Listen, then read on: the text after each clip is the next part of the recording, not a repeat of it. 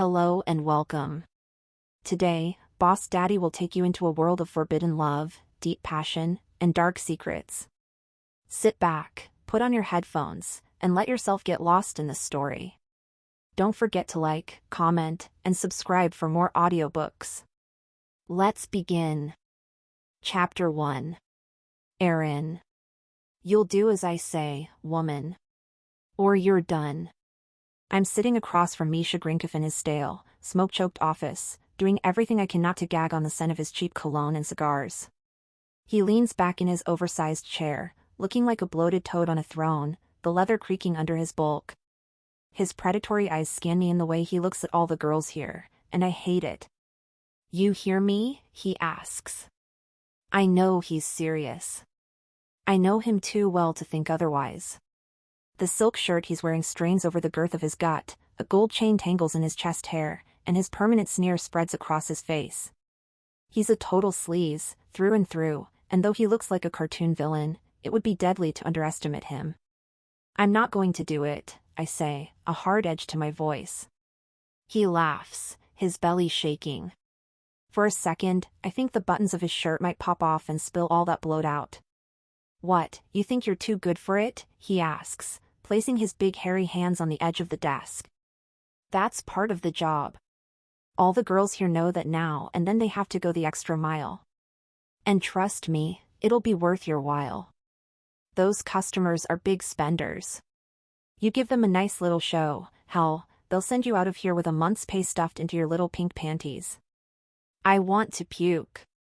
Of all the things I hate about Misha, the way he treats women and talks to them has to be number one. I shake my head. Not a chance. You hired me to tend bar and that's what I'm going to do. Nothing beyond that. He scoffs. Come on, it's just a little private dance. Go back there, shake that gorgeous ass of yours, and then you're done. 10 minutes of work, 15 tops. I want to say what's really on my mind, accusing him of all of the horrible things I've learned since starting at Club Scarlet. I know for a goddamn fact this is all part of an elaborate grooming process. First, he starts by pushing girls into giving private dances. Then, fully nude shows. After that, it's whatever else the customers want. And that's when he has you. Take care of my patrons. They pay good money for time in the back room. You've got the looks and the body, use that to your advantage and make them happy. I lock my jaw so tight it's a miracle my teeth don't crack. My hands curl into fists beneath the table, nails biting into my palms. No. His eyes narrow, the vein in his temple throbbing like it's about to explode. No. You think you can say no to me, little girl? After everything I've done for you? He scoffs as he points at me. I took a chance on you, Erin. Gave you the best nights of the week. I wanted to see you thrive, I knew you had it in you. And this is how you repay me? I want to laugh in his face, but my rage is too hot. Everything he's done for me? Please. He's done nothing but shove me closer to the edge of a line I refuse to cross. I'm not for sale, Misha. And that's all there is to it. His sneer twists into an ugliness I've not seen before. You think you're better than the other girls? You're nothing, Erin. Without me, you won't last a day. Go on, see who else hires a woman like you. He's wrong. Or maybe he's right. Either way, I'd rather crawl through glass than give him what he wants. Misha narrows his eyes. Go back behind the bar then. I'll tell my customers you're not in the mood. He points his fat finger at me. But you have 1 week to change your mind. The next time I ask, you'd better be in a more compliant frame of mind. I open my mouth to speak, to tell Misha to fuck off. But I remember the rumors, the stories I've heard about people who have said no to Misha, how sometimes they're never heard from again. So instead, I say nothing. I simply stare straight ahead at a spot on the wall just to the left of his ear. He flicks his chin up, silently dismissing me. Top my whiskey off on the way out. He extends his arm, holding out the glass, shaking it a bit. Sure. I get up, snatch the glass out of his hand, and walk over to his personal bar. I scan the bottles, finding the Jack Daniels and placing my hand on the neck. "Jack Daniels?" he asks, his tone dismissive. "That's for the guests who don't know better. Give me the good stuff." "The good stuff?" He nods slowly. "That's right. Bottom shelf." I find what he's talking about. Without thinking, I bend over to grab the bottle, my butt sticking into the air. "There you go, that's the good stuff." I shudder with disgust, realizing what I just fell for. It takes all the restraint I have to not call him a disgusting pervert. I bite my tongue, stand up, and pour his drink. If I'm going to get on his bad side, I want to do it when I'm far away from him. "That good, boss?" I hand the drink over. Misha takes it, greedily slurping the whiskey, then setting the glass on his desk. "Is Amber working?" he asks, ignoring my question. "Sure is." "Good. Tell her to come to my office. I need her to pick up the slack. No doubt my customers are getting very impatient." "Will do." I hurry from the office and rush down the back hall, my heart racing. I have to leave. I can't stay here. I can no longer work at a place where my boss is trying to pimp me out. I may need a job, but I cannot, will not, trade my dignity for a paycheck. When I reach the main floor of the club, neon lights and EDM sparks are pulsing along to the beat of the music, a few girls dancing on the stage. "Hey, Aaron." Amber calls out. She's barely out of high school and currently works as my bar back. "What did the boss want?" I don't respond. I walk straight past the bar, blasting through the front doors and stepping out into the cool, fall air. The sky's slate gray, the pavement shiny with rain. I quit. A voice slices through my thoughts, yanking me back to reality. "Hey, you want something to drink while you wait?" The bartender is in his mid-30s with a neatly trimmed beard and sharp eyes that notice everything. His name tag reads Ben. "Just water, please," I reply, forcing a small smile. "I've got an interview with the boss." Ben nods knowingly and grabs a glass. As he fills it, I let my eyes drift around the empty club. The gleaming bar top shines under the low lights, the shelves lined with premium liquor that would make Misha weep with envy. The sleek leather booths and Art Deco scream luxury. This place is a different universe from the grimy nightmare I left behind. Please let this work out. The thought claws at my chest. I need this. I need a clean slate. A glass clinks on the counter in front of me, and I smile. "Thanks, Ben." "Good luck," he says. I take a sip. As the cool water slides down my throat, the knot in my chest loosens just a bit.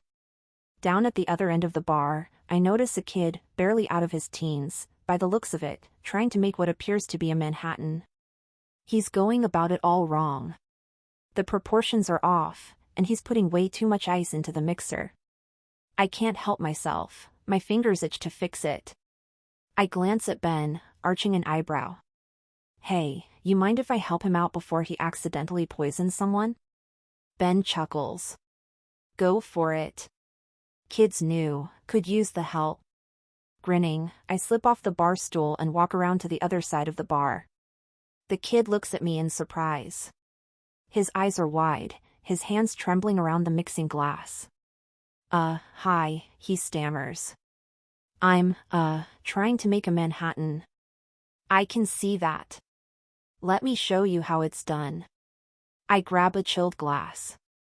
"Okay, the first rule of a good Manhattan is balance. You're making a classic cocktail, so respect the ingredients. You need 2 ounces of good rye whiskey, a dash of bitters, and a sweet vermouth that doesn't taste like it's been sitting in the sun." He nods, watching closely. I measure out the whiskey and vermouth, then add a dash of bitters. Second rule is, stir, don't shake. You're blending, not making a snow globe. I slide the spoon into the glass and stir, smooth and steady, until the liquid chills to the perfect temperature. You want it cold but not diluted. A Manhattan should have bite, not waterlogged regret. I strain the mixture into a chilled coupe glass and pluck a cherry from the jar, dropping it in with a flourish. And there you have it. Perfection. The kid's jaw drops. Wow. That was badass. I wink. You'll get there. Ben steps up, curiosity in his eyes. He picks up the glass, swirls it, then takes a sip. His eyebrows shoot up. He's clearly impressed. Well, holy shit, he says. You sure you need an interview? I think we just found our new bartender. I shrug. Thanks, but from what I've heard about the boss, I don't think he'd take too kindly to someone jumping the line like that. Ben laughs, a warm, easy sound. You're not wrong. He's a stickler for respect. I sigh and shake my head. Samuel Holt, right? Just then, the front doors open, and a tall man with a strong build and rugged face steps in, his long dark hair tied into a ponytail. He's dressed in loose-fitting jeans, a red checkered flannel, and combat boots. He enters, stopping next to the door and crossing his arms over his broad chest. Is that him? I ask. Ben shakes his head. Nope. That's James Dalton, the head bouncer. Dalton, huh? Fitting. You know, Patrick Swayze's character in Roadhouse was named Dalton. Ben chuckles. Yep. And it is fitting. He's pretty zen most of the time but more than capable of kicking some serious ass. Trust me, I've seen it. The newbie's face scrunches in confusion. Who's Patrick Swayze? Ben and I exchange a look, then laugh. Kid, I'm thinking you're too young to be behind a bar. Watch the movie, then we'll talk. He raises a finger. And I don't mean the new one with Conor freaking McGregor either. I'm talking about the original. The good one. We all laugh, the tension in my chest loosening just a bit more. For the first time in a long time, I feel like things might actually be okay. Just as I slip back around to the other side of the bar and lower myself onto the stool, the front doors swing open again. The faint evening light spills in, silhouetting a figure who could only be Samuel Holt. He strolls in with the kind of presence that demands attention. He's tall, well over 6 feet, with broad shoulders that look like they belong on a linebacker. His tailored suit hugs every inch of his solid, powerful frame. Dark hair, flecked with silver at the temples, gives him an air of rugged sophistication, as does the well-maintained beard. His eyes are a piercing dark brown, and sharp enough to strip a person down to their soul. I swallow hard, my throat suddenly dry as sandpaper. This is my potential boss? He looks like he could pin me with a glance and shatter me with a touch. A thrill skates through me, hot and dangerous, pulling low in my belly. My skin tingles, my heart races, and for a split second, I forget how to breathe. His eyes sweep the room, landing on me like a physical weight. Heat crawls up my neck, and my legs press together instinctively. Things just got a hell of a lot more interesting. Chapter 2. Samuel. The darkness wraps around me like a familiar cloak as I step through the door, and I give my eyes a second to adjust. Then I see a damn vision sitting at the bar, back straight, legs crossed, oozing confidence. She's wearing tight jeans that cling to toned legs, and athletic shoes that say she's ready to bolt or fight, maybe both. My eyes drift up to the low-cut tank top, revealing just enough to make my jaw twitch. A smooth collarbone. Curves I can't ignore. My cock starts to stiffen in my pants. Goddamn, whoever this woman is, she's already got a hold on me. Her dark hair spills over her shoulders, framing a face that's like something out of a dream. Her eyes are green, cool, and unwavering. They land on me like a challenge. There's no hesitation, no flicker of fear. She's checking me out in equal measure, as if trying to figure out if I pass some sort of secret test. A jolt of heat slams through me, shocking and unwelcome. I don't do instant attraction. It complicates things, makes me reckless. But right now, my body doesn't give a damn. I grit my teeth, tamping down the urge to get closer. Someone shuffles in behind me, mumbling. It's Jerry, one of our regulars. His steps are unsteady, and he reeks of last night's whiskey. Bathroom, he says. Gotta pee. Man's already had his booze for the day. I barely look at him. Go to the bathroom, Jerry, then go straight home. You're not getting any drunker than you already are. At least not on my property. He nods like he understands, even though we both know he's going to cause trouble before he leaves. James, my second in command, walks over just as Jerry stumbles away, his smirk already in place. Was that Jerry? Yep. He's taking a leak. Keep an eye on him, and make sure to let Ben know he's not getting another drop of booze here. Call him a damn Uber if you have to. Got it, boss. What's her story? I ask, subtly nodding my head to the woman at the bar. That's Erin. The bartender interviewee. I blink, the name hitting me like a bucket of cold water. Erin, not Aaron. I'd assumed she'd be a man. But she's definitely not. Something hot and sharp curls low in my chest. I let my gaze linger a second longer, taking in the way she holds herself, strong, steady, and completely unbothered by the fact that two men are eyeing her from across the room. A flicker of something I can't name slides beneath my skin. Maybe it's the way she hasn't fidgeted once, or how her eyes stay locked on mine, unblinking. She's not easily intimidated. I like that. My eyes never leaving hers, I head over. Yes, she asks. Can I help you? That's what I'm here to find out, actually. Samuel Holt, I introduce myself. She nods and offers her hand. I take it. The electricity from our touch is impossible to ignore. Erin Russo, she says. Pleased to meet you. I slide onto the stool next to her. I have to admit, you're not what I expected. Good, she replies without missing a beat. I hate being predictable. I let her words hang in the air between us. I hate being predictable. The way she says it, a sly glint in her eyes, makes me want to know everything she's hiding beneath that cool exterior. I could spend hours unraveling that confidence, finding out what makes her break, what makes her beg. But right now, I need to focus on the interview. So, you're looking for a bartending gig, I start. That's why I'm here. I nod toward the expanse of the club behind me. You think you can handle this place? Her eyes flash, the challenge unmistakable. I've handled worse. Why here? I ask. Why this club? There are plenty of places in the city where you could work. Why are you interested in working at my joint? Well, Steel's the hottest new club in Denver. You've only been open for a few months and you're already doing killer business. Figure this is the place to be if I want to make some money. Is that all you're looking for? Just making money? She casually shrugs a shoulder, but her eyes stay locked on mine. That and I need a job where the boss isn't a sleaze and the customers know better than to cross the line. This place has a reputation for fun, but also for not tolerating bullshit. Your last boss was a sleaze?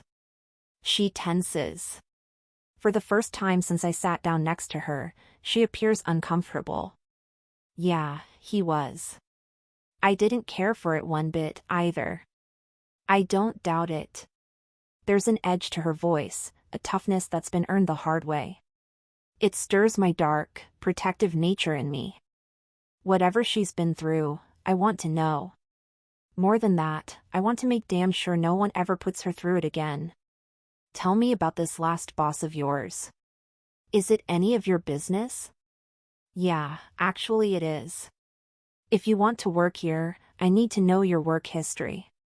She shifts in her seat, taking a sip of water. You're right. Sorry. Apologies don't come easy to her. It's fine.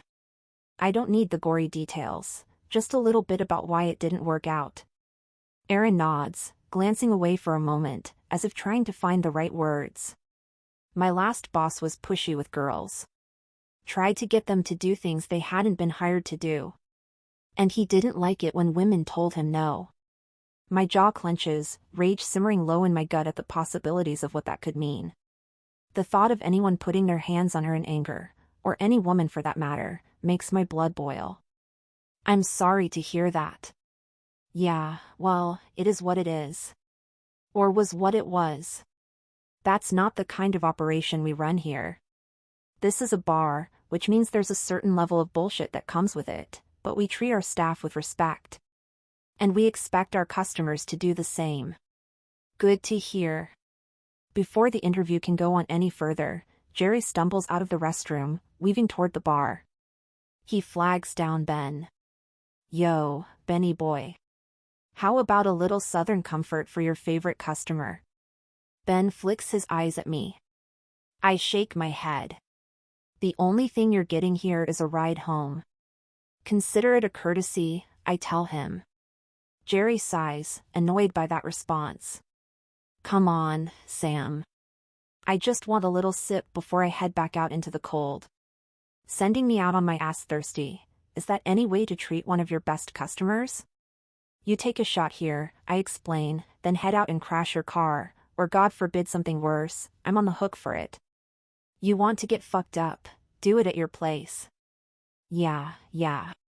His eyes land on Aaron, and a drunken grin spreads across his face.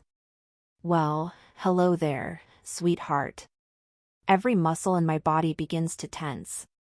Erin's gaze remains steady, but I notice her fingers twitch slightly on the bar. I'm actually glad this is happening. I want to see how she handles herself with a drunk regular. If he pulls anything, I'm right here. In the meantime, I consider it a test. Not interested, she says flatly. Jerry scoffs. Come on. I can't get a drink from Sam or a little smile from a pretty girl like you. What's this world coming to? Erin's posture remains straight and sure, her reply hard but professional. If I were you, she says, I'd listen to Sam before you end up getting banned. Jerry sways closer, eyes glazed, lips curling into a sneer that makes my skin crawl. Just being friendly, miss. No need to get all uptight, he says as he reaches for her arm. Test over. In a flash I'm on my feet, my hand snapping around his wrist before he can make contact. The rage I kept buried roars to the surface, a tidal wave threatening to crash. My voice drops, low and deadly. You're done, Jerry. Get out. He blinks, trying to process the shift in atmosphere. I squeeze his wrist just enough to make him wince. What? He asks. I wasn't going to do anything, Sam. I'm not repeating myself. Leave. And don't come back until you learn some respect. You're banned for the weekend, at least. He mutters something incoherent then backs away, stumbling toward the door. I watch until he's gone, the tension in my shoulders refusing to ease. When I turn back, Erin is watching me, her eyes unreadable. For a second, it's quiet. Just the two of us in this charged silence. That wasn't necessary, she says, her voice soft. I step closer, my eyes locked on hers. It was. She searches my face, her gaze flickering over my jaw and my mouth. Her lips part slightly, and it takes everything I have not to close the distance, to taste that defiance. I move back just enough to give her space, though every instinct in my body screams to stay close. She studies me, those green eyes sharp and guarded. Seriously, you didn't have to do that, she says again, but there's a small crack in her armor, a hairline fracture, like she doesn't know what to do with someone stepping in for her. Yes, I did. I don't let that kind of shit slide in my club. Her gaze flickers and she crosses her arms in a defensive gesture. Guess I'm not used to basic manners, she chuckles. My gut twists. I wonder how many times she's had to fend off guys like Jerry on her own, when no one stepped in to help. Well, get used to it. I don't tolerate disrespect. Ever. If you become part of the staff, and that's still an if, you can expect a certain level of respect, both from the customers and your coworkers. Her lips part slightly and her breath quickens. She doesn't drop her gaze, doesn't back down. If anything, the challenge in her eyes sharpens, and it's like a shot of adrenaline straight to my bloodstream. She shifts slightly, and my eyes catch the way her jeans hug her hips. She clears her throat, pulling me back up to meet her gaze. "Do I have the job?" she asks. I laugh. "I haven't decided yet." I'd say we covered the how to handle a drunk and disorderly customer part of the interview. Now it's time to see if you can actually make something. She smirks. Damn, that smile's already doing things to me. How about I step behind the bar, show you what I can do? Chapter 3. Aaron. My heart's pounding like a drum. Samuel Holt's eyes are too intense, too knowing. The way he looks at me should cause me to bolt for the door, but I stay put, like I've got something to prove. Maybe I do. His gaze is nothing like Misha's. There's nothing slimy about it, no sense of a trap waiting to snap shut. It's sharp and focused, but instead of making me feel stripped bare, I feel steady and confident. Like he's a wall I can lean on, if I dare to. He smiles, a slow curve of his lips that lights a fire low in my belly and sends heat skittering up my spine, causing my pussy to clench. His smile says he knows exactly what he's doing to me. "What can I get for you, sir?" I ask, putting on the show of a bartender eager to satisfy her newest customer. "Something good." I meet his eyes, ignoring the heat running under my skin. I smile confidently, even if my insides are a mess. "What are you in the mood for?" Before he can answer, Ben's voice cuts in from down the bar. "She made a killer Manhattan earlier." Samuel's eyes flicker with interest, the corners crinkling slightly. He leans in just enough to say, "Surprise me." A challenge. The heat in his eyes dares me to impress him, to show him I'm not just some girl who got lucky with a single drink. Determination settles in my gut, grounding me. I give a small nod.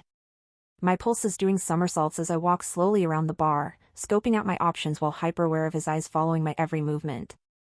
There's no creepy leering causing a sick feeling in the pit of my stomach like with Misha. Sam's attention doesn't feel dirty or dangerous.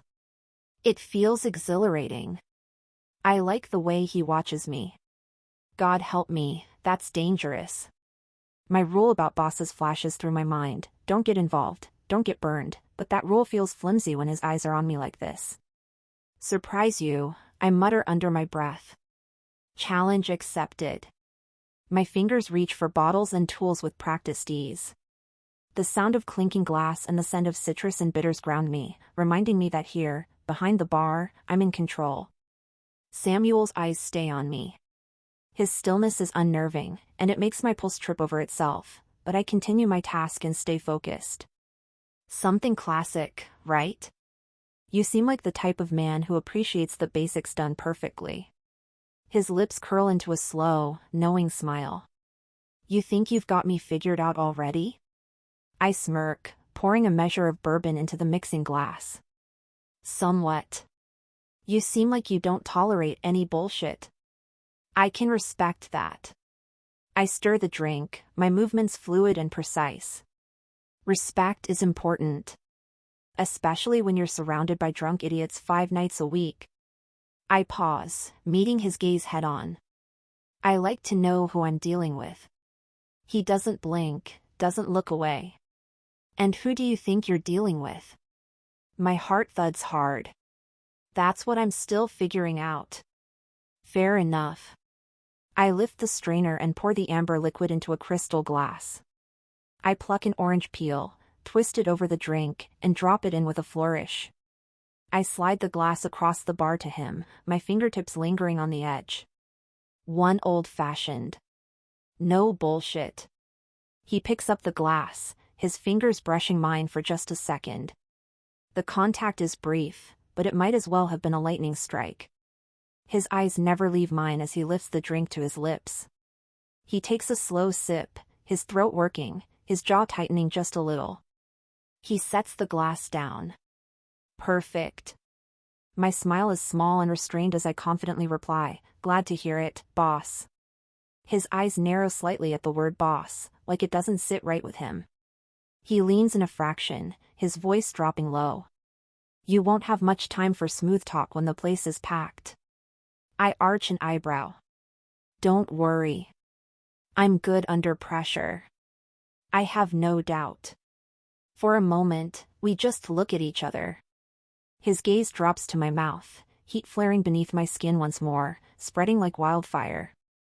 I fight the urge to lick my lips and to lean in closer, to see just how far we can push this. I clear my throat and pull back, breaking the spell. I can't afford to lose control, or this job opportunity. So, is there anything else you want me to do? Yeah. Don't call me boss. Call me Samuel. I nod. All right, Samuel. I shift my weight, pretending to focus on tidying up the bar, but my mind is a mess. My fingers wrap around the cocktail shaker, needing something to hold on to. My rule about not mixing business with pleasure is screaming at me to back off, but my body is doing everything it can to betray me. Samuel's eyes track my movements, dark and thoughtful. I clear my throat, trying to steer my focus back to professional. So, what do Fridays and Saturdays look like around here? Busy. Crowded. Controlled chaos, he says. We're open 5 nights a week. Closed Mondays and Tuesdays. You'll have to be fast, accurate, and keep your head on straight. Being fast and accurate is my specialty. His eyes flare, like he's daring me to push back, to challenge him. And I want to. God, I want to. I grab a glass and absent-mindedly wipe it with a towel. Any house rules I should know about? Besides the obvious ones. Yeah. Don't take shit from anyone. Not customers. Not staff. Not even me. As I lift the glass to put it away, I catch his eyes flicking downward, his gaze skimming over my waist, my hips, before snapping back up to my face. He doesn't try to hide it or pretend he wasn't looking. I don't mind. I swallow hard, my panties soaked. Got it. No shit from anyone. He leans back, giving me just enough space to breathe again, and takes another slow sip of his drink. Good. I grab a second glass I hid behind the bar, one I poured for myself while he wasn't looking. His eyes widen slightly and I smirk. Thought you'd need someone to toast with, I say, holding up my glass. Cheers, Samuel. He flashes me a sexy-as-hell grin. Cheers, Aaron. We tap our rims, the clink echoing throughout the empty expanse of the bar. Our eyes lock, and I swear the temperature in the room spikes. I take a sip, the burn of the alcohol exactly what I need. I set my glass down. So, when do I start? Another smirk. He glances over his shoulder at James. What do you think, bud? Should we give her a shot? James doesn't say a word, he just nods. I'm the boss, Samuel says, but he's my second in command. He sits back for a moment, as if giving the matter of hiring me one last thought. Well, don't keep me in suspense, I say finally. He extends his hand for a shake and I take it, his grip warm and firm. Tomorrow night, he says. Try to keep up. Don't worry. I plan to set the pace. His laugh is low, dark, and sensual. We'll see, Aaron, he says, easing off his stool and walking away. We'll see. Chapter 4. Aaron. I'm the boss. His words echo in my mind. God, it's only been half an hour and I can't stop thinking about him. I'm the boss, and you do what I say. My eyes flash open. That wasn't part of the interview. I close my eyes again, and I'm back at the bar, seated close to Samuel, and we're alone. Got it, I say. You're the boss. He stands up, closing the distance between us. He is looming over me. You do what I say. For example, if I tell you to bend over that bar and pull your jeans down, you do it. The train ride home is short but louder than I would have liked. Although, coming from Chicago, the trains in Denver are cleaner, and I don't have to worry as much about being accosted in any way. I grip the metal pole, my fingers cold and tense, and sway with the motion of the train. The E-line, cutting through downtown Denver, is headed toward my neighborhood on the outer edge of the city, a place no one visits unless they live there or they're looking for trouble. Yes, I say, back in the fantasy. Yes, what? I know what he wants to hear. I know it in my bones. Yes, sir. I rise from the bar stool and flash him a wicked grin before turning around and placing my palms on the cool, lacquered surface of the bar. Bend over. I do as I'm told, sticking my ass out for him. My panties are soaked, my heart racing. He grabs me by the hips, pulling me against him. I can feel his cock through his pants, stiff and thick. Now, here's what's going to happen, he says. You're going to pull your jeans down. And then I'm going to make you come, hard. Yes, sir. His hand moves up my hip. But you're not going to come until I say so. Got it? Got it. Now. Pull down your jeans. I unbutton and unzip, then slide the tight denim down my legs. The air of the bar is cool against my bare skin. I feel his hands slide down slowly, grabbing onto the sides of my panties and pulling them down. Then I feel his warm hardness against my hot liquid core and... Next stop, Central West. Shit, that's my stop. I'm brought back to the real world. My mind's been a mess the entire ride, spinning around one thought: my new boss is the sexiest man I've ever laid eyes on. Samuel Holt. His voice is as smooth as good whiskey and just as dangerous. His smile, lazy and confident, like he knows exactly what it does to me. Eyes that are smoldering, dark, and capable of setting my whole body on fire with one look. Broad shoulders with hard muscles, effortless strength in every movement. My heart still hasn't slowed down, it's pounding like it's trying to break free from my chest. I pull out my phone and reread his text for the 10th time, biting my lip. Report at 7 o'clock tomorrow night. Ben will get you up to speed. Simple. Professional. But all I can think about is those hands, big, capable, and oh so ready to pin me in place. I shouldn't want that. Not with him. Not with my boss. But the memory of his eyes lingering on my lips, the way he watched me while we drank the old fashions, makes my skin heat in ways no asshole at Misha's club ever managed. Those jerks stared and pawed like I was a piece of meat. Samuel looks at me like I'm a puzzle he wants to solve. A woman he needs to understand. The train screeches to a stop, the door sliding open with a hiss, and I step out onto the cracked platform. The cold air hits me, sharp and unforgiving. I shove my phone into my pocket and hike my bag higher on my shoulder, my boots scuffing against the grimy concrete as I head for the stairs. The neighborhood greets me with its usual mix of garbage bags piled against graffiti-covered walls and the distant sound of sirens. A few flickering streetlights cast weak pools of yellow onto the sidewalk. The corner store has its metal shutter halfway down, the smell of burnt oil from the halal cart drifting through the air. I keep my head down and my pace steady.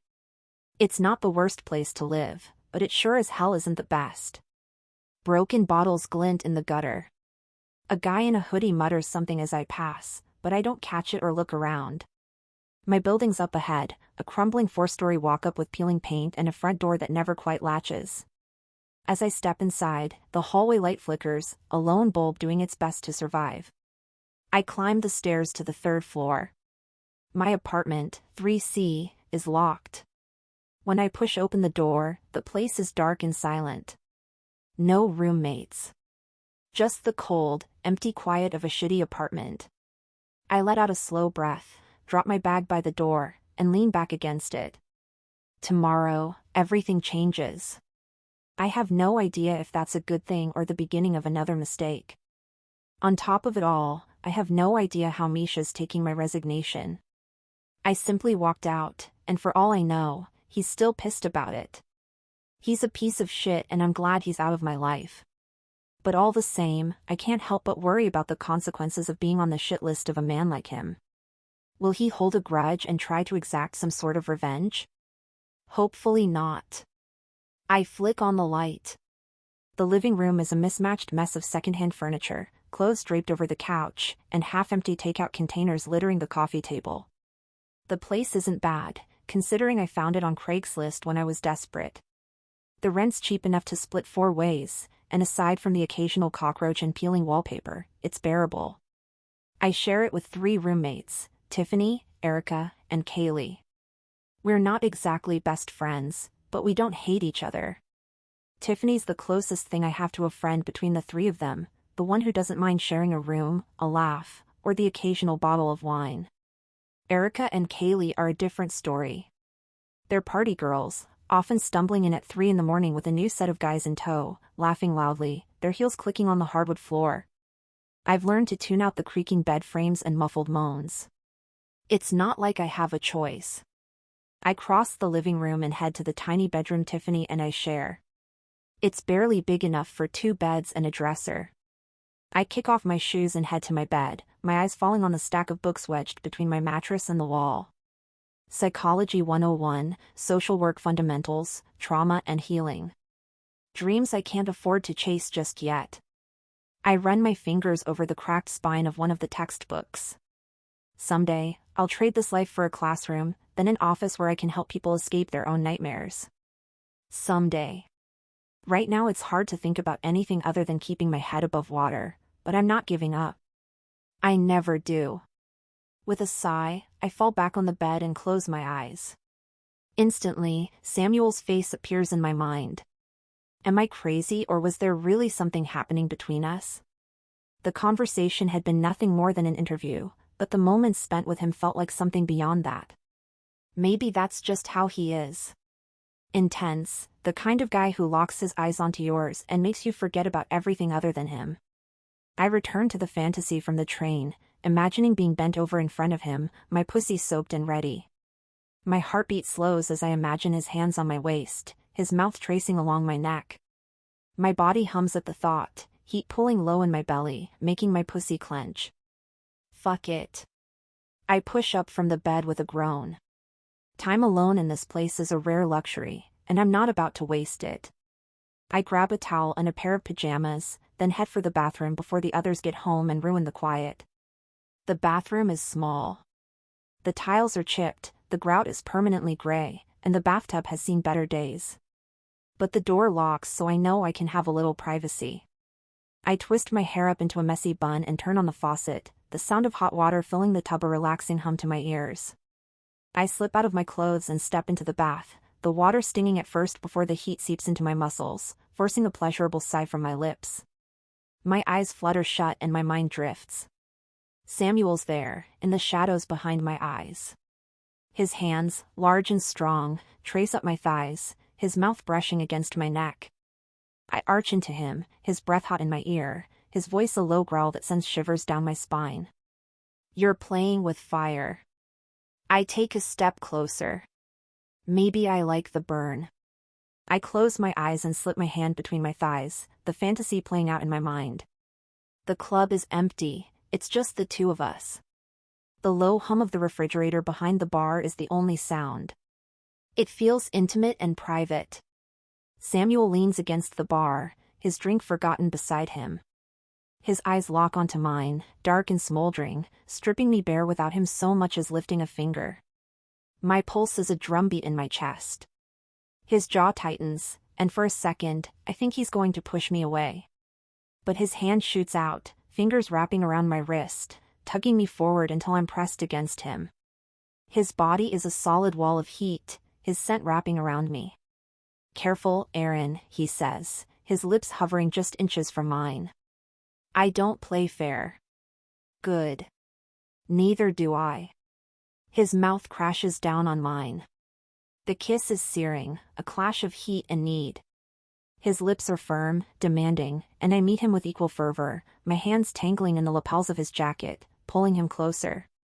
He groans against my mouth, the sound vibrating through me, and I shudder in response. His cock is stiff and solid, pressing against my middle. There's no doubt in my mind, he's ready for me. My pussy clenches, and my panties are soaked. His hands move to my waist, fingers splaying over my hips as he lifts me onto the bar in one smooth motion.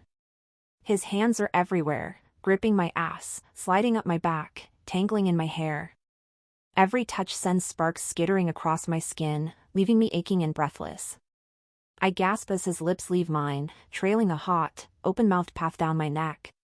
His teeth graze the sensitive skin just below my ear, and I arch into him again, a soft moan escaping my lips. Samuel.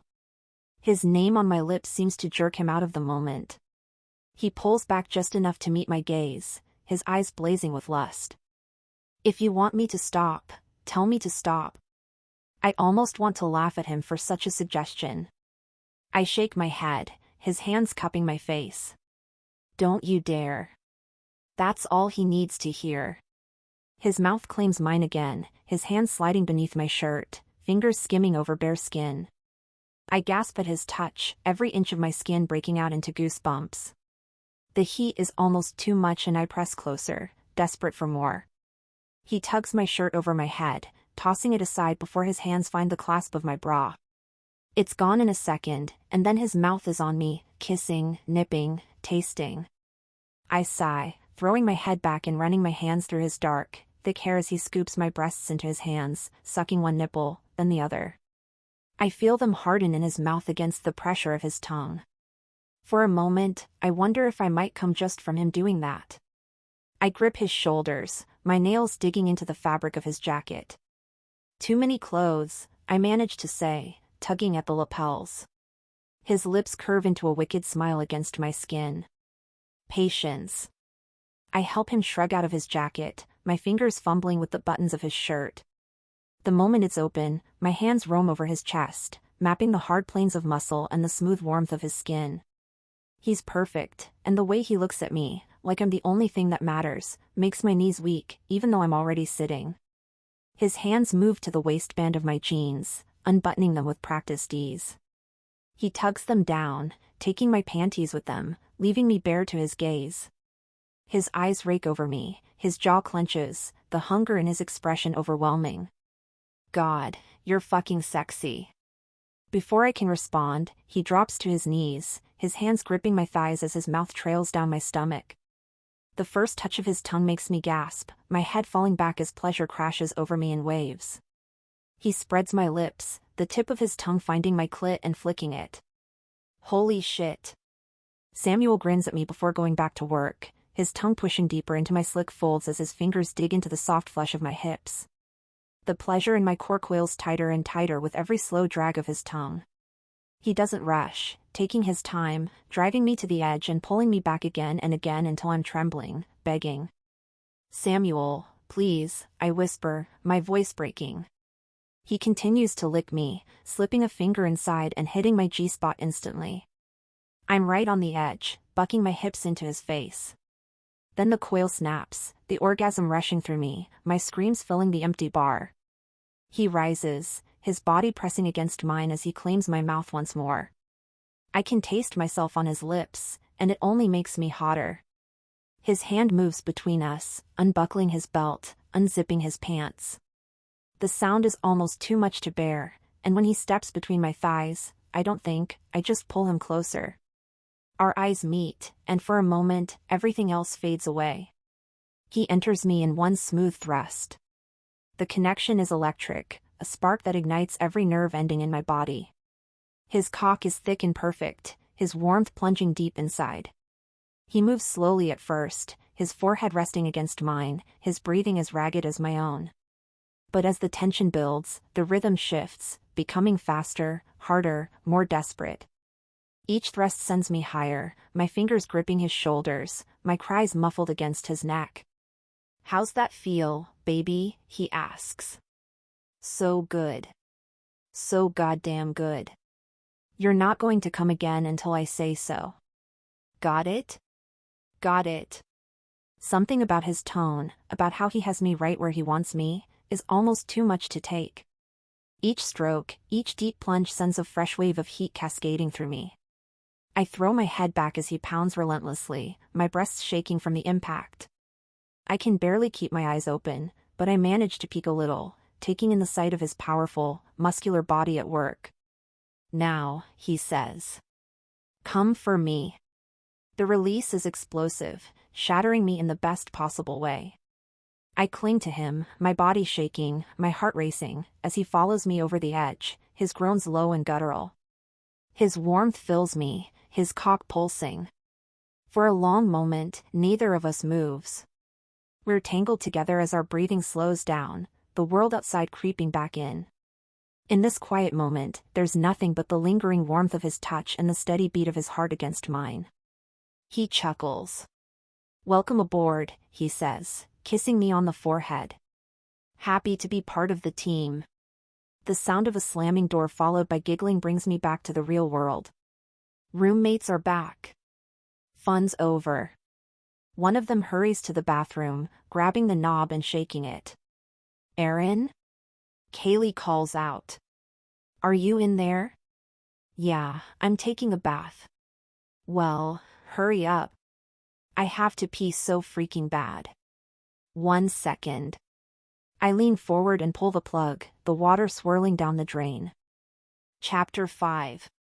Samuel. Now that was a good night. Ben leans against the bar and rolls his shoulders, taking a deep breath. The hum of the club has quieted down, leaving behind an empty space filled with the scent of spilled beer and whiskey with faint traces of perfume. The quiet settles around me like a dead weight. "Yeah. Damn good night." "Great work, Ben." He nods, flashing me a smile of gratitude before starting the cleanup. I'd spent the evening behind the bar, filling drinks and keeping an eye on the crowd, making sure things didn't spiral out of control. Now, every muscle in my back is a knot, and exhaustion tugs at my edges. "I'm heading to the office," I say. "Let me know if anything comes up." Ben gives me a 2 fingers to the forehead salute. I walk slowly toward my office, rolling my shoulders and cracking my knuckles along the way. A few moments later, I collapse into my chair. The space is big enough for my desk and 2 chairs, a small couch, and a bookshelf. If tonight taught me anything, it's that the crowds aren't getting any smaller, which I suppose is a good thing for business. The door creaks open and in walks James like he owns the place. In a way, he does. He invested in the club right alongside me when I bought it, and his presence is as much a part of the routine as the lights shutting off at the end of the night. "Another one for the books." He drops a stack of papers on the desk, a lazy grin on his face. "You look like hell." I grunt, reaching for the bottle of whiskey on the shelf behind me. "Feel like it too." I pour 2 fingers into 2 glasses and slide one to him. He picks it up and clinks it against mine. "To Friday nights and the fools who pay our bills." We sip in silence, the burn of the whiskey spreading warmth through my chest. James flips through the numbers with one hand, his eyes scanning each page. We had 376 bodies in at the peak. Over 500 total in and out throughout the night. Not bad. I nod, satisfaction settling in my gut. "Good work." He grins. "Damn right it is. We keep pulling numbers like this, and I'll be taking a vacation in the Bahamas sooner than planned. Make sure you leave me with a babysitter if you do." James chuckles, eyes glinting. "Like you need one." I sip my whiskey, the warmth doing little to loosen the tight coil in my chest. My mind keeps drifting back to Erin. The way she looked behind the bar, confident and defiant. The way her eyes held mine, challenging me without saying a word. "So," James begins, his eyes narrowing slightly. "About that woman you interviewed today. Erin, right?" Her name lingers in the air between us. I swirl the whiskey in my glass, staring at the amber liquid.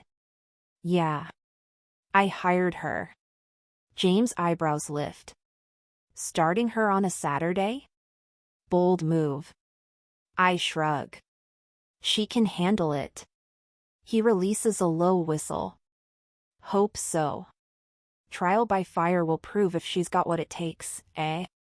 He pauses, the playful glint in his eyes fading into something serious. "What happened with Jerry? Why is he banned for the weekend? Heard talk out on the floor tonight." He put his hands on her. James' expression darkens, his easygoing demeanor slipping away. "Shit. You take care of it?" "Of course." His ass is going to be on a short fucking leash when he returns. Last thing I need is drunk regulars scaring off the women. James studies me, his eyes narrowing. Speaking of Erin, you interested in her? The question hangs in the air, my pulse thudding at the mere mention of her name. I take another sip of whiskey, letting the burn distract me. What the fuck you talking about? James chuckles. Come on, man. I saw the way you were looking at her. You didn't look at Ben that way during his interview. Guess I was being more obvious than I thought. Does it matter? James snorts, leaning back in his chair. To me? No. But to you? Might want to figure that out before things get complicated. I scowl into my whiskey glass. No, I snap. I don't sleep with employees. And before you start wondering, I didn't hire her because she's easy on the eyes. Woman's as competent as they come. James throws his head back and laughs. Come on, Sam. I know you better than to think you'd bring someone on board just because she looks good in a pair of jeans. But let's be honest, that woman was eyeing you like she wouldn't mind breaking a few rules. I grit my teeth, the muscles in my jaw ticking. I don't answer because there's nothing to say. His words hit too close to the truth, and I can't afford that kind of distraction. James swirls his glass, watching me over the rim. His eyes soften, and I know what's coming before he even opens his mouth. Don't say it. He raises his hands in mock surrender, his thumb and index finger wrapped around his glass. I wasn't going to say a damn thing. Yes, you were. He sighs, knowing he's been busted. It's just. Kara's been gone 8 years, Sam. I glare at him, the words a gut punch I refuse to acknowledge. But his gaze doesn't waver, and he presses on. It's okay to be attracted to someone else. It doesn't mean you didn't love her. The knot in my chest tightens. My fingers grip the glass so hard I'm surprised it doesn't shatter. I know James is right. The logic of it is clear, undeniable. But it doesn't stop the guilt clawing at my gut, like I'm betraying her memory by feeling anything for another woman. She's off limits, James. To me, at least. I don't need that kind of distraction in my life. This place takes up enough space in my mind. His lips curl into a smirk, but his eyes are serious. Off limits, huh? Nothing like a piece of forbidden fruit to make things more interesting. My scowl deepens. Drop it. James chuckles. I know he means well. He drains his whiskey and sets the glass down on the desk. He stands and stretches his shoulders, but he doesn't leave. I avoid his gaze as he lingers by the door, hands in his pockets, watching me like he's trying to peel back the layers I keep locked down tight. Finally, I look up. He tilts his head, his voice quiet, sincere. Listen, I don't want to get too personal here, but... Then don't. I know you loved her, man. But she wouldn't want this lonely life for you. The words hit harder than they should. I swallow the lump in my throat and force a smirk. You sound like my fucking mother. He grins. I wish I was half as wise as Miss Dolores. We share a laugh, the tension easing just a fraction. He nods and walks out, the door clicking shut behind him, leaving me alone in silence. I take another sip of whiskey and turn to the computer on my desk, the glow of the screen illuminating a spreadsheet of numbers. Profits are up. The club's thriving. My investments are solid. Everything in my life is moving forward like a well-oiled machine. But the empty spaces linger, the quiet nights, the cold bed, the weight of solitude pressing down on me. Random hookups don't fill the void. They simply scratch an itch. Not only that, but damned if they aren't starting to make me look immature. I'm not just some investment broker working late and chasing women. I've got my own business. Making notches in the bedpost doesn't exactly establish me as an upstanding member of the community. As soon as I close my eyes and lean back in my chair, I see Erin. Her smile, her sharp green eyes, the way she met my gaze without flinching. The way her body moved, confident and graceful, like she belongs behind the bar, or in my arms. I shake my head, muttering to myself. Dumbass. The first woman who sparks anything real in me, and I go and hire her. Of all the boneheaded decisions I've made, this one takes the cake. I drain the last of my whiskey. The smart move would be to keep my distance, keep things professional. But the way my body reacted to her, the way my mind keeps drifting back to those defiant eyes and that sassy, sexy mouth. That's going to be a hell of a lot easier said than done. Chapter 6. Erin. 2 weeks later. 3 whiskey sours, down the line. I love this place. The pulsing bass, the hum of conversation, the clinking of glasses all blends into a chaotic symphony that makes me feel alive.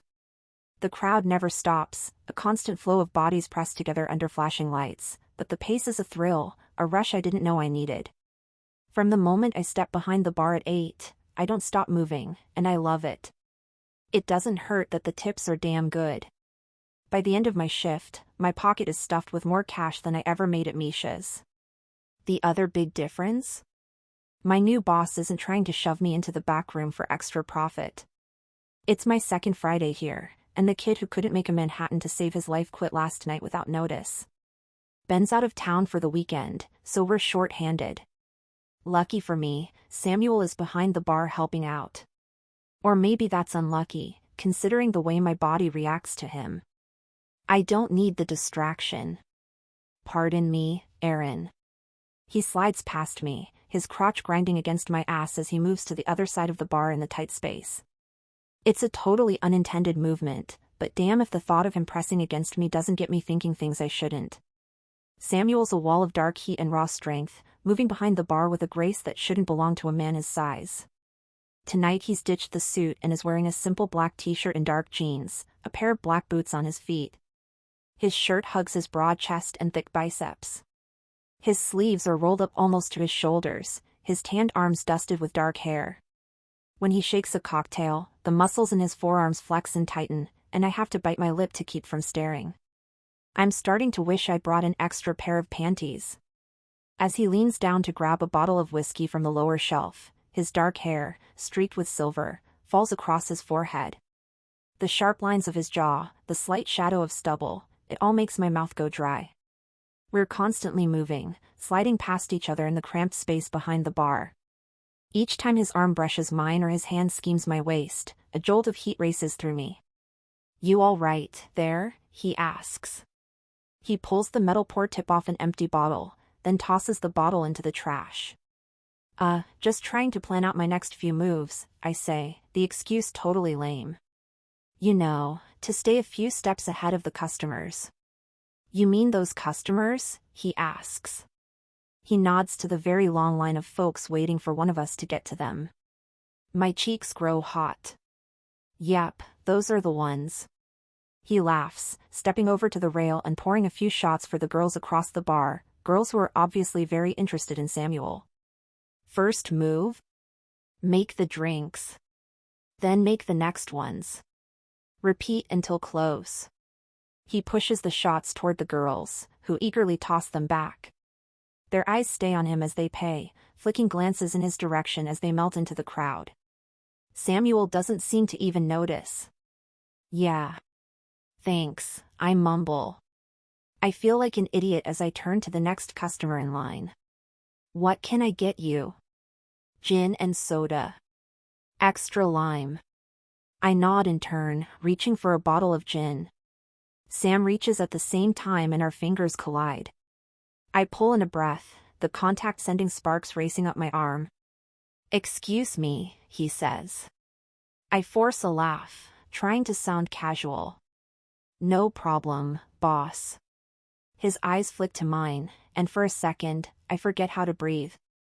The way he looks at me, his gaze hooded and dark, makes me wonder if he's been imagining the same things I have. Things that have nothing to do with drinks or customers.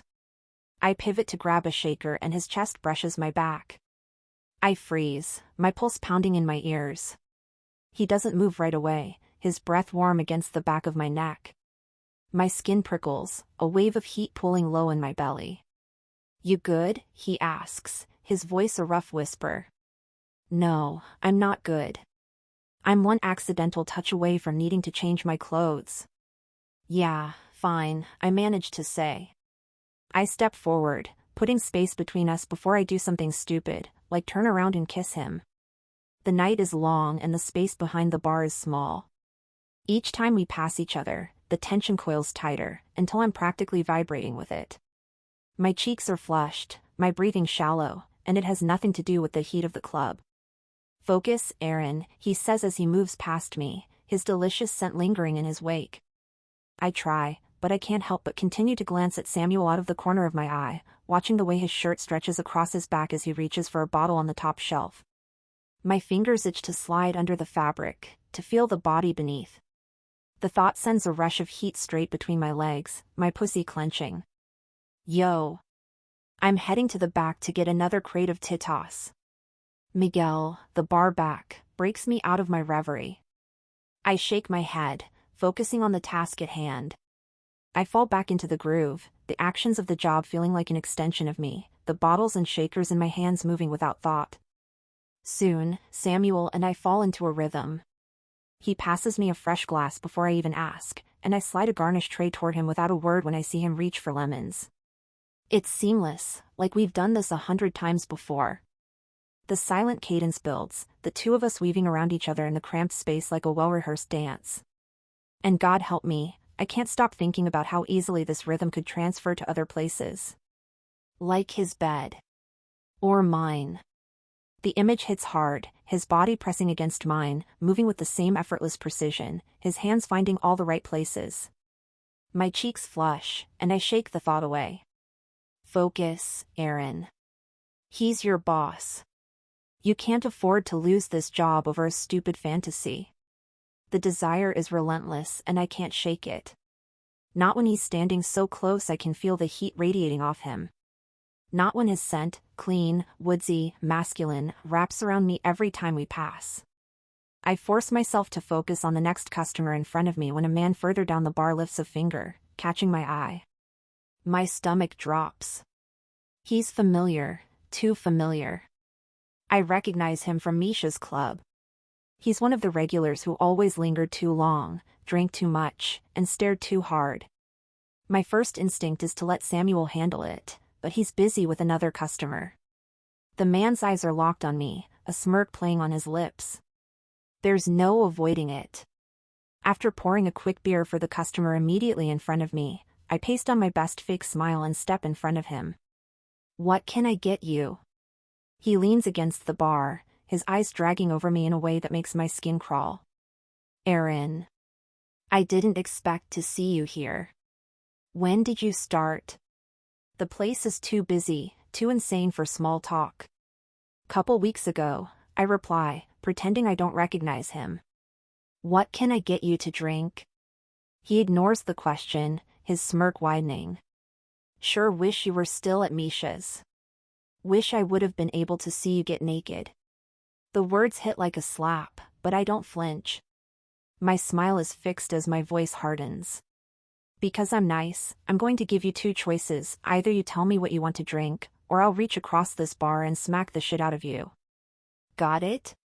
His eyes darken, and he leans closer, his breath hot and reeking of alcohol.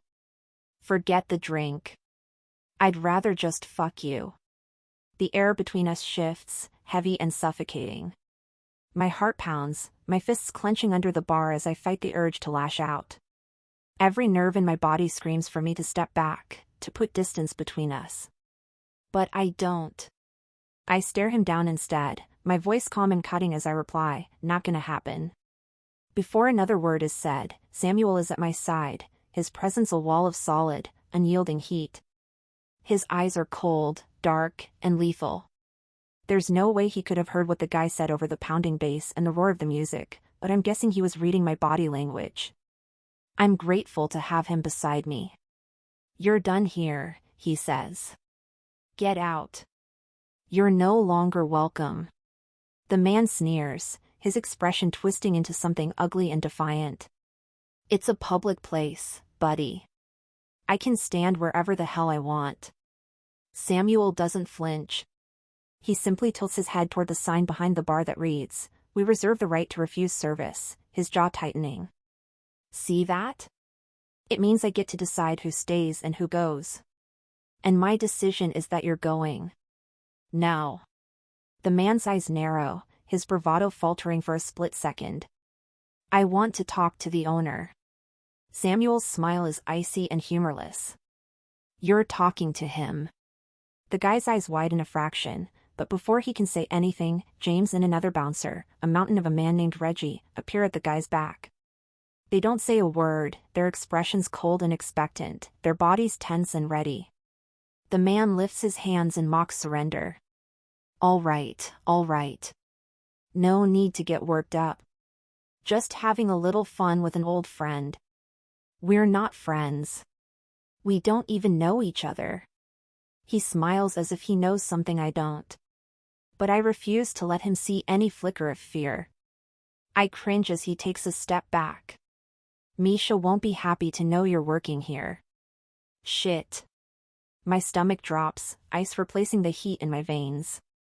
I don't let it show, though, my expression neutral. The man turns and weaves through the crowd, disappearing into the night, his words lingering like an icy draft. My hands start shaking. I can feel Samuel's eyes on me. I don't want to look at him, but I do it anyway. You okay? He asks. I shove my shaking hands quickly into my pockets. His eyes follow my movements, and I'm sure he saw me trembling. I nod, forcing a smile I don't feel. Yeah. He's just a dick with a bad sense of humor. Samuel's eyes stay locked on mine. Who's Misha? I force myself to breathe, my pulse hammering in my ears. I can't lie, not to him. My old boss from my last job. Samuel's eyes narrow as he scans my face. Are you in danger? I shake my head, plastering on a smile I hope looks convincing. No. The guy was just being an asshole, that's all. No worries. The vein in his forehead twitches as he works his jaw. He doesn't believe me. I can see it in the way his eyes darken, how his fingers curl into fists at his sides. But the bar is slammed, and there's no time to press the issue. A group of customers is waving for attention, demanding our focus. We'll talk about this later, he says sternly as he turns toward the customers and gets back to it. I nod, my stomach in knots. I don't want to talk about it later. I don't want to talk about it at all. As soon as Samuel's back is turned, I let out a shaky breath and glance toward the door. The man is gone, disappeared into the night, but the damage is done. He'll tell Misha where I'm working, and the idea makes my skin crawl. I can only hope Misha's too busy with his other girls, too occupied with running his filthy empire to care about the one who slipped away. It's been 2 weeks. You'd think he'd have found someone else to obsess over by now. But that's the thing about Misha, he doesn't let things go. And from the look in that customer's eyes and the way he said Misha's name, it's clear I'm not off his radar just yet. I take a deep breath and square my shoulders. I've gotten this far on my own, I'm not about to let ghosts from my past ruin what I've built here. Focus on the job, Aaron. One night at a time. Chapter 7. Aaron. 1 week later. Damn, Aaron, you're crushing that mint like it personally offended you, Mark, the new guy, says as he passes me the whiskey sour he just finished making. I laugh, shaking my head as I finish a mojito. It's all about the wrist, I say. Really gotta smash the hell out of it. The greater the smash, the better the taste of the mint. Simple. He winks. Got it. But seriously, what did that poor mint ever do to you? I shrug. Nothing, really. It's all about asserting dominance. First thing you need to know about bartending, never let the garnishes boss you around. He laughs. Pretty sure you're the only one trying to intimidate your garnish. Hey, whatever works. I've been working here for 3 weeks now, and I find myself a little more at ease with each passing day. The prick from last Saturday hasn't come back, and I haven't heard a peep from Misha. Hopefully, I'm finally free of that nightmare. For the first time since I quit Misha's, I walked through the city on my way to work without glancing over my shoulder every 10 seconds. Each step felt like shedding 100 invisible chains. Even the club itself feels like a fortress where nothing can get to me. Between Samuel, James, and the rest of the bouncers, I couldn't feel any safer. The bass thrums as patrons fill the space, the air thick with excitement and the sound of customers having a good time. I've got a perfect pace going. I'm making drinks, swiping cards, and shooting the shit without even thinking about it. I pass out drinks and shots, give recommendations when asked, all while enjoying watching the throngs of customers drink, talk, and dance. Mark works well beside me. He's in his mid-20s, with shaggy blonde hair, a lopsided grin, and an easy confidence that fits right in. So, how am I doing? Be honest. Do I still have a job tomorrow? You're doing great, Mark, I say with a genuine smile. At this rate, you'll be running the bar in no time. Running it? Nah. I'll leave the hard work to you. He leans in, lowering his voice like he's sharing a secret. You're kind of a badass, you know. I chuckle. Don't let that get around. Too late, he laughs. But seriously, it's cool working with you. You make it look easy. The compliment catches me off guard. Thanks, Mark. Same to you. He flashes a grin and gets back to work. Despite the smooth flow of the evening, something's missing. A spark. An edge. With Mark, it's easy. Comfortable. It's different from the night I worked with Samuel, though, with his quiet intensity and the way his body moved so close to mine behind the bar. With him it's like standing at the edge of a cliff, the wind tugging me forward, daring me to fall. And I'm not sure I want to stop myself. Samuel checks in, his dark eyes scanning the bar, making sure everything's running smoothly. Yo, Aaron. He strolls up to the bar in one of his sharp, tailored suits that makes it clear he's the man in charge. Yo, boss. I give him a wink as I pour a couple of beers. He says nothing, watching me carefully as I pour. When I'm done, he nods approvingly. All good, Chief? I ask. Yeah, all good. Just make sure to keep the heads low on those pours. He turns and leaves before I can reply. Each time he stops by, I feel a thrill, low in my belly. He doesn't say much, just a few words here and there, but his gaze always lingers too long, causing my heart to beat a little faster every time. I know I need to be professional, but as I mix another cocktail and slide it across the bar, I realize it's too late for that. The hours fly by. Before I know it, the lights come up in the club, casting a harsh glow over the sticky floors and empty glasses littering the tables and bar.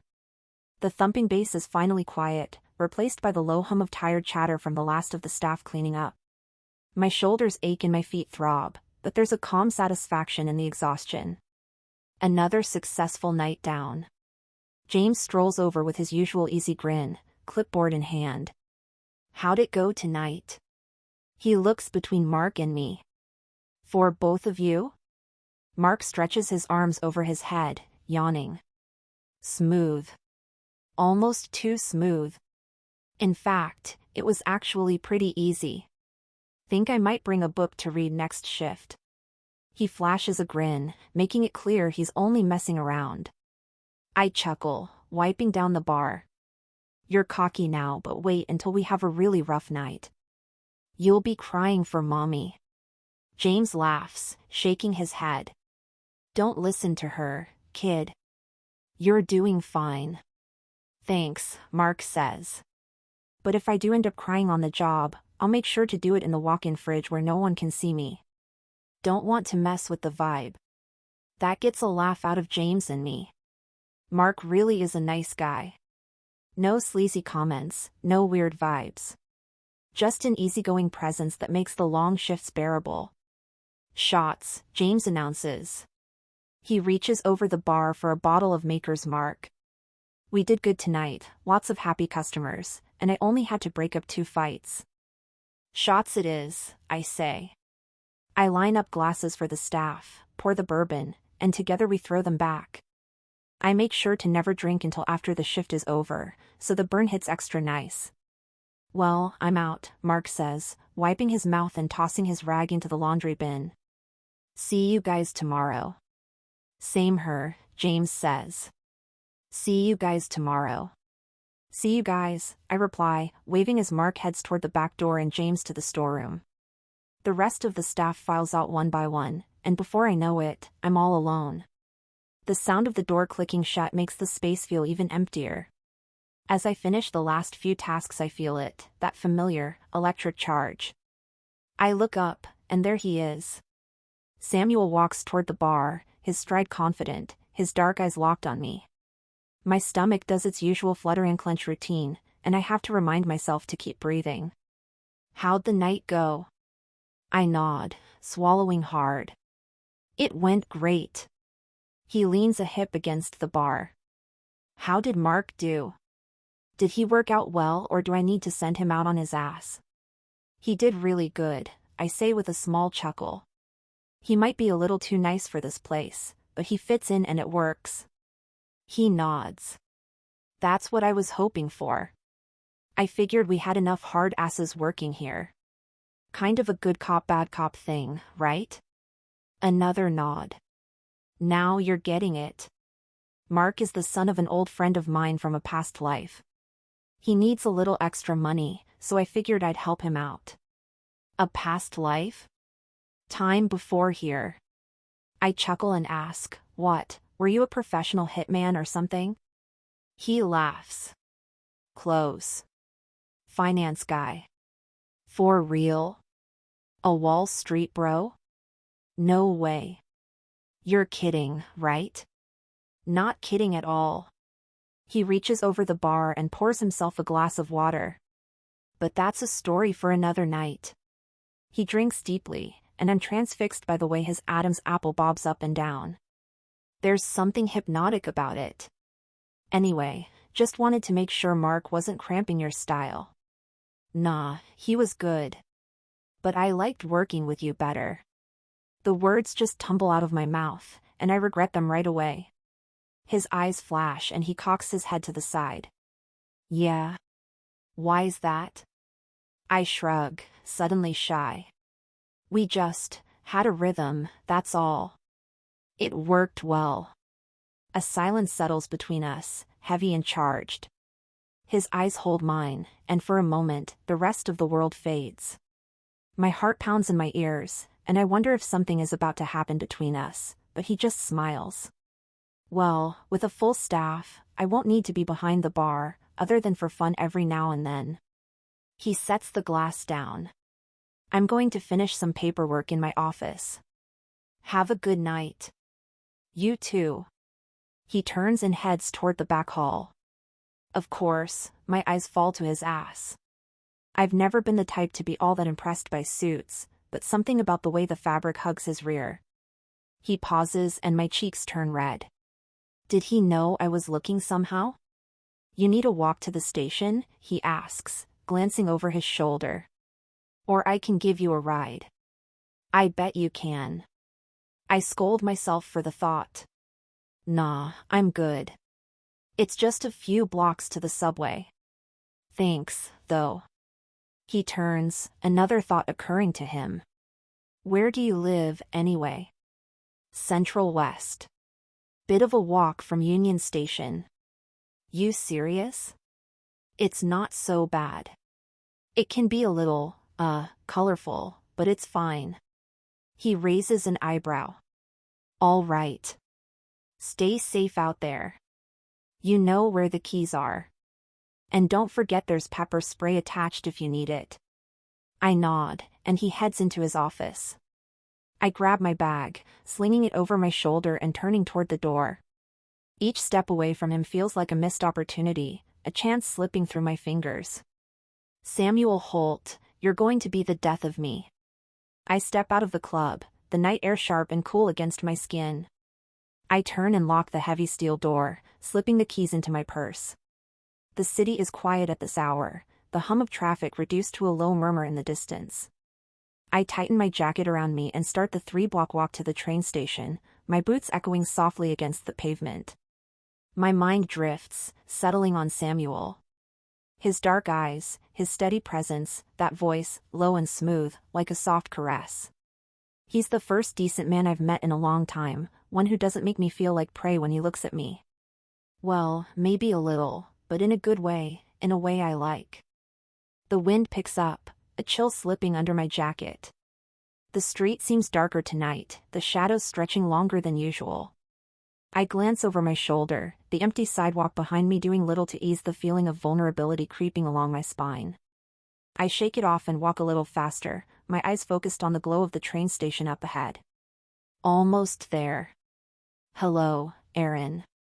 The sound of my name causes me to freeze mid-step. My breath catches in my throat. I stare straight ahead, knowing exactly who it is. That voice has been burned into my brain. I slowly turn around, and the man Samuel threw out of the bar last week is standing under the flickering glow of a street lamp, his mouth twisted into a sneer that makes my skin crawl. "Hey there," he says, taking a step toward me. "I want to talk to you." My fingers twitch as I reach into my bag, feeling for the keys, for the pepper spray attached to them. My hand scrambles through various objects, chapstick, loose change, where the hell are they? Leave me the hell alone. He keeps coming closer, his eyes never leaving mine. Out here all by yourself? That's not very smart. What do you want? He chuckles, a creepy, sinister sound. Just being friendly, that's all. You know, same thing I was trying to do at the bar before your asshole boss threw me out. But he's not here now, is he? I take a step back, my heart hammering against my ribs. The train station is so close. I just have to get there, to where other people are. My fingers continue to search for the pepper spray, my mind racing. Stay away from me, I warn. Or what? My fingers frantically fumble through my bag, panic tightening my chest as I dig for the keys, the pepper spray, anything. Finally, I feel the familiar shape of the keys in my hand and pull them out, flipping the pepper spray open. But my hands are trembling so badly they drop out of my weak grip, tumbling onto a nearby vent in the sidewalk. They land with a clank, then slip between the slats and vanish. Fuck. The man steps closer, his shadow stretching long and dark on the pavement. A disgusting, predatory grin spreads across his face. Every bit of me is shouting to turn and run, to get away as quickly as possible. Oh, that's too bad. You've lost your keys. Let me give you a ride, he says, his voice low and sinister. You shouldn't be out here alone. A pretty little girl like you, it's not safe. My car's nearby. I force my feet to stay planted. No thanks. I'll take the subway. As long as I can get there, I'll be safe. He grins. That wasn't really a suggestion. Before I can react, he rushes toward me, closing the distance between us. His hand shoots out and clamps around my wrist, his grip brutal. Pain flares up my arm, and I gasp, pulling in a sharp breath. I twist, trying to yank my arm free, but his fingers are like iron bands. Let go of me, you asshole. He just chuckles, his eyes glinting. Feisty. Misha warned me about that. Shit. Shit. At the mention of Misha's name, dread pools in my stomach. I lash out with my free hand, my palm connecting with his cheek in a sharp slap. The sound cracks through the night air, but he barely flinches. Instead, his smile fades into something much darker. He yanks my arm hard, pulling me close enough that his breath ghosts over my face. You're gonna walk to the car like a good girl, he says. Misha wants a word. Terror spikes through me, sharp and cold. My vision blurs, but I grit my teeth, refusing to crumble. Why does Misha have such a bug up his ass about me? His eyes narrow. Simple. Misha doesn't let his women defy him. I'm not one of his goddamn women. You became just that the minute you started working for him. And now, you need to be reminded of what happens when you forget your place. I know what he means. I've heard the stories. If he gets me into that car, I might never come back. My pulse explodes. Instinct takes over. I kick at his shin and claw at his hand, but his grip tightens. Pain shoots up my wrist, sharp enough to make me cry out. Enough of this, he growls. He slams his fist into my stomach. The pain is incredible and I double over, gasping, my vision swimming with black spots. I feel him trying to lift me off my feet. No. With everything I have in me, I whip my head back, the base of my skull smashing into his nose. He grunts in pain, his grip loosening just enough to yank my arm free. My wrist is throbbing, but I manage to stumble away. I don't think. I just run. My legs feel like lead, but I force myself forward, to the club, the only chance I have. Samuel. I scream. The club door looms ahead. I slam my fists against it, the metal cold and unforgiving beneath my palms. Please. Open up. My heart hammers and the world tilts, my ears straining for any sound, any sign that Samuel is coming to help me. Footsteps pound the pavement behind me. I keep banging, keep praying.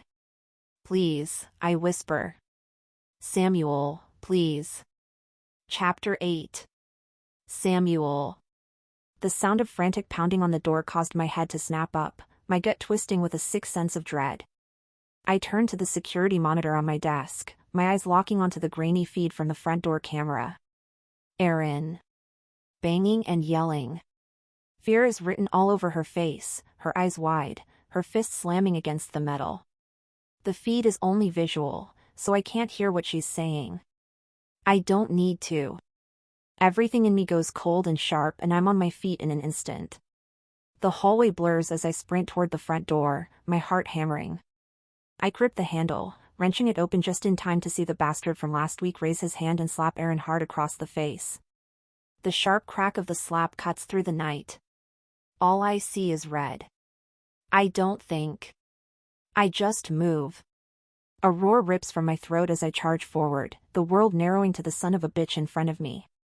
My shoulder slams into his torso, and we hit the ground hard.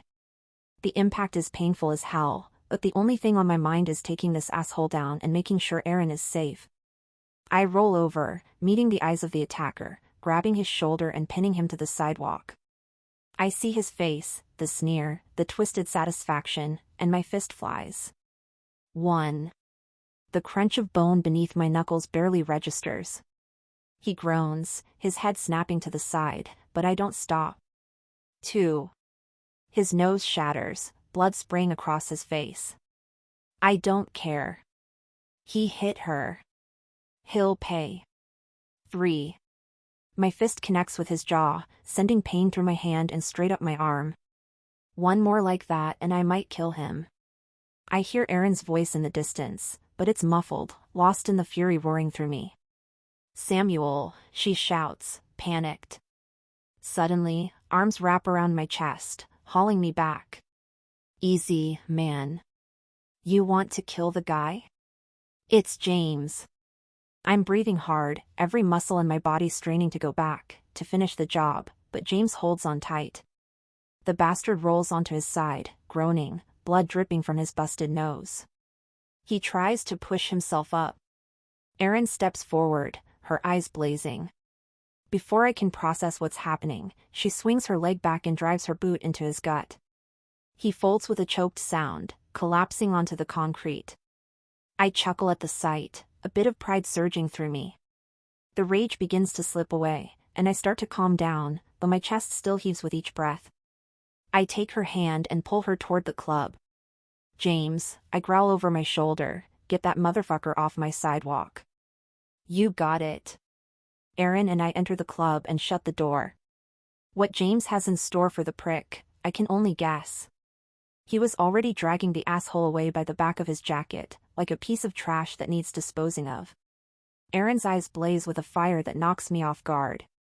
Even after what just happened, she stands her ground, chin high, fists clenched at her sides. That fierce defiance makes the lingering anger in me crack, and I let out another chuckle, the sound scraping my throat. That was a hell of a kick. You could have taken him yourself. Her grip tightens on my hand. I turn to her, my jaw twitching when I get a good look at her face. A red mark blooms across her cheek, the skin already starting to swell. Seeing that makes the rage come back, hot and fast. I want to kill the prick, take him apart limb from limb. But I push the anger aside. James will handle that guy a hell of a lot smarter than I would have. Last thing I need is a body to dispose of. Besides, Erin's a bigger priority. She's quiet and still. There are no tears in her eyes, but all the same, I can tell she's shaken up. I reach over and flick the bar lights on. Come on, let's sit down. I take her hand and guide her to a bar stool, my hand lingering on the small of her back. She sinks onto the stool without argument. She remains quiet, her gaze fixed ahead. I move behind the bar, quick and controlled.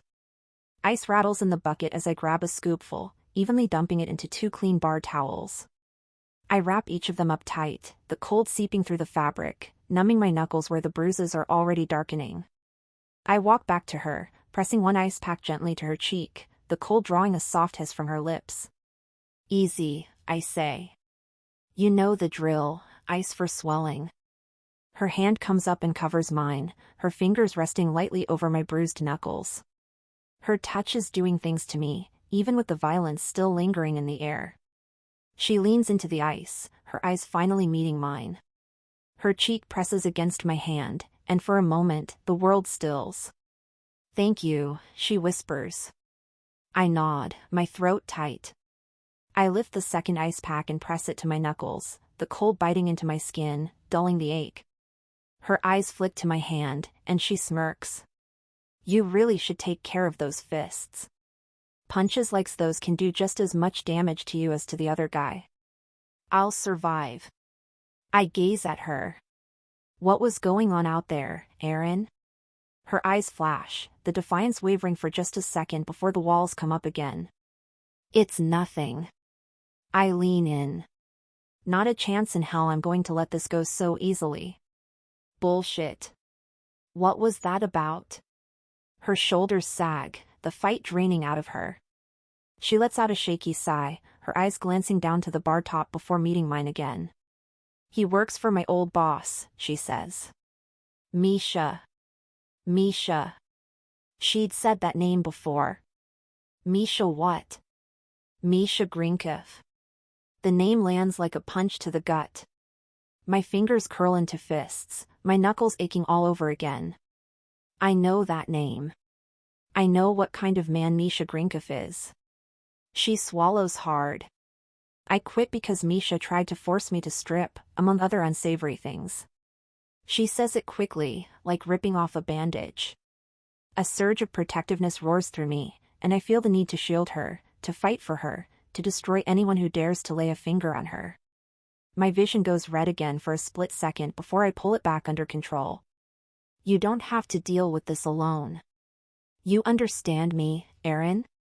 Her lips tremble slightly, but she nods. And for the first time, I see a crack in her armor. The fear she's been hiding. The strength it's taken for her to keep going.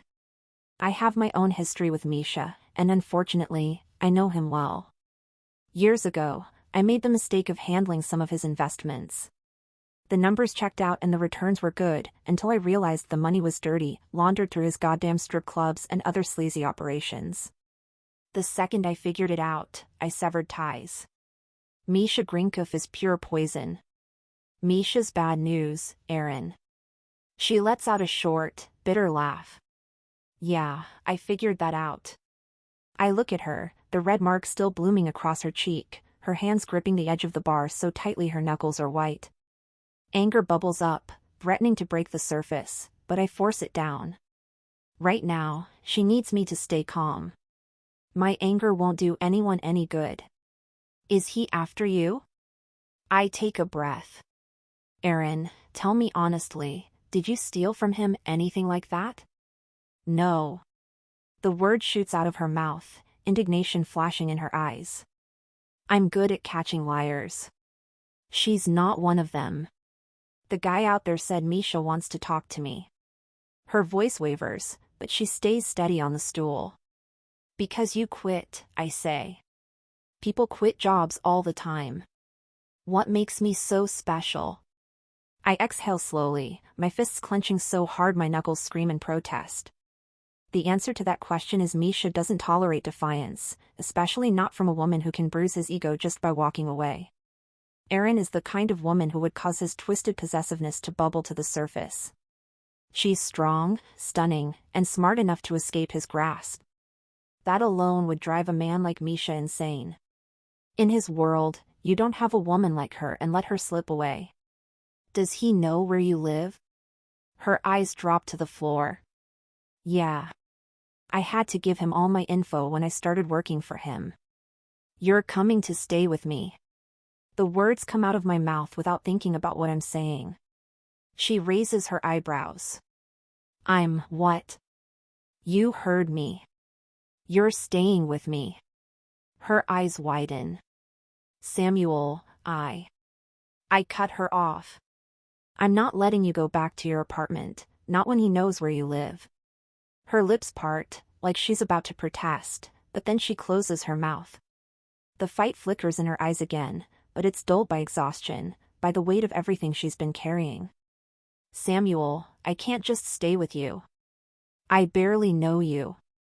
Besides, I've got my own place, and she trails off, as if knowing she doesn't have any more points to argue. You got family in town? Her eyes flash, and in that moment, I'm guessing her parents are either gone or she's not on good terms with them. It's complicated. Family typically is, I reply. Erin, I want to make things not complicated. Stay with me. I've got plenty of space, and you can stay for as long as you need to, until this is all taken care of. She glances to the side. I can tell her defenses are falling, but she's still unsure. I step closer, my voice softening just a fraction. I can keep you safe, Erin. Let me do that. She exhales a shaky breath then nods. Okay. Something beyond relief floods me. A promise I didn't know I needed to make. And one I sure as hell intend to keep. Chapter 9. Erin. This is crazy.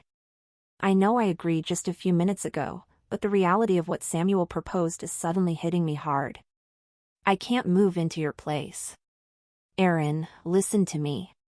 You aren't safe at your apartment if Misha knows where you live. For now, you need to stay somewhere else. He glances away as if something just occurred to him. And your neighborhood, he trails off, but I know what he's thinking. It's fine. He lets out a sharp laugh. Fine? Erin, Central West might be an eclectic tourist attraction, but it's also the most dangerous part of the city. It's unlikely that something happening to someone there would even get the Denver PD's attention. Misha could hurt you and no one would ever know. He holds my gaze, his expression unrelenting, like he's made a decision and nothing I say will change it. And the truth sits there, ugly and undeniable. He's right. But still, staying at your place? Samuel's stance softens just a fraction. Well, do you have anywhere else to stay? The immediate response on the tip of my tongue is a lie. Something about a friend's couch, a place out of town. The thought of going to my father's house makes my stomach churn. I can almost see it, the disapproving glares, the suffocating control. Living there would be like locking myself in a gilded cage and throwing away the key. I'd rather sleep on the street. Not only that, but I can't go back. I just can't. My mouth opens, the lie ready to spill, but Samuel's eyes narrow. His gaze sharpens, dark and knowing. It's like he can read my thoughts, like he's already picked apart the half-truth I'm trying to build. Don't, he says, leaving no room for discussion. Don't lie to me. I exhale sharply, the fight draining out of me. My shoulders slump, the weight of reality settling in. He knows. He sees right through me. There's no point in pretending. No. I don't. Saying it out loud makes it real. I have nowhere to go. No backup plan. No safety net. Well, now you do. A cold shiver races down my spine, but not from fear. It feels more like relief. Samuel nods. It's settled then. I'll drive you to your place so you can pack a bag, then you'll stay with me until this Misha issue is dealt with one way or another. I've heard offers like this before, and the question rises in my mind, what does he want in return? I've learned the hard way that nothing is free. Anytime a man has reached out a hand to help, there's always been a catch. The burn of past betrayals flares up, and for a moment, I'm drowning in old memories and fresh fear. I don't want anything from you, Aaron, he says as if reading my damn mind again. I just want to make sure you're safe. I'd do this for any employee. Yeah. That's what a lot of men say. It's a defense mechanism, one I've used so many times before it feels like a reflex. But this time, the words feel hollow. Samuel doesn't flinch. He doesn't pull away or bristle. Instead, he reaches out and takes my hand, his grip firm and warm, grounding me. His thumb brushes over my knuckles as his eyes meet mine. I want nothing from you, he says. Nothing in exchange.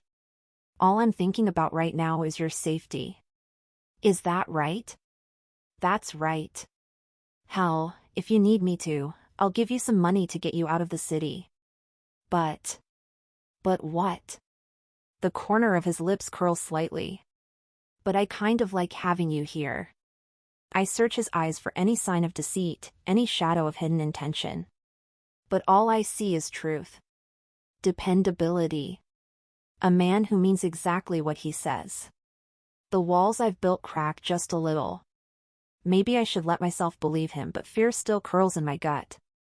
I nod, a small movement, but it feels like stepping off a ledge. Okay. I know Misha doesn't tolerate defiance, doesn't forget a slight. I'm not the first woman who has refused his requirements. I know what happens to girls who cross him. Some disappear. Some come back so broken, they're barely recognizable. If he gets his hands on me, it won't be a warning, it'll be an ending. A brutal one. The weight of that fear climbs up my throat, threatening to choke me. I look at Samuel again. He hasn't moved, his hand still holds mine and his eyes remain locked on me. Okay. You made the right call. Trust me, my place is as safe as they come. A hell of a lot safer than the fucking West Central. Hey, West Central has its charms. Yeah, if you consider the smell of piss and garbage charming. That gets a laugh out of me. Samuel's eyes soften, the tension in his shoulders easing just a little. His thumb brushes my knuckles and it anchors me. I take a shaky breath, a deep one to fill the empty spaces inside. For the first time in a long time, I'm allowing myself to trust a man. The walls are still there, but a door has opened, just a crack. Come on, he says. My car's parked out back. The keys. Huh. The keys. I dropped them into a grate. For a second, I wonder if he's going to be pissed, but he only laughs. It's fine. I've got my own set. Speaking of keys, I'm guessing James forgot his and that's why he came back. I guess he can grab them tomorrow when he comes in. He strides over to the front door and locks it from the inside. Let's go. I take one more stealing breath before following him. We head through the back hall of the club toward the rear entrance, which leads out into a small parking lot. The space is dominated by a massive, black SUV that looks like something the president of a small nation would be driven around in. That's me, he says. As if I thought it could belong to anyone else. I walk over to the SUV feeling a little intimidated, dwarfed by the size of it. He approaches and opens the passenger door, guiding me in with a gentle push upon the small of my back. The inside feels like being in a futuristic tank. Samuel closes my door and rounds the vehicle, climbing into the driver's seat.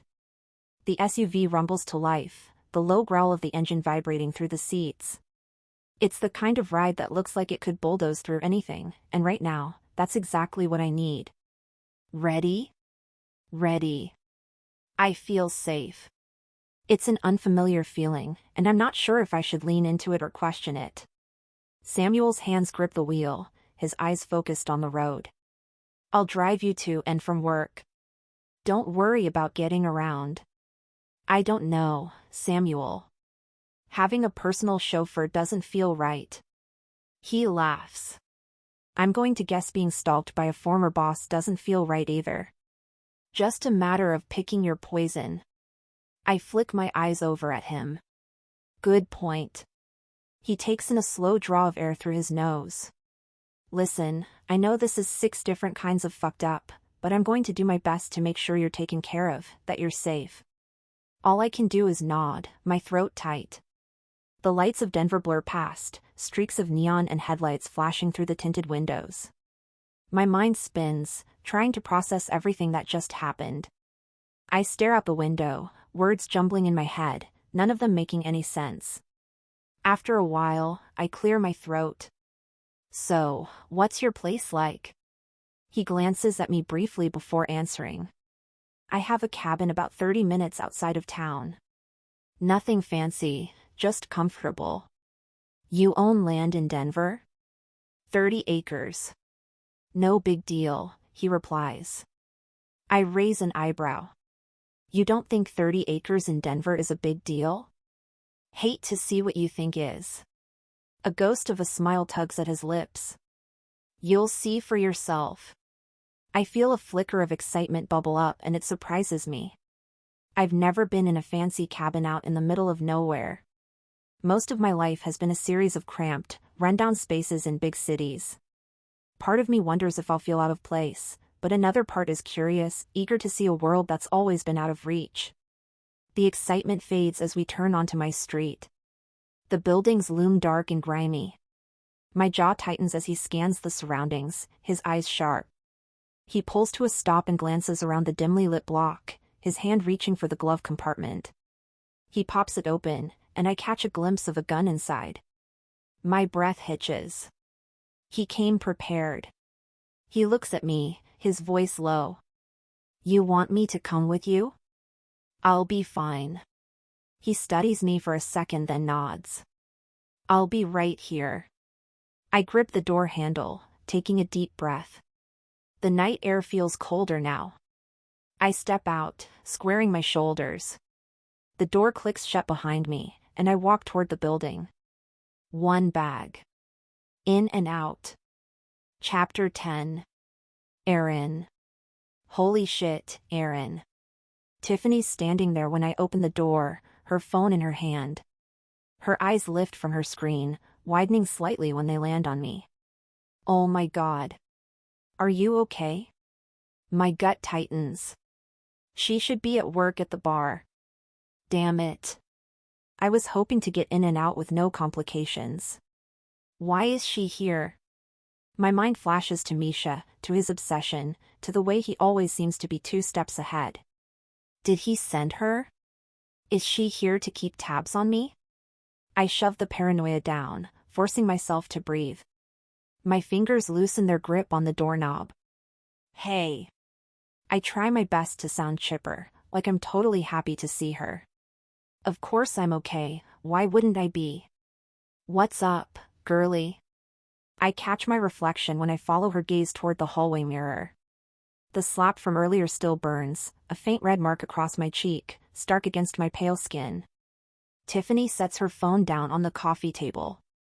Oh my God, she repeats. Her eyes are locked on my face. What the hell happened? I let out a breath, the weight of the evening pressing down on me.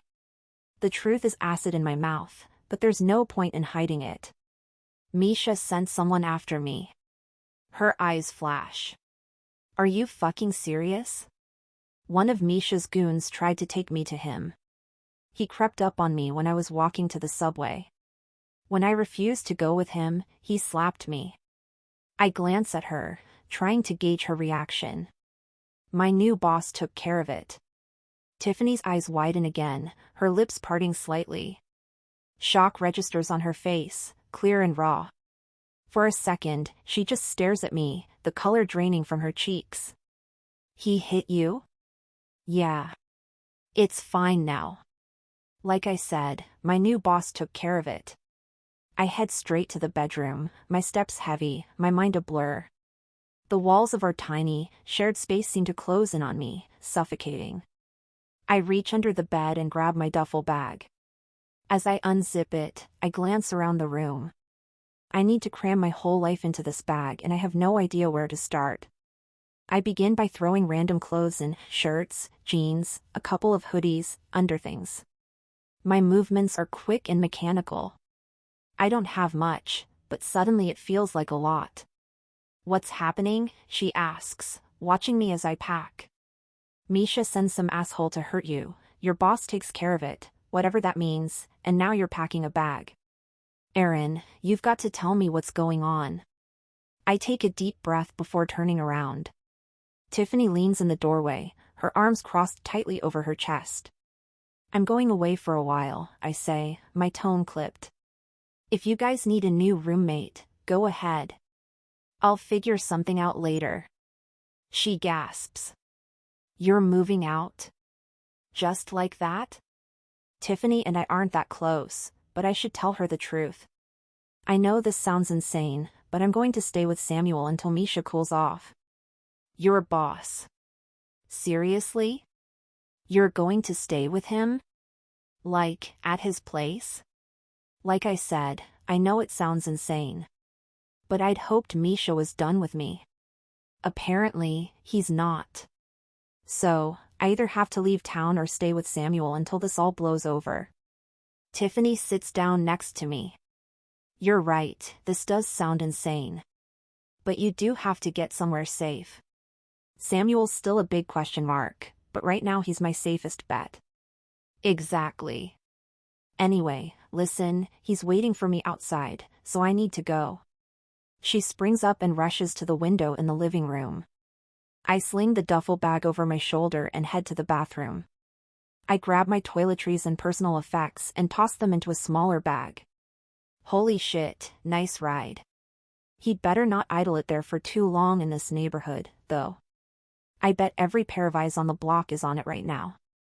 I laugh to myself at the idea of some punk coming up on Samuel, getting a swift punch to the face, if they're lucky. I shove the rest of my stuff in the bag and head back to the bedroom. My social work books are there, practically staring at me. I know it's stupid, I know I don't have the room. All the same, I rush over and scoop them up, cramming them into the last bit of free space in my duffel bag. Tiffany is standing at the door again. Her face is glum. Something's wrong. What is it? She sighs, biting her lip. Okay, don't be mad at me. I should have told you this earlier. But Misha's been showing up in the dressing room at work every night. He's been asking Erica and Kaylee where you are. Threatening them. He really wants to find you. I pause for just a second, the weight of her words crashing over me. My jaw clenches until my teeth ache. The thought of Misha lurking around, intimidating the other girls, makes my blood boil. He doesn't own me. He never did. My voice is tight and cold as I say, tell him I left town. I shoulder past Tiffany, the walls of the apartment closing in like a vice. I can't breathe in here anymore. I have to get out. I stop, my eyes drifting toward the kitchen. A few of my things are scattered on the counter, a chipped coffee mug, a box of cereal, a half-empty jar of peanut butter. Stupid, insignificant objects that make up the routine of a life I'm leaving behind. None of it matters. Behind me, Tiffany's voice quivers. "I'm scared, Aaron. For you. For us. What if Misha or his guys show up here?" The weight of her words hits me hard. This isn't just my problem anymore, it's bled into their lives too. I'm dragging them into my mess, putting them in danger just by existing. But she's right. It's not just about me now. Maybe you should find somewhere else to go as well.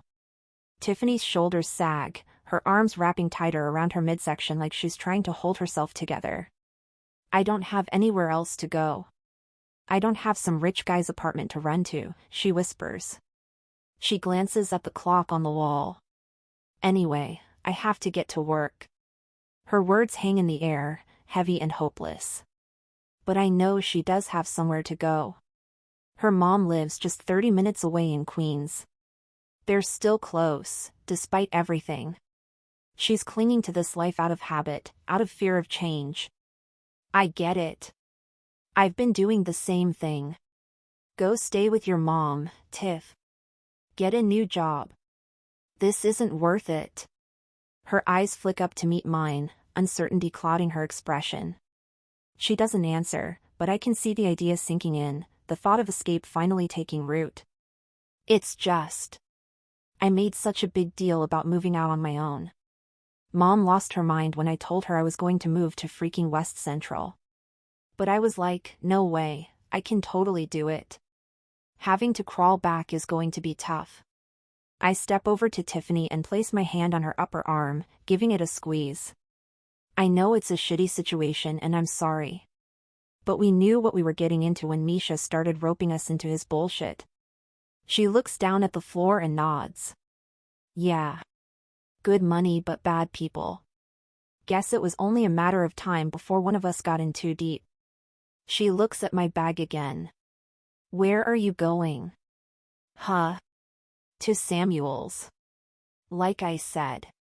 No, I mean where specifically? Like, where in the city? My gut twists. Is she asking out of concern or is she trying to get information from Misha? The thought stabs through me. I don't want to believe it, but I can't afford to take chances. Misha has a way of making people talk, whether it's through money or pain. Somewhere outside Denver, out in the sticks, I say. He didn't tell me the exact address. Sounds a little scary. I trust him, I say, and I mean it. I need to go. I've spent too much time here already. I'll call you when I'm safe, I say quickly, my fingers tightening on the zipper of my duffel bag. I yank it closed with a sharp, final motion. No more time for questions, no more time for doubt. Tiffany rushes over, throwing her arms around me. I hug her back. Just be safe, she says. And text me when you get there, all right? I don't want to worry about you. I smile. Tiffany can be a little much, but she cares. Yeah. You too. Stay in touch. I head for the door, each step feeling heavier than the last. The cold night air hits me as I rush down the stairs, sharp and bracing. Samuel is waiting, leaning against his SUV with quiet confidence, making my chest ache. He sees me and straightens, opening the back without a word. He takes the bags from my hands and sets them inside. I was starting to get worried, he says. Thought Misha might have been up there waiting for you. Sorry, just roommate stuff. All good? As good as it can be, I guess. I climb into the passenger seat. Before Samuel closes the door, I glance up at my place one last time. Tiffany is standing on the tiny fire escape, arms wrapped around herself, her face a pale blur in the dark. I lift my hand in a small wave, the gesture feeling hollow and empty. She doesn't wave back. Samuel closes the door then walks around and gets in. I don't know if I'm leaving danger behind or if it's following me, but one thing is clear, there's no turning back now. Chapter 11. Samuel. Wow, and you said this place wasn't fancy, Aaron mumbles as we arrive at my cabin after coasting up the long driveway surrounded by trees. We step inside, Aaron's bag's in my hands. I flick on the lights, the soft glow spilling across the vast space, dark wood floors, ivory walls, clean lines, minimalist furniture. No clutter. Just how I like it. Erin steps in behind me, her eyes widening as she looks in every direction. Her gaze sweeps over the open floor concept, lingering on the kitchen for a beat before drifting to the wall of windows framing the dark forest outside, glowing in the moonlight. Nice place, Holt. I arch an eyebrow, setting her bags down by the couch. You sound surprised. Her laugh is low and rich, like a slow pour of whiskey. Not surprised. But I can tell you're single. I cross my arms over my chest, a grin spreading across my face. Oh. What gave it away? The lack of throw pillows or the absence of scented candles? She takes a step forward. Both. There's also not a single houseplant struggling for its life. That's the true sign of a bachelor pad. I chuckle. Keeping a plant alive would be a tall order for me. Unless I brought it to work and put it on the bar where I could keep an eye on it. She taps a finger against her chin, considering. So, if I ever see a fern or a peace lily in here, I should assume you've become completely domestic? You see a plant like that here, you can assume I've been kidnapped and someone stole my pad. She grins. The weight of the night, the anger still simmering in my veins, fades a little when she smiles. So, she says, no houseplants, no pets. What do you have to keep you company? Don't need any. I'm not here enough to worry about getting lonely. The playful spark in her eyes dims, replaced by something softer, something deeper. I clear my throat, forcing a smile onto my face. Well, now that you're here, maybe the place will be a little livelier. Her eyes dance with mischief again, that edge I've come to crave returning full force. Don't get too excited.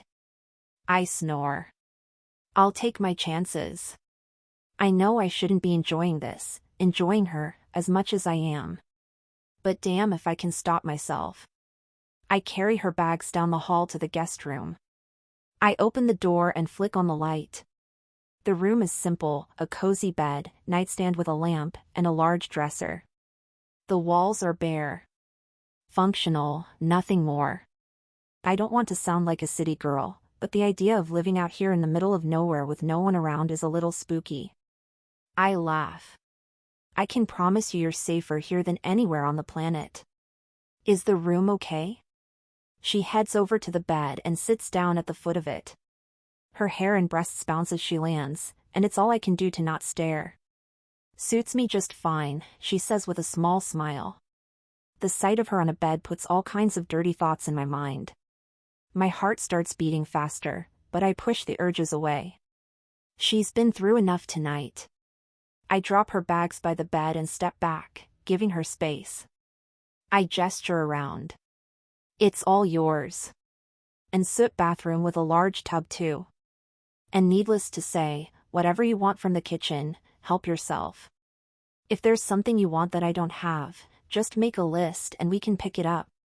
God, I've missed having my own room, she says, almost to herself. Her words hit deeper than they should. The simple need behind them, the longing for something stable, something she can call her own, causes my gut to twist. I want to give her that. She turns to me, her eyes meeting mine, a vulnerable softness to them. Thank you, Samuel. You didn't have to do any of this. Yes, I did. You're in danger, and it's within my means to keep you safe. Simple as that. But you're welcome. I hold her gaze, the air between us thickening, pressing in on me. Saying goodnight hovers on my lips, but that feels like an end and I'm not sure that's what I want. She doesn't look away. Her eyes search mine, and I wonder if she can see the struggle there. Get some rest, Aaron. You too. Think I'll hit the shower. Or the tub. I force myself to turn away, my feet heavier than they should be. Each step toward the door feels like a fight against gravity, against the pull of something I want too damn much but shouldn't. I leave and close the door softly behind me. I take a deep breath, trying to ground myself. She's just down the hall. Too close yet not close enough. I step into my room, the weight of the day settling like lead in my muscles. My body aches for the comfort of the bed, for the oblivion of sleep, but my mind is still wide awake, still wired with the need to protect her. I rub a hand over my face, letting out a long breath. Towels. Damn it. I forgot to tell my housekeeper to restock the guest room. I sigh, pushing off the door frame. I open the nearby linen closet, scoop out an armful of towels, then head in her direction. I nudge the door open just a crack. The room's empty. She must be in the bathroom. I head over to the bed and set down the stack of towels. Yo, Aaron. I call out. I put some towels. I turn as I speak, the sentence catching in my throat when I see that the bathroom doors open just enough to see into the room. Through the narrow gap, I spot her reflection in the bathroom mirror. She's topless, her back to me, her arms reaching up to undo her ponytail. The golden light spills over her, casting shadows that highlight the curve of her spine, the smooth expanse of her bare shoulders, and the soft, subtle swell of her hips. My breath catches, my chest locking up tight. Her dark hair cascades down her shoulders, covering the nape of her neck. My throat goes dry, my pulse pounding hard enough to shake my ribcage. I'm frozen in place, trapped between the urge to look away and the primal need to drink her in, to let the sight of her brand itself into my mind. Goddamn, I want her. I can imagine how good her hips would feel in my hands, the way her back would arch as I drove into her, the sounds she'd make. Fucking hell, I can't stop staring. I can see the faint rise and fall of her chest, the muscles in her back shifting as she moves. The smooth curve of her side, the teasing glimpse of her breast. I swallow hard, trying to control my breathing. This is a line you're not going to cross. But every part of me wants to. Every part of me wants to step inside, to close the distance, to feel her body against mine. With willpower I didn't know I possessed, I back away. I quietly shut the guest room door, the faint click of the latch like a gunshot in the quiet hall. I lean against the wall and tip my head back. My heart hammers in my chest, every beat echoing with the image of her burned into my brain. I push away and head down the hall. I close the door behind me and head to my bathroom. I need a cold shower. As I strip off my shirt and step into the bathroom, I know there's no undoing what I saw. I turn on the shower and it hisses to life. I strip down naked then step in, steam curling around me as hot water pours over my shoulders. I plant my palms against the cold towel wall and bow my head, letting the scalding heat work its way into the knots of my muscles. The sting of it feels good, grounding. I close my eyes, and there she is. Her bare skin glistening, glowing under the mist. I can see her so clearly, the image sharpening until it feels like reality. I imagine her pushing open the glass door and stepping inside the shower with me. Her chest rises and falls, droplets clinging to her curves, sliding down her stomach. My gaze is drawn to every inch of her perfect body. You know, for someone who's only been a guest here for about 20 minutes, you sure know how to impose. She chuckles, shutting the door behind her. Consider it my way of saying thanks for the hospitality. My hands find her damp shoulders, my fingers trailing down her slick back. I pull her to me, her full, round breasts pressed against my bare chest. Her eyes meet mine and I tilt her chin up, my thumb brushing over her lower lip. I need to taste you, she says. Then do it. Her hands slide down my chest, nails scraping lightly over my wet skin. She sinks to her knees, her eyes never leaving mine. My breath catches as her fingers wrap around my length, her grip firm. You're so hard, she whispers. Because of you. She leans forward, her lips brushing the tip, teasing. A flick of her tongue makes my hips jerk. Her eyes gleam with satisfaction before she takes me into her mouth, slow and deliberate. The heat is almost too much. Fuck, Aaron. She hums, the vibration shooting straight through me. Her tongue swirls as her lips slide down my length until I'm buried deep. I fight to keep my hips still, to let her control the pace, but it's torture. She pulls back. I want you to lose control. Careful what you wish for. Her mouth closes over me again and I'm gone. The tension coils tighter, every nerve on fire. Her hands grip my hips as she moves faster, sucking harder. The slick heat, the sight of her on her knees, it's all too much. Aaron. She doesn't stop. She takes me deeper, her nails digging into my thighs. I want to release, to watch her drink every last drop. But before that, I want more of her.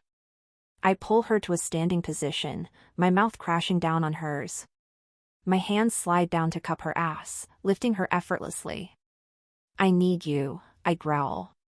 You have me. I turn her gently, her hands bracing against the wall. I slide my hand between her thighs, feeling how wet she is. I position myself behind her, the head of my cock brushing against her entrance. Ready?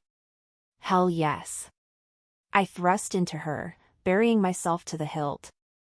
We both groan, the sensation blinding. I set a steady rhythm, each thrust hitting deep, each moan driving me closer to the edge. Harder. I oblige, gripping her hips and thrusting harder, the sound of flesh meeting flesh echoing in the shower. The pressure coils tighter, every nerve ending burning. Come with me. I reach around, my fingers finding her clit. I circle it and she shatters, her pussy clenching around me. Her scream is swallowed by the rush of water. Her release tips me over, and I explode, a groan tearing from my throat as I spill into her. I exhale sharply, jaw tight, every muscle coiled and tense.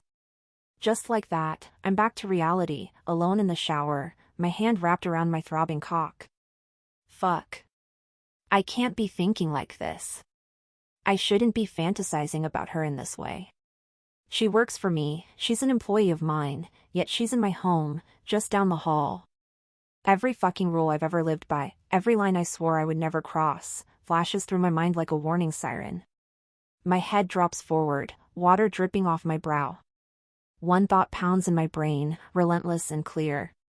I may not be able to keep my hands off that woman. And right now, I'm not sure if I want to. Chapter 12. Erin. Where the hell am I? Panic grips me when I open my eyes and see I'm not in my own bed, Tiffany softly snoring on the other side of the room. My heart races, adrenaline rushing through me. I sit up, the soft glow of the mid-morning sunlight streaming through the windows, warming my face. Suddenly, it comes back to me. I'm at Samuel's place. I'm safe. I'm not in Misha's clutches, not in some rat trap apartment. I look around, taking in the sight of the cozy room. The windows give me a sweeping daytime view of Midtown. I get up and make my way over to admire the scenery. It's funny. The view from my place is of the adjacent building's brick wall, 2 feet away. Being able to look out over the city, to see the sky, the sun, and billowy clouds is a gift. For the first time in what feels like forever, I have no obligations, no pressing fears, no one lurking in the shadows. I have a Sunday off and I'm going to savor it. I walk over to my duffel, my muscles loose, my mind clear. I pull out a pair of black leggings and a t-shirt, slipping them on then stepping out to explore the condo. Samuel's place is immaculate. Sleek. A 2-level sanctuary of dark wood, clean lines, and open space, an understated luxury.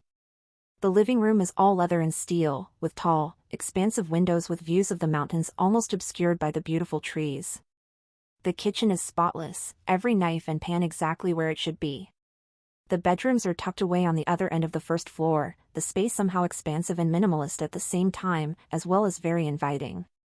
I run my fingertips along the edge of the granite countertop, admiring the cabin. This place is a fortress. It's hard to believe that just yesterday, I was lying awake in my cramped apartment, wondering when the next nightmare would knock on my door. I wander down the hallway, pausing in front of Samuel's bedroom door. I didn't hear him leave this morning, but I don't hear him now either. He strikes me as the type of man who doesn't sleep in late, so I assume he's already left. The temptation to pull out my phone and text him strikes me. Just to know where he is. But I roll my eyes at myself, scoffing under my breath. Get a grip, Erin. You're not his girlfriend. He's just letting you stay here until Misha backs off. That's all. I take a deep breath. I've only been here for part of a day, but the thought of leaving this place makes my chest tighten. Here, I'm safe. Here, the walls are solid, the locks firm, the shadows held at bay. It feels too good. Too stable. A girl could get used to this. The safety. The luxury. Him. I push the thought down, locking it away with everything else I can't afford to want. This isn't permanent. It can't be. I know better than to let myself hope for anything more. Turning away from his door, I head for the stairs.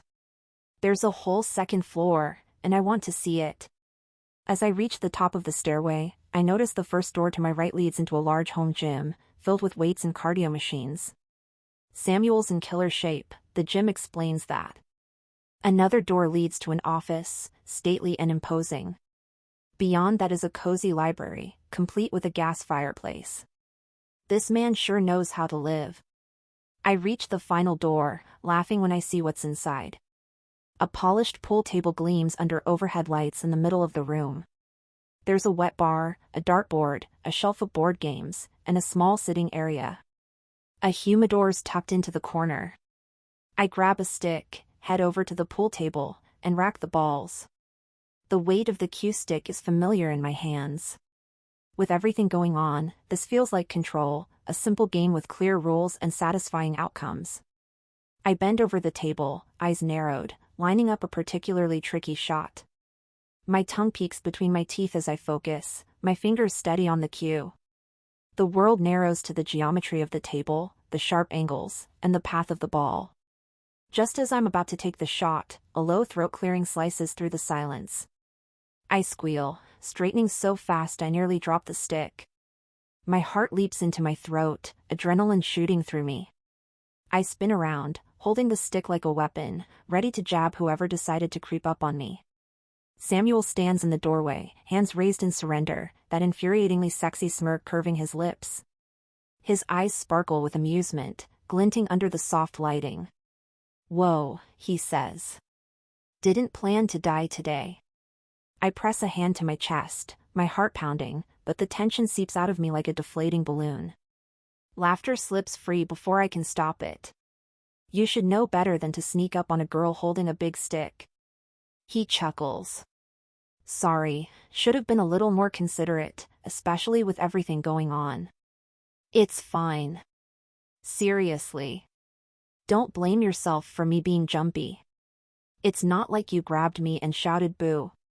He steps into the room, his movements fluid and deliberate, like a predator who knows exactly what kind of effect he has. "Do you play?" he asks, his eyes flicking to the pool table, "or are you just threatening innocent bystanders?" He grins and my fingers tighten on the cue stick, the challenge sparking something reckless inside me.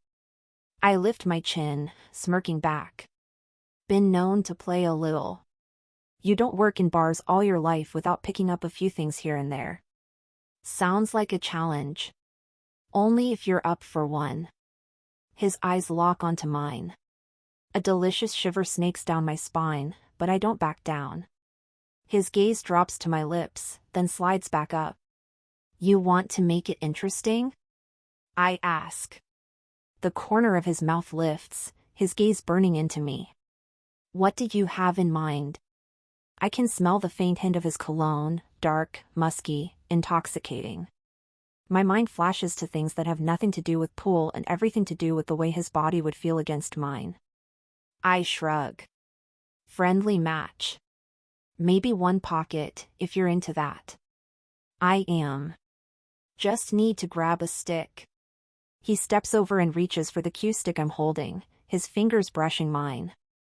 The contact is brief, but it sets my skin on fire. "This is my favorite one," he says, his eyes never leaving mine. I don't let go. My fingers tighten around the stick, a silent dare, a refusal to back down. His breath fans across my face, warm and tantalizing. The world around us fades, the edges blurring until there's nothing but us. Before I can think, his mouth is on mine. His mouth is warm, firm, and just rough enough to make my knees weak. The kiss is slow at first, exploring, testing, and there's an undercurrent of restraint, of tension ready to snap. My eyes flutter shut, and I let myself fall into it, the taste of him sinking into my bones. The cue stick slips from my fingers and clatters to the floor, forgotten. My hands find his shirt, clutching the fabric. His fingers slide around my waist, pulling me closer until our bodies are flush. He deepens the kiss, and a soft moan escapes me. His tongue brushes against mine, teasing, coaxing, until I'm lost, drowning in him. The world spins, my thoughts shattering like glass. When we finally break apart, I'm breathless, my eyes dazed. He doesn't move away, his forehead resting against mine, his breath just as ragged. I guess I lost that round, he says. Chapter 13. Aaron.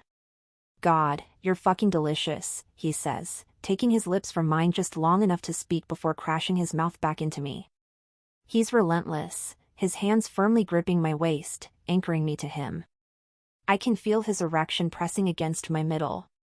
I'm so wet for him I can hardly stand it. You're pretty yummy yourself. My fingers curl tighter into his shirt, the fabric bunching in my palms, the heat between us burning hotter with every second.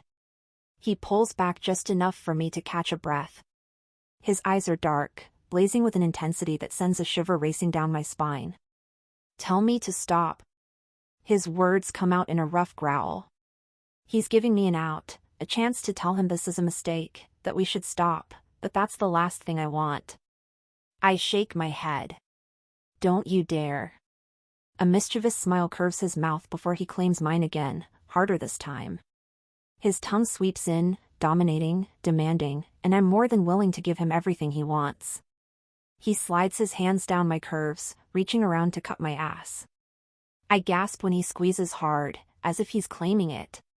He lifts me up and I wrap my legs around his waist as he walks me backward, the edge of the pool table pressing into my thighs. He sets me down on the smooth wood, his body slotting between my thighs. His hands roam over my hips, my waist, sliding up beneath my shirt. His fingers skim my bare skin, his touch tracing the bottom of my bra. God, Aaron, he breathes against my lips. You have no idea what you do to me. Show me. A low growl rumbles in his chest as he pulls my shirt over my head, tossing it aside. His eyes darken as they take in my lace bra, the swell of my breasts rising and falling with each breath. He brushes his knuckles over the peak of one, teasing me through the fabric. My nipples harden, aching for more. You're perfect, he says. He slides his hands around to my back, and with a smooth flick of his fingers, he undoes my bra. The straps slip off my shoulders, and the garment falls away. His eyes blaze as he drinks me in, and then his mouth is on me again. His lips close around one nipple, his tongue flicking over the sensitive bud. I arch into him, a gasp escaping my throat. His hand cups my other breast, his thumb teasing the hardened peak. My fingers tangle in his hair, holding him to me as he worships my body, his mouth hot and wet. His teeth graze me just a little, just enough. I'm already teetering on the edge, my core clenching, desperate for more. Samuel, please, I moan. I sound needy as hell, but I don't give a damn. I want him too badly. He lifts his head, a satisfied smirk playing on his mouth. I'm just getting started. His hands slide down my body, over my stomach, to the waistband of my leggings. He slips his fingers underneath and tugs, sliding my leggings and panties down in one smooth motion. You're so fucking sexy. He pushes my legs apart, his hands firm on my thighs, then drops to his knees. He leans in, his breath hot against my slick folds. His eyes lock onto mine, the moment electric and charged with anticipation. I'm going to make you come so hard you forget your own name. Then his mouth is on me. I cry out, my head falling back as his tongue flicks over my clit, slow and deliberate. He licks and sucks, his hands keeping me pinned to the table as I squirm. The pleasure is almost too intense to bear. Samuel, He doesn't stop, his tongue circling, his lips tightening around my clit as he sucks hard. The pressure shatters, and I explode, my body arching off the table as my orgasm tears through me. Before I can catch my breath, he stands and unbuckles his belt, the sight making my core throb. His pants drop, and he steps out of them, his cock thick, hard, and glistening with pre-cum. Turn around, he commands. I do as he says, turning around and bending over, placing my palms on the cool felt of the pool table. I glance back, watching as he places his hands on my hips, gripping me firmly. His head brushes against my lips, and a sigh slips from my mouth. He thrusts into me in one smooth motion and we both groan, the sensation almost too intense. He holds still for a moment, his fingers stroking my back. Then he pulls back and thrusts again, harder this time. The pool table jolts beneath me, the sound of our bodies meeting echoing in the room. He sets a slow rhythm, each thrust hitting deep, sending pleasure spiraling through me. The way he stretches me is intense, delicious, and addictive. Fucking hell, Aaron. His hands slide up to cup my breasts, pinching my nipples as he pounds into me. I'm drowning in the sensation, the heat building again. My fingers curl against the felt, my moans turning into desperate cries. Come for me, he demands. His fingers find my clit, circling it in time with his thrusts. My body clenches, the pressure unbearable, and then I'm falling, another orgasm ripping through me. I scream his name, the world shattering. He follows with a hoarse groan, his hips jerking as he spills into me, his body taut with release. He collapses against my back, both of us shaking, breathless. For a moment, there's nothing but the sound of our breathing, the aftershocks of pleasure pulsing through us. Samuel stands straight and turns me around. He takes my hand, pulling me toward the far corner of the game room. He stops in front of a set of double doors I hadn't paid much attention to earlier. He opens them to reveal a Murphy bed, neatly tucked into its hidden compartment. I can't help but laugh. Wait, this was here the whole time? I tease. And we still ended up on the pool table? Come on, you've got to admit the pool table was fun, he says with a smirk. Not to mention, I wanted you so goddamn bad I didn't have the patience to take you over here. Another rush of heat spreads through me. Well, when you put it like that. He wraps his hand around my waist, pulling me close. He's hard again, lust flashing in his eyes. His mouth captures mine in a kiss so fierce it steals the breath from my lungs. His lips move, commanding and relentless, and I melt into him, my hand sliding up to clutch at his shoulders. Too bad we already had our fun on the pool table. He chuckles. And what makes you think we're not going to use the Murphy bed, too? A laugh escapes me, and I push lightly at his chest. You're insatiable, I say, trying to be coy, but my flushed cheeks and shaky voice betray how much I want him. He steps back just enough to let his gaze rake over me, his eyes dark and devouring. For you, I am, he says.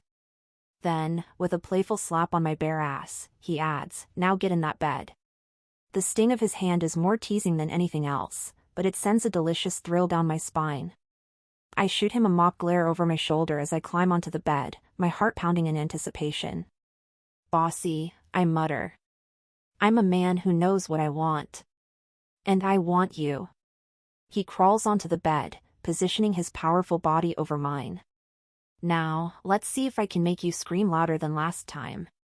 He braces himself above me, one hand planted on the mattress near my head, the other trailing down the side of my face. You're staring, I tease. Can you blame me? His intense gaze makes my skin heat. You're stunning. My chest tightens, the vulnerability in his tone catching me off guard. Before I can respond, his mouth finds mine. The kiss is slow, deep, deliberate, causing an unraveling of my senses. His hand slides down my side and he pulls me closer, aligning our bodies. I gasp at the feel of his thick length pressing into my belly. Samuel, I whisper, my voice trembling with need. He pulls back just enough to look at my face. Tell me what you want, Aaron. You, I breathe, the word tumbling out before I can think. All of you. You have me. He leans down to capture one hardened nipple in his mouth.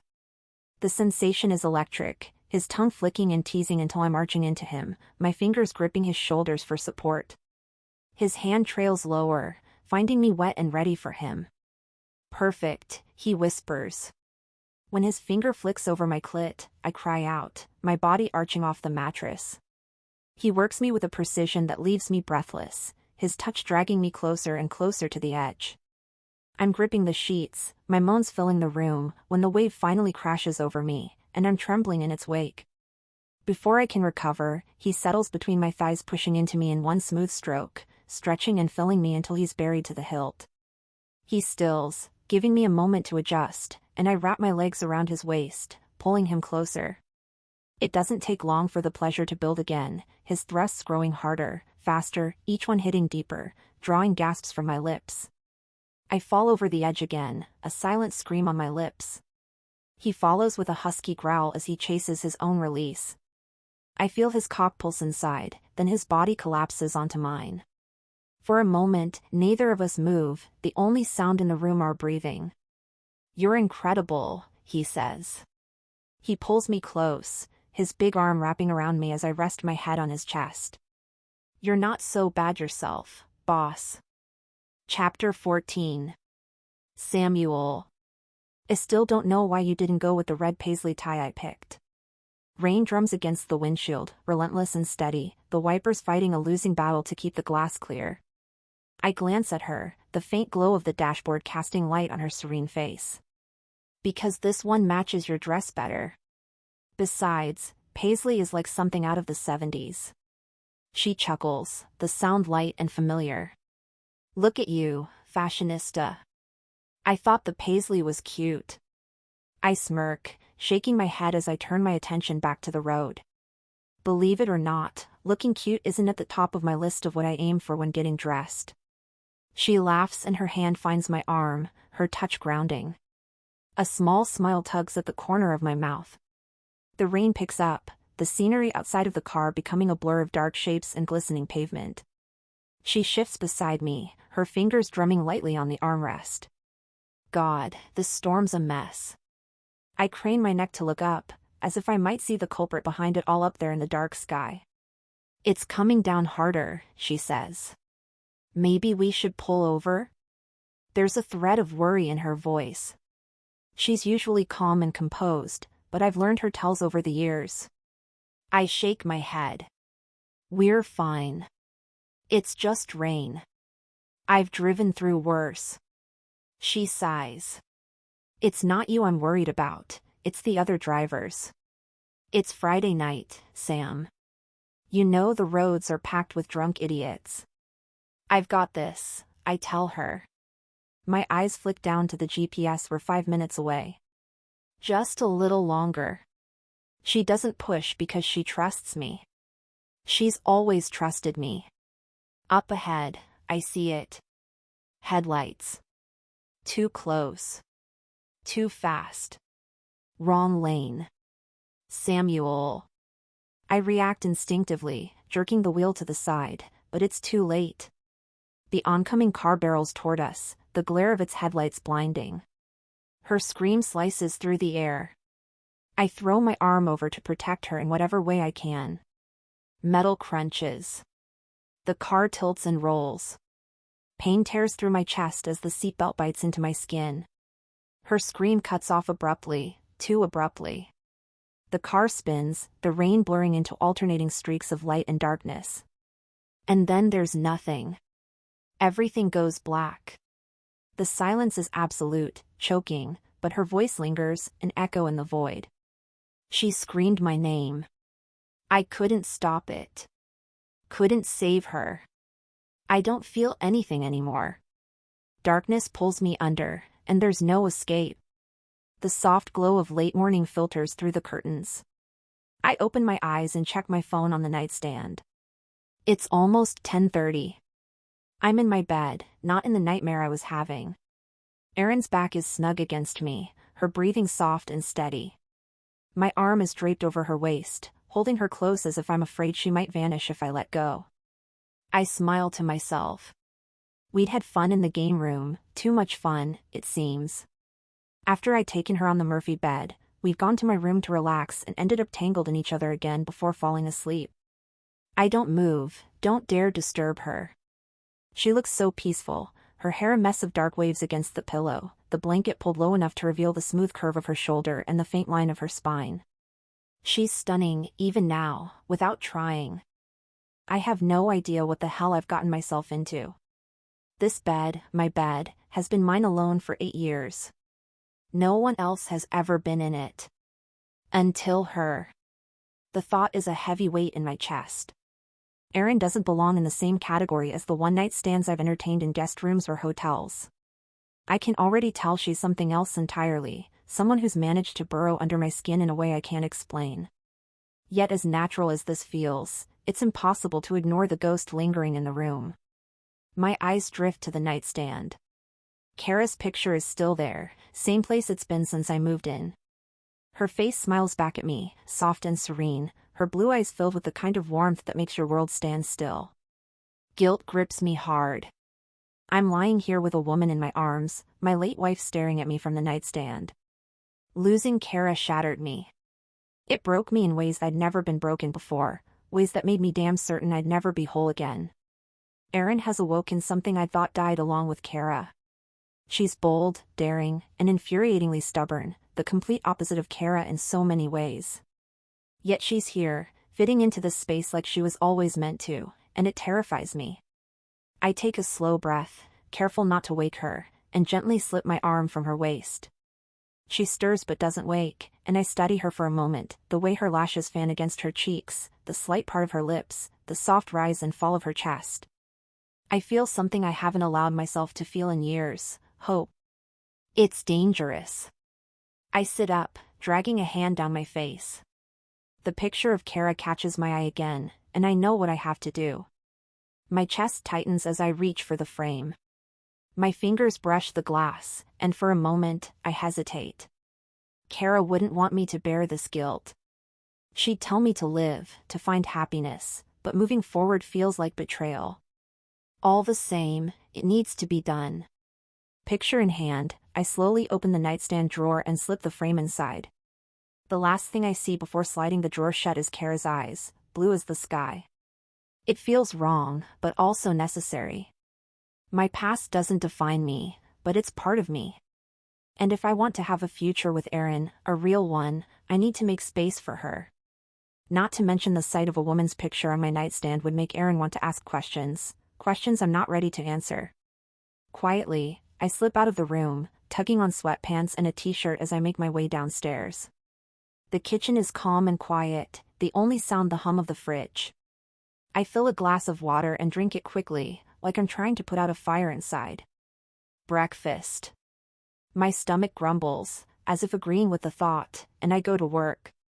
I open the fridge, taking out eggs, butter, and sausage. For a few moments, I manage to lose myself in the process of cracking eggs, heating the butter, and slicing the sausage. Memories of Kara surface as I pour the mixture into the skillet. She used to sit at the counter, sipping coffee, her bare feet tucked under her on the stool. She'd watch me cook with a small smile, asking me what I had planned for the day. Kara was like a hand reaching out in a storm, the kind of person who made you feel like no matter what happened, things would always turn out all right. Erin is nothing like that. She's fire and sharp edges, unpredictable and unapologetic. Where Kara was soft and serene, Erin is fierce and defiant. Both beautiful, both intelligent, but so different. I flip one of the omelets, the scent of food cooking filling the kitchen. Over and over, my mind drifts to the woman down the hall.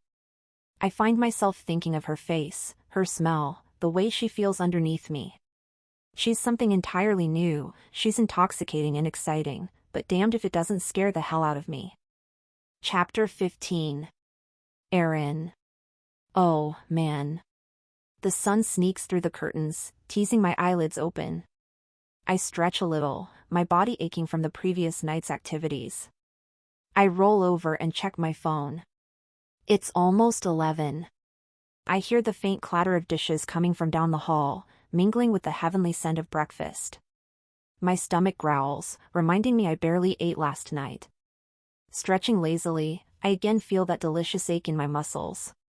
Heat rushes to my cheeks as fragments of the night flash through my mind, his hands gripping my hips, his lips trailing fire across my skin, his body pressing me into the mattress.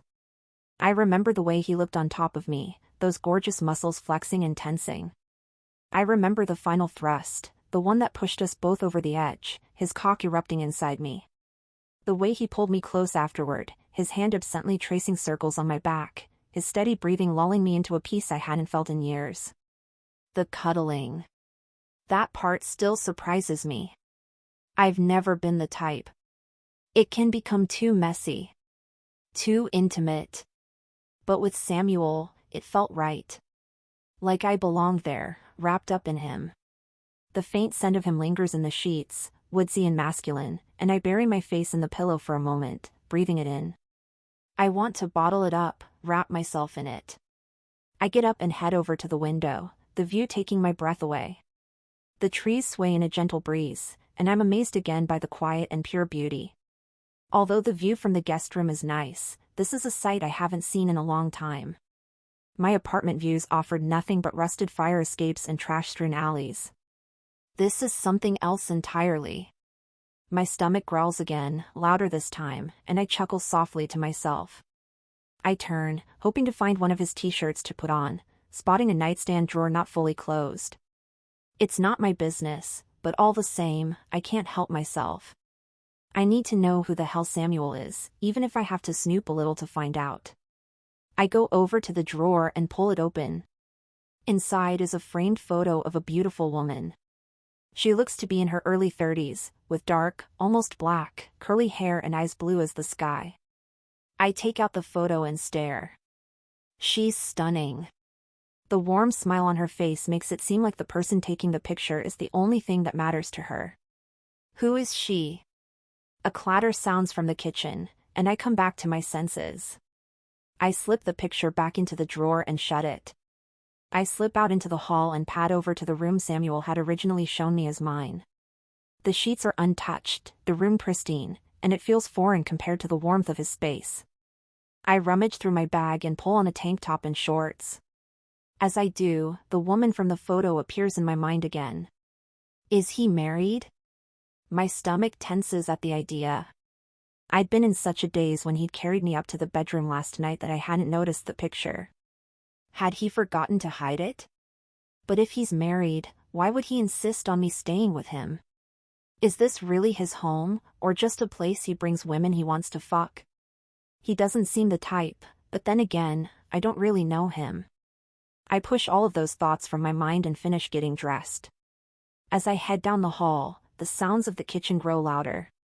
The clink of a pan, the hiss of something sizzling, and Samuel's low hum off-key, but charming as hell. I pause just before entering the kitchen, letting myself take it all in. The man, the scent of coffee and eggs, the warmth in my chest I can't seem to shake. Don't get used to this, I think to myself. But I know I already am. All the same, he might be hiding something from me, so I need to stay on my guard. I step into the kitchen to find Samuel standing at the stove, his back to me, the muscles in his broad shoulders shifting beneath his fitted t-shirt as he flips something in a pan. His dark hair is slightly messy, and somehow, that only makes him look hotter. Good morning, I say, my voice softer than I intended. He turns, and when he smiles, my heart stumbles over itself. Damn it. No man should be this handsome. His sharp jawline, those piercing brown eyes, the way the corners of his mouth lift just enough to give him that mix of charm and danger. It's unfair. You hungry? He asks. Sure am. Something smells amazing. Just a little sausage and eggs. There's toast, too, if you want it. He nods toward one of the kitchen bar stools. Sit. It's almost ready. The counter is already set with silverware and glasses of orange juice. I watch him work, his arms moving with precision as he plates everything, the delicious smells wrapping around me. When he places the food in front of me, I'm momentarily speechless. The omelet is golden, fluffy, and stuffed with what looks like spinach, cheese, and diced tomatoes.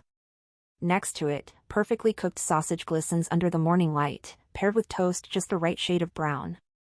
This looks incredible. Wait until you taste it, he says, taking the seat beside me. I cut into the omelet, the cheese stretching in gooey ribbons, and take a bite. It's rich, savory, and so damn good I can't stop the small moan that escapes me. His chuckle pulls my attention away, and I glance up to see him watching me with an amused expression. I'll take that as a compliment, he says. Trust me, it is, I reply, pointing my fork at him before taking another bite. For a few minutes, we eat in comfortable silence. Then he looks at me in an odd way, like he's trying to stare right into my soul. What is it? I ask, my mouth full. You look like you're trying to read my mind. Maybe I am, in a manner of speaking. Tell me about yourself, Aaron. I force a smirk as I take another bite of my omelet. Tell you about myself? Why? He grins. Because I'm too into you to not be all kinds of curious about who you are, where you came from. The moment feels too easy, too intimate, and for a second, I debate telling him anything about my past. I've got too much baggage, too much history. Maybe I should keep him in the dark, let him see me as Erin the bartender, not the woman running from a life I can't erase. All it would take would be a few well-placed lies I've perfected over the years about how I'm just a middle-class girl from Schaumburg, Illinois, how I lost my parents when I was a teenager, and I moved to Denver to leave all of that behind. Just a few little lies, same as always. So why does lying to Samuel seem totally unacceptable? I glance at him, arching a brow. And if my past sounds like something out of a mob movie? His smirk widens. If you were hoping I would lose interest, you're all kinds of wrong. All right, I say quietly as I set my fork down. I place my hands in my lap, my fingers twisting around the napkin. You asked for it. His posture straightens slightly, his gaze steady as he waits for me to begin. I hesitate, my thoughts swirling as I try to figure out how much I'm willing to share. After a deep breath, I decide to take a leap. Finally, for the first time in years, I'm telling someone the truth. My mom died when I was young, I start. I don't remember much about her. Just little things like her laugh, the way she smelled. After she was gone, it was just me and my dad. Samuel's brow furrows, but he doesn't interrupt. My dad, I continue, swallowing hard, was a high-ranking member of the Italian mob. Controlling doesn't even begin to describe him. Everything I did, every decision I tried to make, it was all him. I felt more like a possession than a daughter.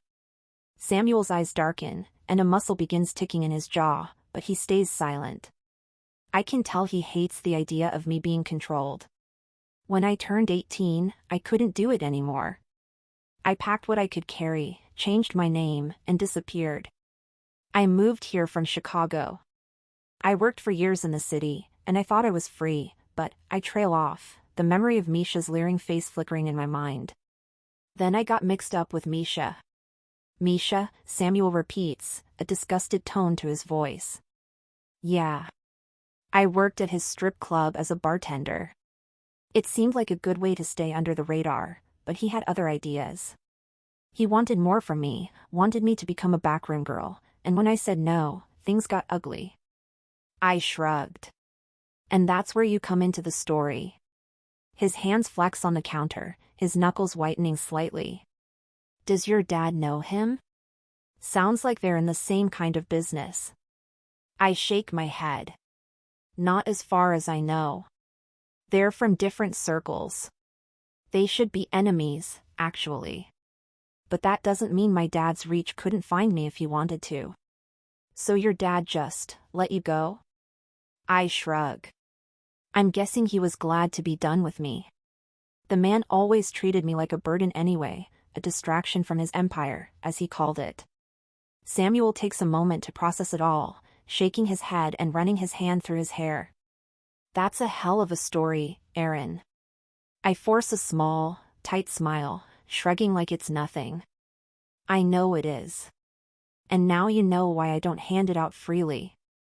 For a moment, he doesn't say anything, his dark eyes studying me like he's piecing together a puzzle. You're tougher than you look. And that's no small thing, I already think you're pretty goddamn tough. I laugh softly, shaking my head. You'd be surprised. He leans back and smirks. Your turn, I say, trying to lighten the mood. Spill it. He chuckles, but his gaze stays serious. Fair enough, he says, pushing back his chair. But if you're going to hear my story, you're going to need more coffee. He stands and grabs the French press, and I watch him for a moment, my chest tight with something I can't quite name.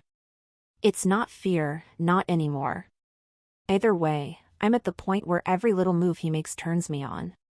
Samuel fills our mugs, then sits, leaning back in his chair, his coffee cup cradled loosely in his hands. His eyes glance down before looking at me. You know, I actually don't think I'm done with you yet. I bristle slightly. Pushing back would be easy, hell, it's my default, but something in his gaze makes me pause. Meaning? He offers a small grin. Learning about you. Something tells me you didn't come to Denver to work in bars for the rest of your life, damn good bartender though you may be. I want to know what you really want. I shift in my seat. No one's asked me that question before. Well, if I had my way, I'd like to help kids someday. Maybe work as a social worker or a counselor. His brows lift slightly, the first sign of surprise I've seen from him this morning. That's unexpected, he admits. Why? Because I know what it's like to feel stuck, to think no one's coming to help. If I can make it better for even one kid, maybe everything I've gone through, everything I'm doing now, won't feel so pointless. It'll feel like it was all worth it.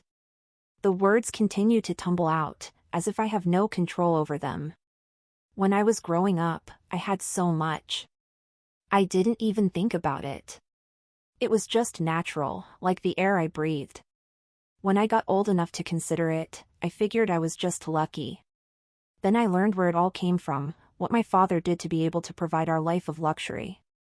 I clear my throat before continuing, squaring my shoulders a bit. So, I want to give back.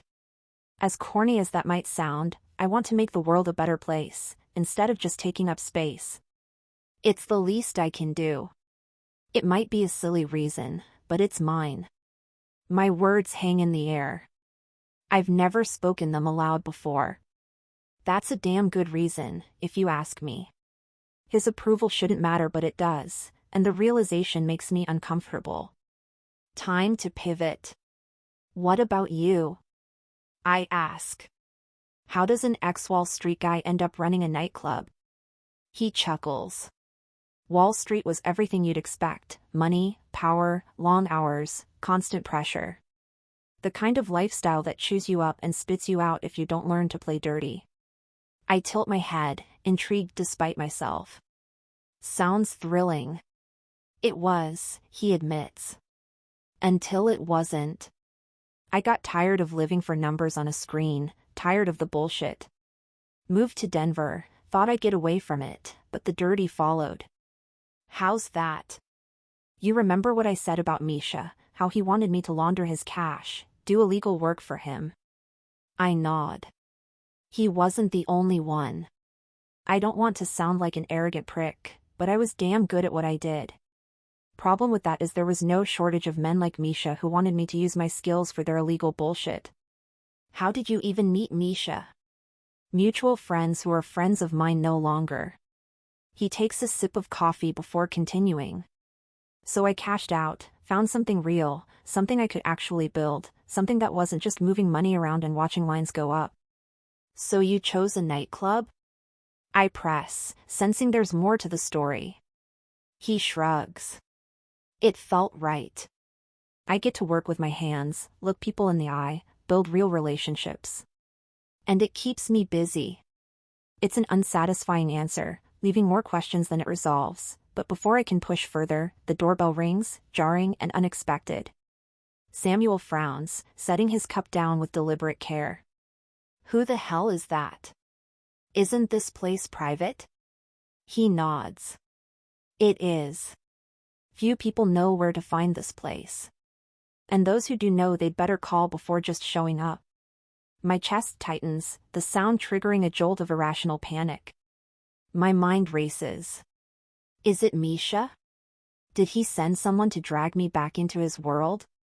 I feel stupid for even thinking it, but the fear is so real that my stomach ties into knots.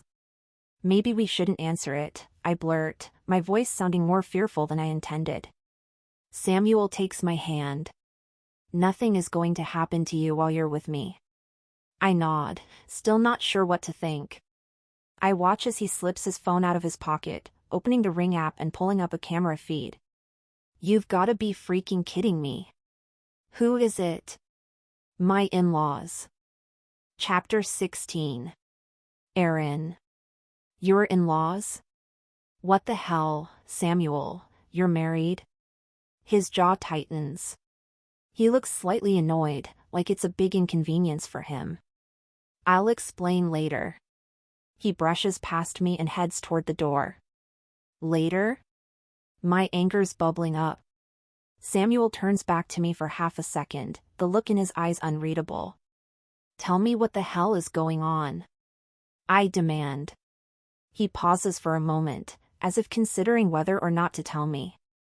Instead, however, he shakes his head. I'll tell you later.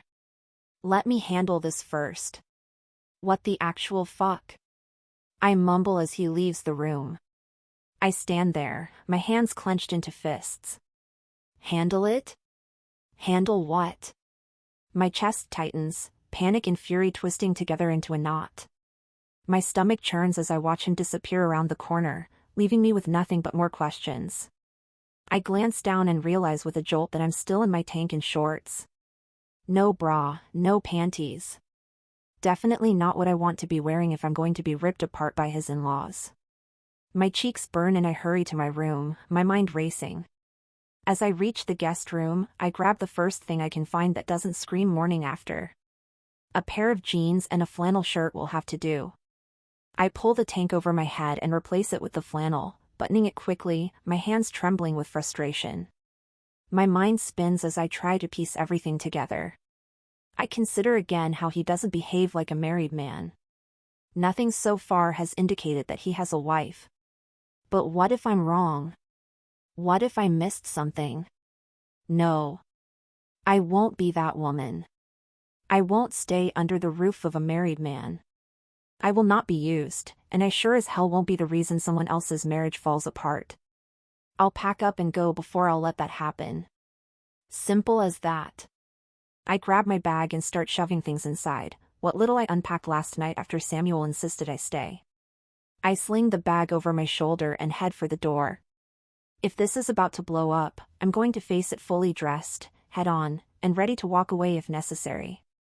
I pause outside my door. I'm pissed but also confused.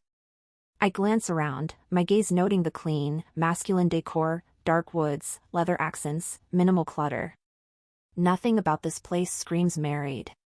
In fact, there's no sign of a woman's presence at all.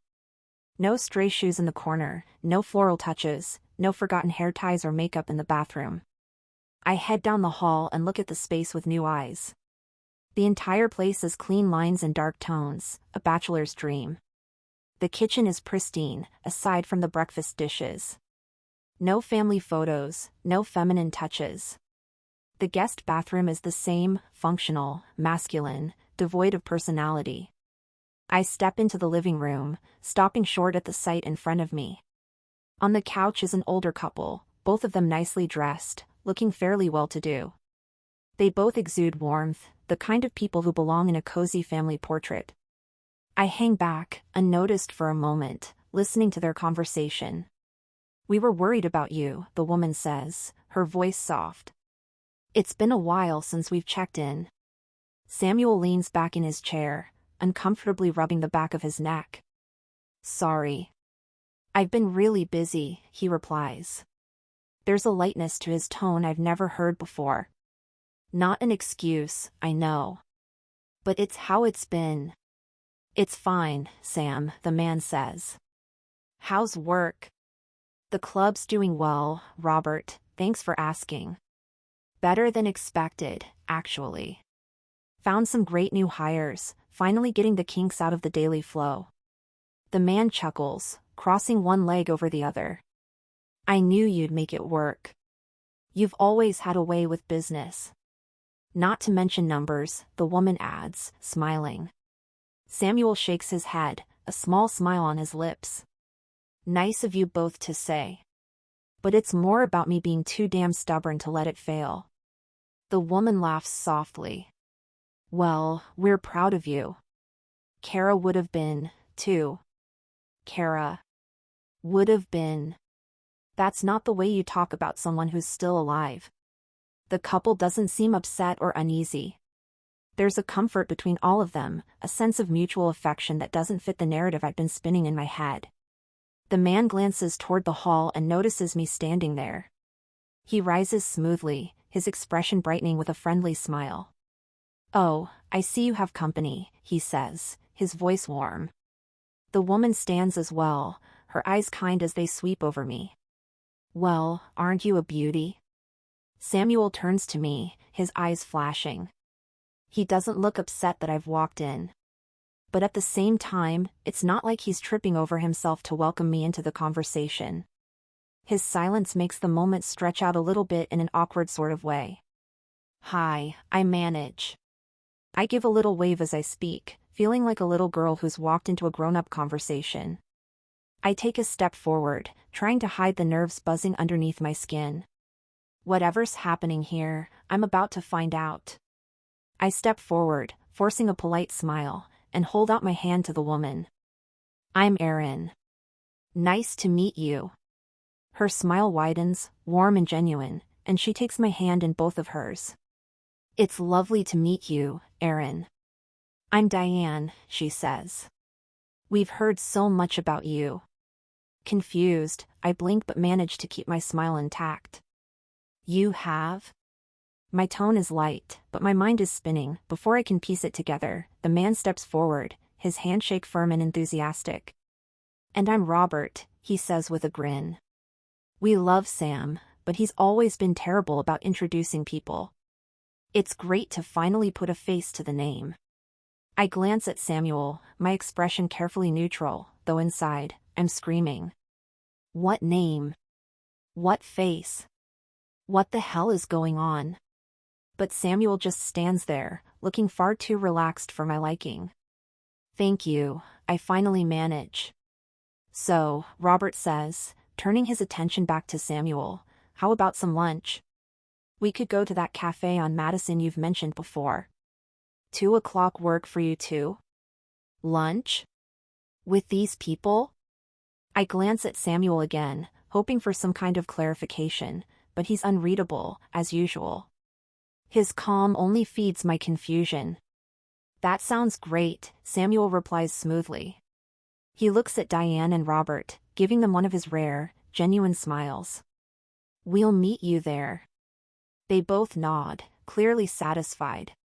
Diane reaches out to squeeze Samuel's arm, her gesture affectionate. We'll see you soon, then, she says before turning back to me. It really was lovely meeting you, Erin. You too, I manage. Samuel sees them to the door, and I stand there, frozen, as it clicks shut. My thoughts are racing, a tangled mess of questions. I sink onto the couch, my legs too weak to hold me up. I replay the conversation in my head, searching for answers that aren't there. Samuel comes back into the room and sits down next to me. I'll explain everything. You'd better. Chapter 17. Samuel. I sigh, trying to figure out where to go from here. We need some more coffee and a real conversation. Come on. Erin nods, following me into the kitchen without a word. I make a fresh batch of coffee as I try to figure out how to explain my past. She leans against the counter, watching me. She doesn't say a word, doesn't push, and somehow that makes it easier. I pour hot water over the fresh beans, the rich aroma filling the air, and exhale slowly. No time like the present. It was 8 years ago, I begin. Kara, my wife, and I were driving back from a fundraiser. It was late, and there was a horrible storm. The roads were slick, and visibility was shit. Erin doesn't move, her eyes locked on mine, giving me the space to continue. A car swerved into our lane.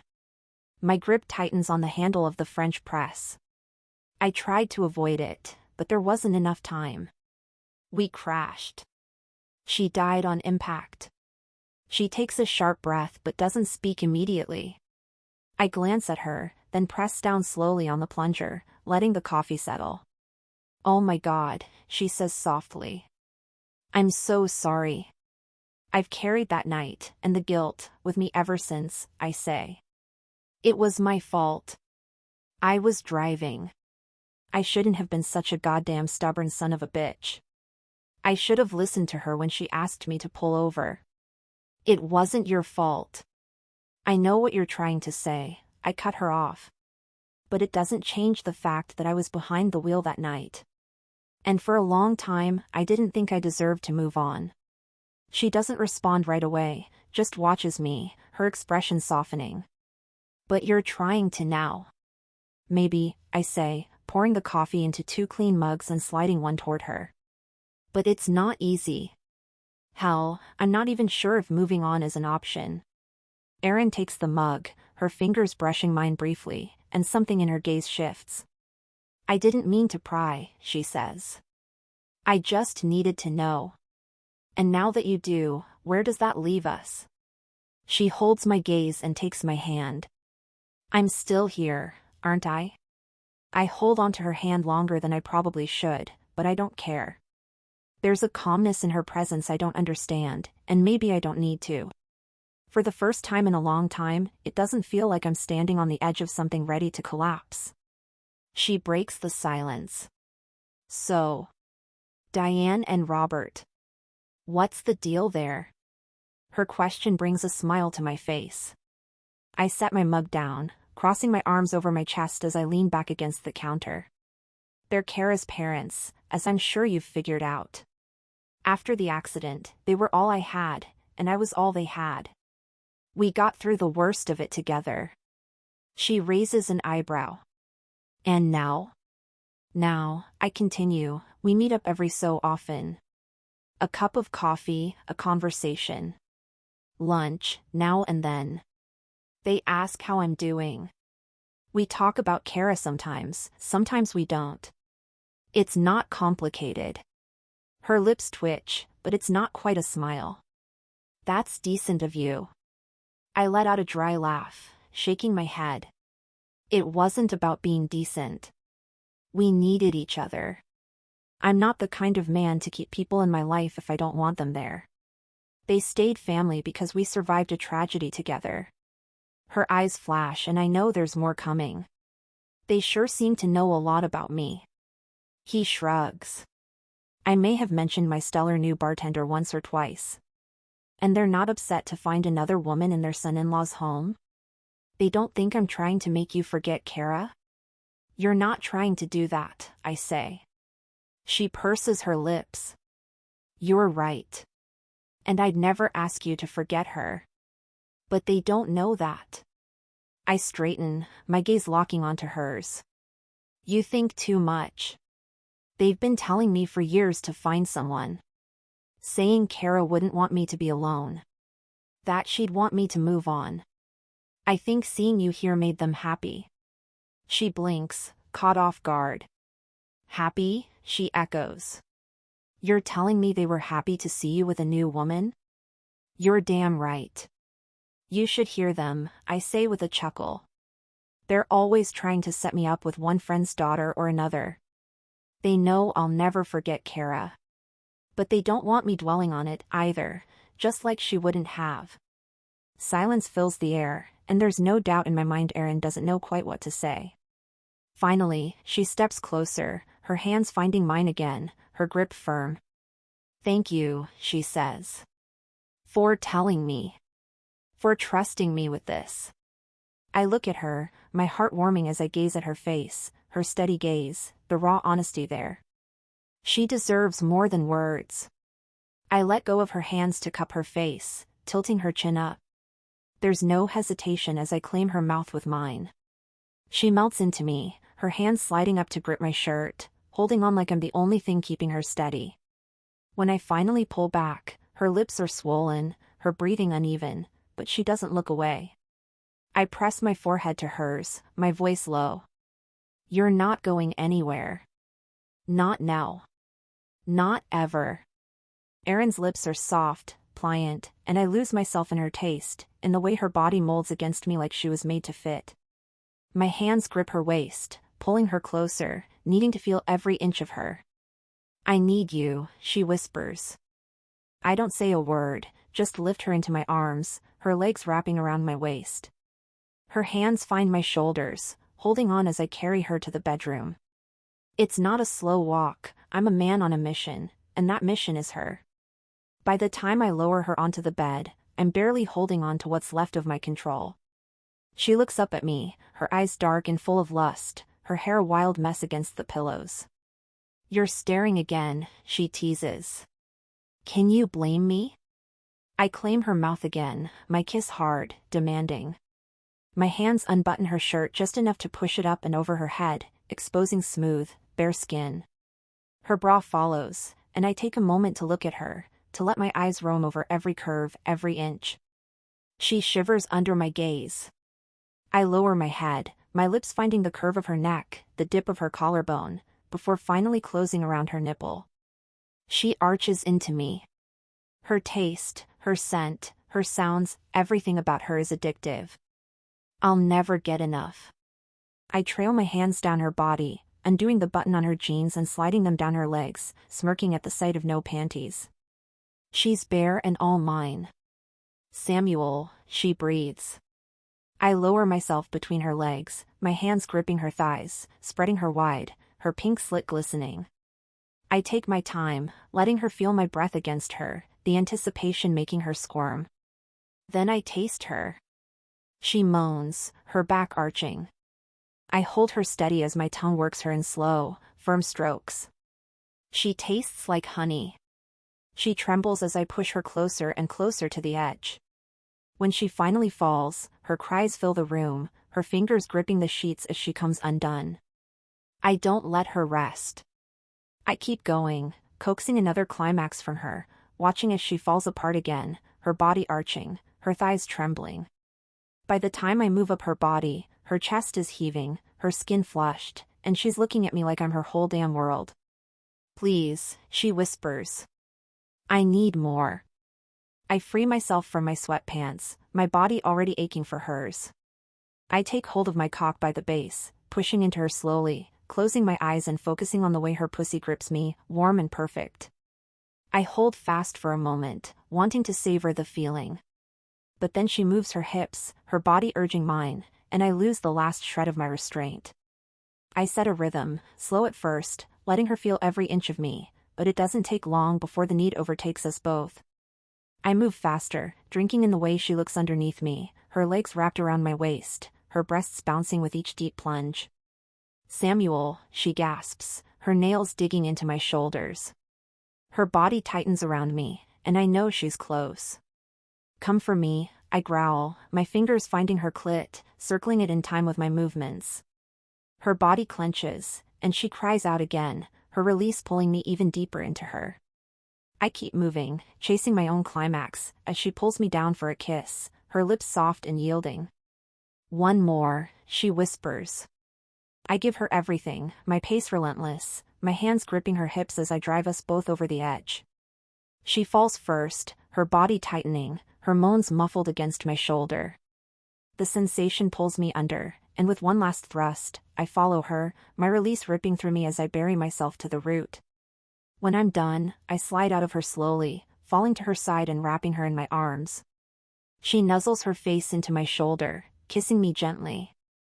You're mine, I whisper. She smiles, her fingers trailing along my chest. Yes, I am. Chapter 18. Aaron. 3 weeks later. Oh my fuck. The shelf rattles with each thrust, the contents shifting, dangerously close to tumbling down.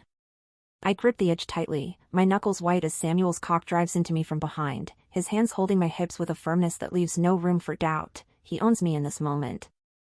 That feel good, baby? He takes one hand from my hip, reaching around to squeeze my breast. So goddamn good. We were supposed to be doing a quick inventory before the shift started. But then we both realized at the same time that there was no one in the storeroom but us, and the walls are very thick. I grab the sides of the shelves, gripping them for dear life as he drives into me again and again. Yes, I gasp, my head dropping forward as the pleasure builds with each thrust.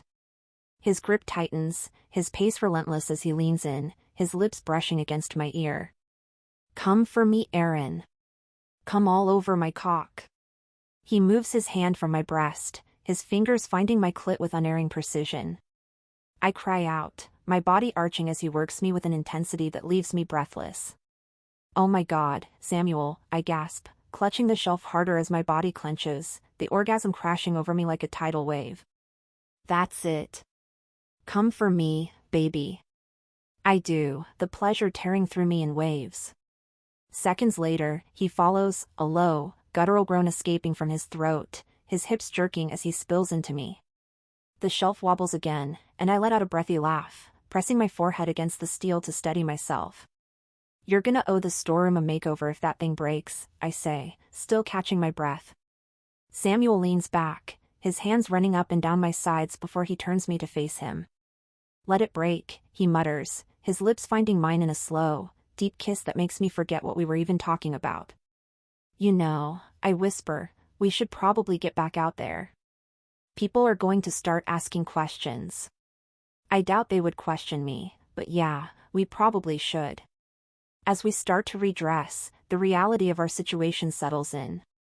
I watch him pull his shirt back on, his movements easy and casual, like we didn't just defile the club's storeroom. I tug my jeans back into place and rebutton my flannel. So, I start, my tone nonchalant, are we ever going to be open about this? About us? He pauses, glancing at me as he adjusts his belt. You in a hurry to announce it to the world? Is that what you want? Not the world, but maybe not sneaking off to storerooms either. He laughs. Sure, we can make it common knowledge. That way, instead of sneaking off, we can tell the whole staff you and I will be screwing in the storeroom if anyone needs us. I can't help but laugh. You know, there's a happy medium between a secret and TMI. He steps closer, his fingers brushing my chin as he tilts my face up to meet his gaze. I like keeping you to myself, he says. But if you want more, we'll figure it out. I nod, not entirely convinced but willing to let it go for now. The back hallways are dimly lit, the hum of the overhead lights echoing softly as Samuel and I walk side by side.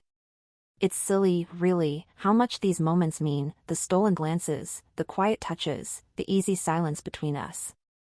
He stops suddenly, turning to face me. I've got to handle some stuff in the office before we open. Okay. I'll finish getting the front ready. He doesn't let me go right away.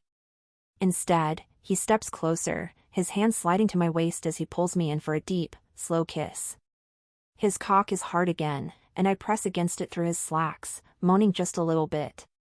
When he pulls back, his smirk is wicked, his hand coming down lightly on my ass in a playful swat. Get to work, he says. And try not to get too distracted. I could say the same to you, boss. I flash him a quick grin and a wink over my shoulder as I head to the front. My cheeks are warm, and it's not just from the kiss. By the time I reach the front, I'm already thinking about the night ahead. Mark is behind the bar, crouched down fiddling with something under the counter. He glances up as I approach, his expression bewildered. Hey, where's the rum? He stands back up, wiping his hand on a bar rag as he glances at my empty hands. I blink. The rum? Yeah, he says. You know, the thing you went to the back to get? Quite a while ago, might I add. Shit. Minor detail. Oh, I stammer, then force a laugh. Right, I did, but then I had to, meet with Samuel about something. Got a little distracted. My face gets hot.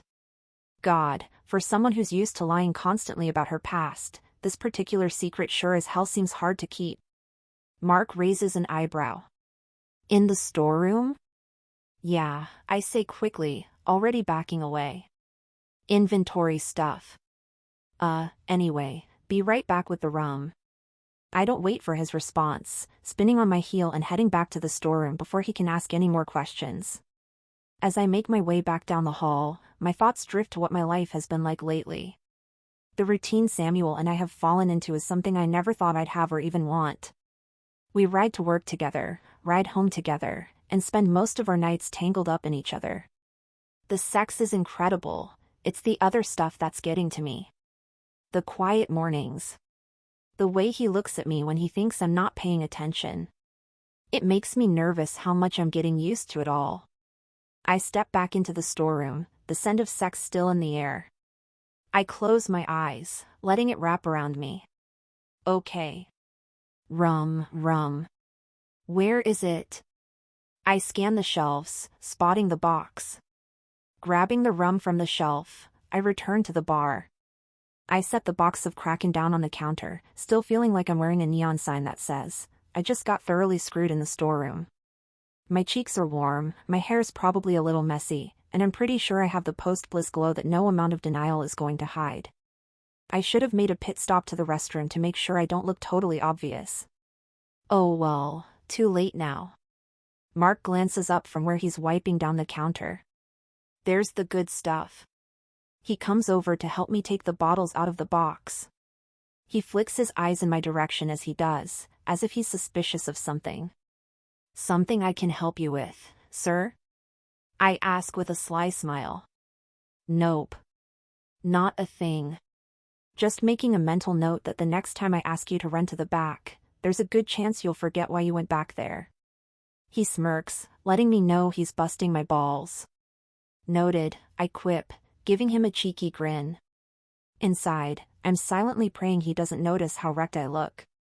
When we're done with the box, I step around the bar to straighten my shirt, smooth my hair, and grab a fresh rag, diving into the setup like my life depends on it.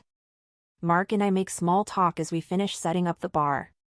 I miss Ben, but he's supposed to be back from his trip soon. Thankfully, Mark is really easy to work with, and his funny stories about random customers are entertaining enough to distract me from my Samuel-induced haze. By the time the first customers trickle in, I'm back in bartender mode, my grin easy and my movements efficient. The night creeps by like most Wednesdays, slow but steady. It's never dead, but it's not the insanity of a weekend either. Mark and I fall into an easy rhythm, swapping jokes and pouring drinks like clockwork. Around 11, Samuel strides up to the bar, his dark eyes sweeping over me in a way that makes my stomach flip. He leans on the counter, his presence commanding as ever. It's slow enough that one of you can go home early, he says. Mark looks at me, a mischievous gleam in his eyes. Rock, paper, scissors? I laugh, shaking my head. Nah, you go. I don't mind staying. Really? He asks, his brow lifting. Yeah, I reply with a grin. I've got it covered. Besides, I could use the extra tips. You're the best, he says, grabbing his things and giving a quick wave as he heads for the door. See you tomorrow. Once Mark's gone, Samuel leans in slightly, his voice low enough so only I can hear. You good? Like always, Samuel has a way of seeing right through me. What do you mean? Just that after our staff meeting in the storeroom, you seemed a little preoccupied. It's nothing. Sure. Yeah. Just looking forward to getting home. Same here, he says with a grin. Where we can have a follow-up meeting. Just the mention of more fun with him makes my core tighten. I wink, biting back a laugh as he straightens, shaking his head. He gives me one last smoldering look before heading off to make his rounds, leaving me to fend off the flush creeping up my neck. As I wipe down the bar and start counting the till, my mind wanders, my gaze subtly moving over the rest of the staff. Do they know? Have they noticed the little glances Samuel and I exchange, the way his voice softens when he talks to me? We've been careful, no flirting, no lingering looks when anyone's around. Well, aside from just now, I guess. People aren't stupid and we're not exactly subtle. Mark hasn't said anything, but I've caught him giving me a few curious looks, like he's trying to piece something together. If he's suspicious, he hasn't voiced it. Not yet anyway. Once the last customer leaves and the front doors are locked, I haul the cash drawer from the register and head toward the back office. Samuel and James are already there, seated at the desk, glasses of whiskey in hand. They're laughing about something, the kind of camaraderie that comes from years of shared history. Samuel looks up when I walk in, his eyes lighting up in a way that makes my heart skip a beat. You're just in time, he says, motioning to the empty chair beside James. Join us. I hesitate for half a second before shrugging and setting the till on the desk. Why not? I say, sliding into the chair. What's the occasion? Slow night, James says with a grin, raising his glass in a mock toast. And apparently, good company. I smirk, leaning back in my chair. Flattery will get you everywhere, James. Don't I know it? Samuel chuckles, taking a sip of his drink. Then he looks at James, who responds with a small smirk. So, James says, you've been sticking around late a lot these days, Aaron. I arch a brow. Is that your way of saying I work too much? Or are you just getting tired of my face? Just an observation, he says. But for the record, I think it's good. About time Samuel loosened up a little. Samuel groans, rolling his eyes. Don't start. What? James says. It's true. You've been walking around like a broody asshole for years. It's nice to see you acting like a human being again. I bite back a laugh, glancing at Samuel, whose lips twitch with suppressed amusement. All right, boys. I think that's my cue to take the tips and run, I say, rising from my chair. No chance, James counters, grabbing another glass and pouring a measure of whiskey into it before handing it to me. Not until we all have a toast. To, let's see, to broody assholes finding their humanity. Samuel shakes his head, muttering something about a fucking prick under his breath, but the warmth in his expression doesn't go unnoticed. I suppose I'll drink to that. We tap our glasses and drink. The whiskey burns in that perfect way only whiskey can. I set my glass on the desk. Well, boys, it's been fun. But I need to finish up. Samuel catches my eye as I stand, his gaze lingering just long enough to make my stomach flutter. I head to the front, doing the last bit of cleanup. After a short time, Samuel and James come out for one more shot, then we finally call it a night. James grabs his coat, giving me a knowing smile before heading out the back door. See you two tomorrow, he says. As the door clicks shut, Samuel turns to me. Ready? Ready. I follow him to his SUV. The air outside is cool, crisp, and I breathe it in, letting it refresh me. I'm ready to get home. Suddenly, the quiet of the night is broken by a strange, awful noise. It's low, almost like a groan, and it instantly puts me on edge. Samuel stiffens beside me, his arm shooting out to stop me before I can take another step. Hell. Help. Someone's in trouble, I say. Stay here. His tone is commanding, leaving no room for argument. He moves forward cautiously, peering around the side of the vehicle. Then, without warning, he rushes forward. Samuel. I call after him, my heart hammering as I follow.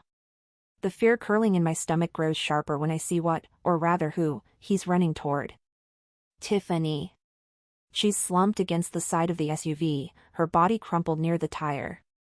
Her face is puffy and bloody, one eye nearly swollen shut, and there's a faint, wheezing sound every time she tries to draw in a breath. I scramble forward, dropping to my knees beside her. Tiffany, I whisper, reaching out instinctively, but Samuel's voice stops me. Step back, he says sharply, crouching beside her. She's been beaten. Let me get her into the car. Tiffany whimpers in pain as Samuel gently lifts her, his movements careful. Her head lolls against his shoulder, and a strangled sound escapes her lips, half cry, half gasp. Easy, Samuel says. I rush over to open the back door as I watch him carry her gently, placing her in the back seat as carefully as possible, but she still cries out in pain. I climb in after her, my hands shaking as I place her head onto my lap.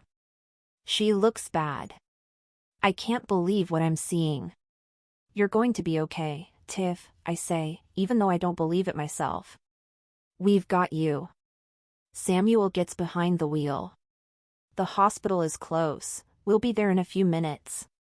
Within a minute, we're speeding through the city streets. I look at Tiffany as we drive, my heart breaking. This pretty, young girl has been totally broken and battered, blood trickling out of her mouth, her breathing labored. Her swollen lips part, her voice a broken rasp. Misha, she whispers, her good eye fluttering open just enough to look at me. My chest tightens, dread pulling in my stomach. What about Misha? Her lips tremble as she forces the words out. He watched them do this. His men. A small, shuddering breath. Then they shoved me out of a moving car. The world tilts as her words sink in, guilt slamming into me like a fist. My hands tighten around hers. Tiffany, I say, but she's already slipping away again, her eyes falling shut as she goes limp in my lap. The rest of the drive is a blur. All I can think about is how my past has spilled into someone else's life, leaving pain and destruction in its wake. And I don't know if I'll ever forgive myself for it. Chapter 19. Samuel. Tiffany, stay with me. Come on, keep your eyes open. Talk to me, tell me something, anything. Erin's voice trembles, but she's strong. She's clutching Tiffany's hand, her other hand brushing hair away from her friend's bruised face. Rage boils inside of me. This girl can't be more than 25 years old. Anyone who would hurt a woman like this is a piece of shit who deserves worse done to him. I glance in the rearview mirror, catching the panic in Erin's eyes. Tiffany's breathing is shallow, her head lolling to the side. I push the SUV harder. The hospital's only a minute or two away. She's out. Erin's voice cracks, panic bubbling over. Check to see if she's breathing. Check her pulse. In the rearview mirror I watch as Erin presses her hand lightly against Tiffany's sternum, feeling the faint rise and fall. She's breathing, barely.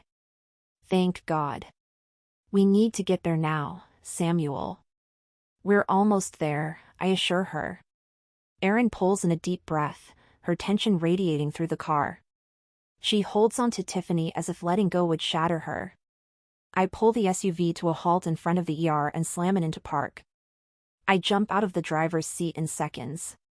I pull open the back door, lifting Tiffany into my arms as gently as I can. Erin scrambles out after me, her face pale but determined. Help. I call out as I carry Tiffany through the automatic doors. The sterile, fluorescent lights of the ER hit us like a slap, and a nurse rushes forward, calling for a stretcher. Over here, the nurse says, motioning to a gurney being wheeled toward us. I set Tiffany down carefully, my jaw tightening as she moans faintly, her head rolling to the side. Erin steps up beside her, gripping the edge of the stretcher. We found her in the street. She said someone beat her and shoved her out of a car. The nurse nods as she begins an initial assessment of vitals. I'm staying with her, Erin says. The nurse shakes her head. Unless you're family, you can't come back with us. Erin's face hardens. I'm the closest thing she's got right now. She doesn't have any family here. I understand, the nurse says firmly, but you need to stay in the waiting area. Erin doesn't move. She's scared, and she'll wake up alone. I need to. Erin, I say. Let them do their job. She's in good hands. For a moment, I think she'll argue, but then she steps back. Does she have any family in the city? The nurse asks. Erin nods. Yeah. Her mom and dad. If you could get a hold of them, that's the best thing you can do for her right now. We'll take it from here. Another nod, then she watches as the nurses wheel Tiffany away, her arms crossing over her stomach like she's physically holding herself together. I don't miss the guilt flickering across her face. It's eating at her, even if she doesn't say it. Erin doesn't run, not from her past, not from this. She's smart enough to know she can't fight this battle alone, and that might be what saves her. She turns to me, her jaw set, her eyes glistening with tears. She didn't deserve this. No, I agree, stepping closer. And neither do you. You can't carry the guilt for this. Erin stares off, her gaze distant, like she's miles away. I place a hand gently on her shoulder. Hey, I say, my voice low. You with me? She blinks, coming back to the moment, and looks up at me. A weary smile tugs at her lips, but it doesn't reach her eyes. Yeah, I'm here. You sure? She nods, though it's half-hearted, and her smile wavers. You're not alone in this, okay? Her head rests briefly against my chest before she steps back, running a hand through her hair. I know. It's just. I'd bet anything that Misha did this to get back at me. And I hate that Tiffany had to be the one to pay for it. Her eyes flash with anger. Wait, I say. Why would Misha go after Tiffany? She works at one of Misha's other bars, she explains. He must have beat her there, then dumped her outside your club to send a message. He wants me to know that even if I hide out with you, he can still get to me. The thought makes my blood boil. The cops need to know about this. She snorts, shaking her head. The hospital will more than likely contact them. But Tiffany's in no position to talk, and even if she could, she wouldn't. Why not? I'm not sure why I'm asking that question since I already know the answer. I know how men like Misha work. The look on Aaron's face confirms I should know better. Because Misha has half the police force in his pocket. Reporting this will be a waste of time, and it might even make things worse. I nod, clenching my jaw. She's right, and it pisses me off more than I want to admit. Misha's reach is long, and it's not the first time I've seen someone too scared to stand up to him. Knowing that, there's nothing to do but wait. Erin spends the time going through her contacts and reviewing her messages with Tiffany, trying to find a way to get a hold of her parents. After some doing, she manages to place the call. An hour passes before a doctor approaches us, clipboard in hand. We're admitting her, she says, glancing between us. One of her lungs is punctured, and she has a mild concussion, not to mention countless bruises. She'll need to stay for a couple of days. Erin's expression hardens. What room? I want to see her. The nurse hesitates. Are you family? I'm a friend, Erin says quickly. And he is? The doctor asks, nodding toward me. Her boss, I reply, gesturing toward Erin. We found Tiffany. The doctor nods. Contacting her family is our top priority at the moment. I called her parents, Erin says. They should be on their way. Good. The staff will update them when they arrive. She leaves without giving us anything more. Erin exhales slowly, her hands tightening into fists at her sides. You did what you could, I tell her. Tiffany's alive because of you. She shakes her head. It's not enough. I should have been there for her, should have checked in. I knew Misha was after me. You're not responsible for the actions of evil men, Erin. There's no way you could have prevented it. She looks at me with glistening eyes, a tear trickling down her cheek that I quickly wipe away. But more tears come. I pull her close, letting her cry quietly against my chest. Erin leans against me, her body tense, her head resting lightly on my shoulder. She'll be okay, I assure her. This is a good hospital.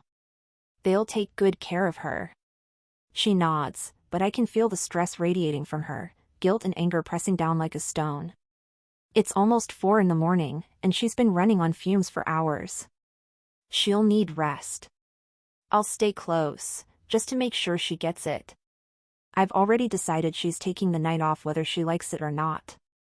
The sound of hurried footsteps coming down the hallway grabs my attention. A woman bursts into the waiting area, her face tight with panic, her features strikingly similar to Tiffany's. She crashes into the space like a storm, her voice rising in panicked bursts before anyone can stop her. What happened? Where's Tiffany? Is she okay? Who did this? Where is my daughter? Her words are directed at no one in particular, her eyes flicking from one nurse to another. The nearest nurse barely has time to open her mouth before the woman turns her attention to Erin, her wild gaze pinning her down. Do you know? Were you with her? Who hurt her? Ma'am, I say, stepping in. Take a breath. I know you're worried, and I promise we'll answer your questions, but you need to calm down first. My words stop her cold. I've dealt with enough crises to know that sometimes, a stern tone is best. She takes one deep breath after another, the kind of worry only a mother is capable of painting her face. I don't know what's going on. One minute I'm in bed, the next, the hospital's calling, telling me something happened to my baby girl. Tiffany's hurt, but she's going to be okay. She takes one slow breath, then another. I'm Linda, she says. Tiffany's mother. My husband is parking the car. Erin steps forward, calm radiating off her. She'd been so worried just a short time ago, but that's gone now. Her calming instincts have kicked in for Tiffany's mom. She understands she doesn't have the luxury of fear anymore. Tiffany's mother needs calm and strength. Hi, Linda, she says, holding out her hand. I'm Erin, a friend of Tiffany's. We met briefly once before. I'm the one who found her. Linda hesitates, then takes Erin's hand, her grip weak. Erin gently guides her to one of the chairs in the waiting area. Here's what we know. Tiffany was attacked. We found her outside the nightclub where I work, Erin says, kneeling beside Linda so they're at eye level. The doctor said one of her lungs is punctured and she has a concussion, but they're taking good care of her and you should be able to see her soon. Linda's hand flies to her mouth as a sob breaks free. Attacked? By whom? Why? She's never hurt anyone. Who would do this? Erin sucks in a breath before continuing. We don't know all the details yet, but I promise, the doctors are doing everything they can. She's in good hands. The police should be here soon to take a report. Linda's sobs increase, her body trembling as she leans forward. Erin places a hand on her arm, squeezing gently. I'll be here tomorrow to check on her, she says. Linda offers a weak smile. She sniffles, wiping a tear away. Thank you, she whispers. Thank you for helping her. I stand back, watching Erin with admiration. She's steady and grounded, the kind of person you want in your corner when everything feels like it's falling apart. A nurse approaches and addresses our little group. Tiffany's still recovering. When she's ready for a visit, I'll let you know. A pair of police officers enter the lobby. One of them nods at the nurse. Ma'am, he says, we're here to take a statement about what happened. Linda's sobs quiet down, her focus shifting to the officers. We give our brief statement, explaining how we found Tiffany outside the club and brought her to the hospital.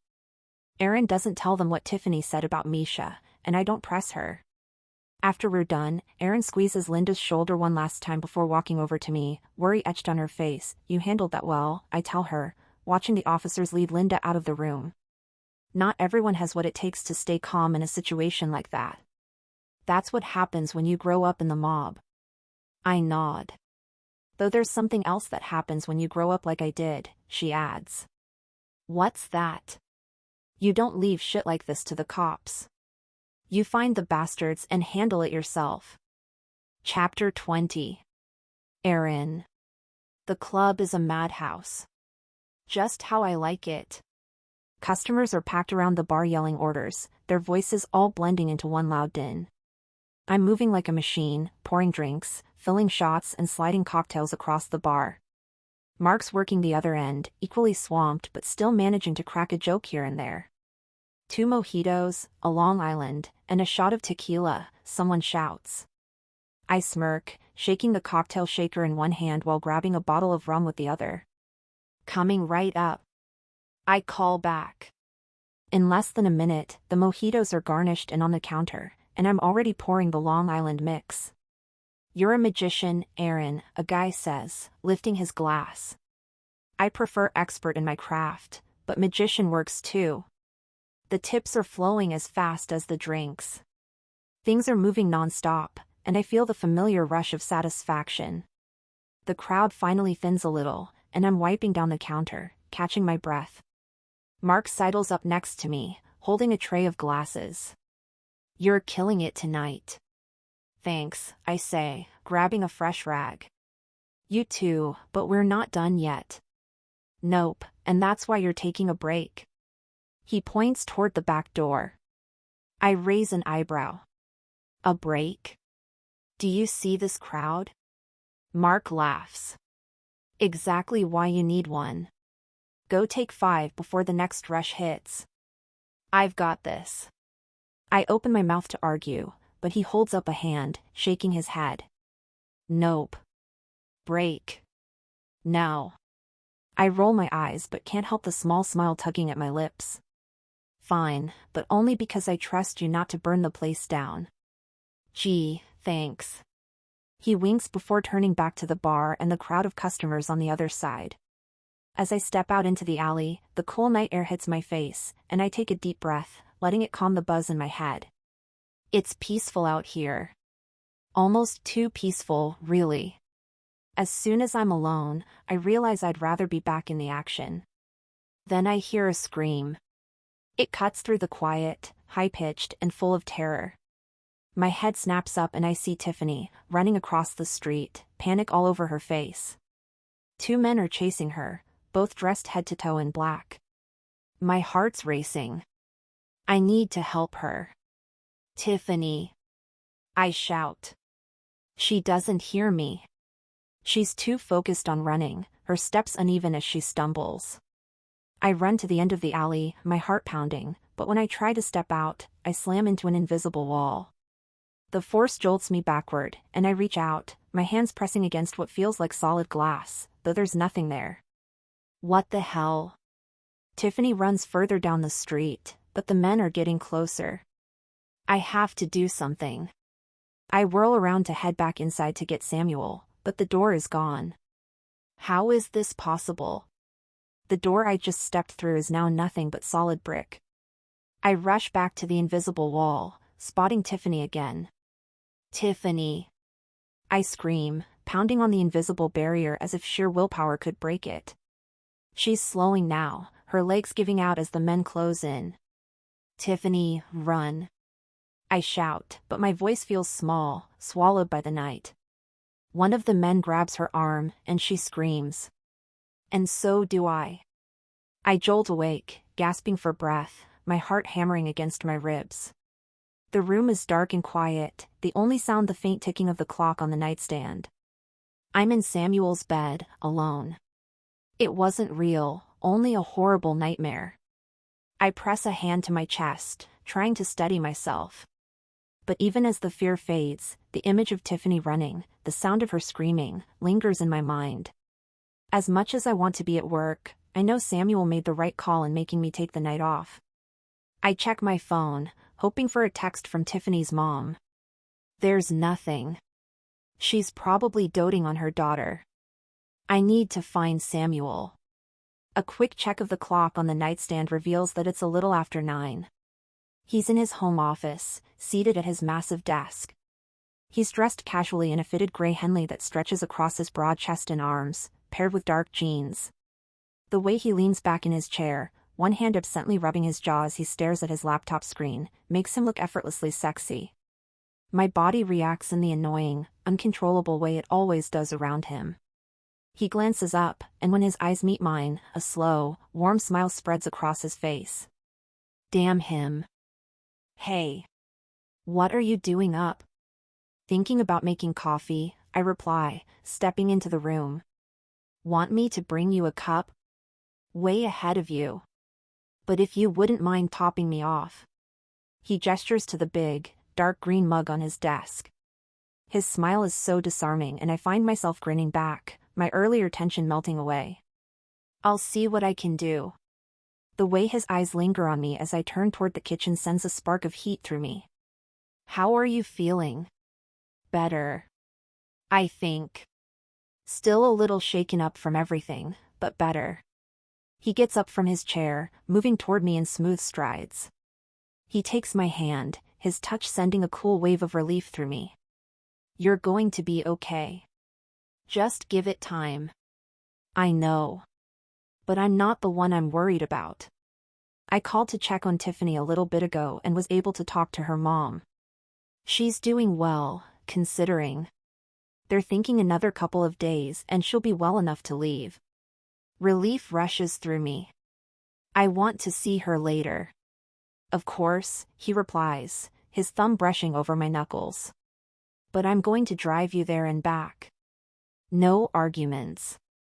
Part of me bristles at his protectiveness. But another part of me is grateful. He wants to make sure I'm safe, and nothing's going to stop him, not even my protests. Fine. I roll my eyes and sigh. Good, he says. Now, go get that coffee.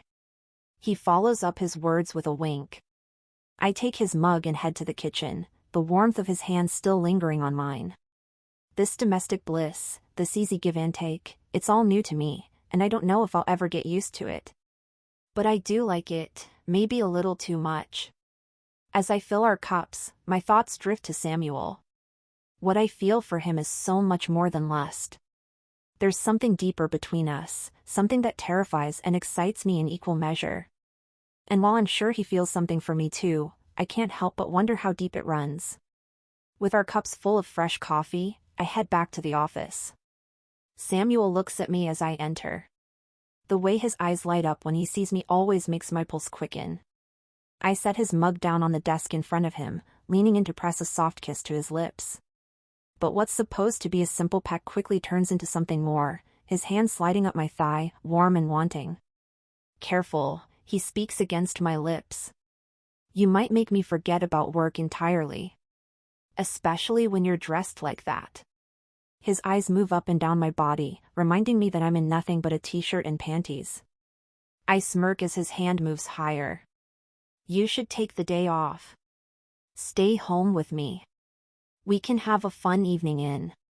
He leans back slightly, his dark eyes locking onto mine, a dangerous glint flashing in them. What I've got in mind can't wait until tonight. A laugh erupts from my throat but quickly turns into a squeal when he grips my waist, pulling me down onto his lap in one fluid motion. My legs straddle him instinctively, and the feel of his hard cock through his jeans sets every nerve in my body on fire. My pussy clenches, and I pull in a sharp, quick breath. You're trouble. He grins, his hand sliding to my hips. You like trouble, he says as he pulls my shirt up and over my head. My heart stutters, but the heat in his gaze leaves no room for hesitation. My shirt drops to the floor, my skin tingling under the weight of his stare. His hands slide up my sides, brushing against the curve of my breasts. Kiss me. I lean in, capturing his mouth with mine. The kiss is hot, hungry, and I lose myself in it, my hands tangling in his hair as his grip on my waist tightens. His tongue slides against mine, and I let a soft moan escape me. He pulls back slightly, his lips brushing against my ear. You're so damn beautiful, Aaron, he whispers. And you're all mine. His words make me so hot I can hardly think straight. I press into him harder and he grips my hips, grinding me against him in just the way I want. His hands slide up, cupping my breasts and teasing my nipples. I grind against him, the hardness pushing through the thin fabric of my panties. I'm soaked, and all I want is for him to take out that gorgeous cock of his and slide it into my hot pussy. You like that? His lips trail down my neck, his teeth grazing my skin. God, yes. One of his hands leaves my waist, sliding between us. His fingers dip below the waistband of my panties, finding my slick heat and I gasp. My head falls back as he strokes me, slowly at first, then faster, his thumb circling in a way that has my breath coming in ragged gasps. He slips a finger inside, curling it up and hitting my G-spot. I moan, bucking into his touch. Let go for me, he says. I do as he asks, my body tensing as the pleasure builds to an unbearable peak before shattering. My cry fills the room, my hands clutching at his shoulders as the waves crash over me. That's my girl. He brushes his lips against mine in a soft, lingering kiss. I'm breathless, my body still trembling, and as he leans back in the chair, his hands sliding lazily up and down my thighs, I can't help but think that taking the day off might not have been such a bad idea. Chapter 21. Samuel. God, you're sexy. I lean back in the chair, watching her grind on me. Her shirt lies forgotten on the floor, her bare skin glowing in the sunlight pouring in through the tall windows of my office. She's a vision, and my pulse pounds as I gaze at her, from the flush across her cheeks to the way her hair spills over her shoulders. I can't resist reaching up and scooping her full, perfect breasts into my hands, teasing her pink nipples. She shifts slightly, her legs tightening around me, and I catch the teasing smile on her lips. She knows exactly what she's doing. Lean closer, I say. She does, pressing her chest against mine, her hand sliding up to cup my face. Her scent surrounds me, clean and soft, and when her breath brushes my neck, I feel like I'm about to lose control. My lips find her collarbone, skimming along her skin, while my hands move to her waist. Do you have any idea how bad I want you? I ask. The way you look right now is enough to drive me insane. I'm very quickly getting the idea. I reach down, hooking my thumb into the waistband of her white panties and pulling them down. She's glistening and all I want to do is taste her. Her breath catches, her fingers tightening slightly in my hair, and I can't help the grin that tugs at my lips. My hands trail up her back, exploring every inch of her, the warmth of her skin beneath my palms setting me on fire. When my hands move to cup her breasts one more time, her soft moan snaps my restraint. You're perfect, I say as I brush my thumbs over her hardened nipples. I tease her, circling slowly, watching as her lips part, feeling her hips pressing into mine. When her head tips back, I don't wait. I lean forward, taking one of her nipples into my mouth, my tongue flicking and circling until she gasps, her nails digging into my shoulders. Samuel. I place my hand between her thighs again, my fingers finding her slick and hot. She moans, the sound music to my ears. You're so wet for me, I mutter, satisfied. I start a slow, deliberate rhythm, my fingers stroking her in perfect time with the movements of her hips. I've already made her come this way, but damn, I can't resist doing it again. Watching her shatter with pleasure from just the movements of my hand, watching her buck and moan, it's fucking delicious. Her hands tighten in my hair, her breaths coming faster, soft moans escaping her lips. She's falling apart in my lap, and I can't get enough. I grip her hip with my free hand, digging my fingertips into the soft, ripe flesh. Come for me. Now. Her body tenses, her head falling back as her lips part in a cry. I feel her shatter, her body trembling against mine as the waves of her release wash over her. She's breathtaking, completely undone, and all mine. I bring my lips to her neck again, trailing hot, open-mouthed kisses up to her mouth. She's still catching her breath, her body soft and pliant against me. Her eyes open, wide, and filled with heat. With her still in my lap, I can't wait any longer. My hands grip her waist as I lift her effortlessly, her soft gasp brushing against my ear. I turn and slide my papers off with a sweep of my arm, paying them no heed, then set her on the edge of my desk. All I can see is her, the way she leans back slightly, her legs parted, her flushed skin glowing under the warm light. I take in the sight of her glazed, pink slit, her lips shining with her arousal. The way this woman makes me feel is like nothing I've ever known. The sight of her like this drives me to the brink, and I move closer, my hands sliding up her thighs, savoring the warmth of her skin. Her breaths come quicker, her chest rising and falling as she watches me with wide eyes. I kneel in front of her, gripping her thighs firmly, pulling her closer to the edge of the desk. She parts her legs and my mouth moves in without hesitation. The first touch of my tongue draws a sharp intake of breath from her hands flying to my hair, gripping as I tease and stroke, kissing her inner thighs and moving in closer to her pussy. Samuel, she gasps. Her hips shift, instinctively seeking more, and I grip her thighs tighter, holding her exactly where I want her. I take my time, circling her clit with my tongue, moving slowly, letting her sweet-ass candy taste wash over my palate. I could eat her out all day, listen to her moan, taste her juices. I don't stop, not when her legs begin to tremble, not when her fingers tighten in my hair, and certainly not when her cries grow louder. Just like that, she moans. Just like that. I slip a finger inside her, teasing her as I lick and suck. She's shaking, getting closer and closer, her breaths growing more and more shallow. Then it hits. Her body tenses, her back arching off the desk, her release hitting her like a storm. The sound of her pleasure fills the room, echoing off the walls. As she comes down, her body relaxing back against the desk, I press soft kisses to the inside of her thighs, trailing upward. I rise slowly, my lips never leaving her skin, savoring the taste of her as I move. By the time I reach her mouth, her eyes are half-lidded, her breath's uneven, but her hands immediately pull me closer. "You're incredible." I speak the words against her lips. My hands cup her face, tilting her head up so I can look into her eyes. "Every damn thing about you." She gives me a small, dazed smile, but before she can say anything, I capture her mouth in a deep, lingering kiss. When I finally pull back, she's watching me with the same heated gaze that's been driving me crazy since the moment she walked into my life. I help her down from the desk, turning her gently to face it, my hands sliding over her hips as I press against her from behind. The sight of her sticking that gorgeous, round ass out at me is about the most perfect thing I can imagine. She glances back over her shoulder, her cheeks still flushed, a sly, sexy little smile on her lips. "What do you want?" I ask, taking position behind her. "I want you to fuck me."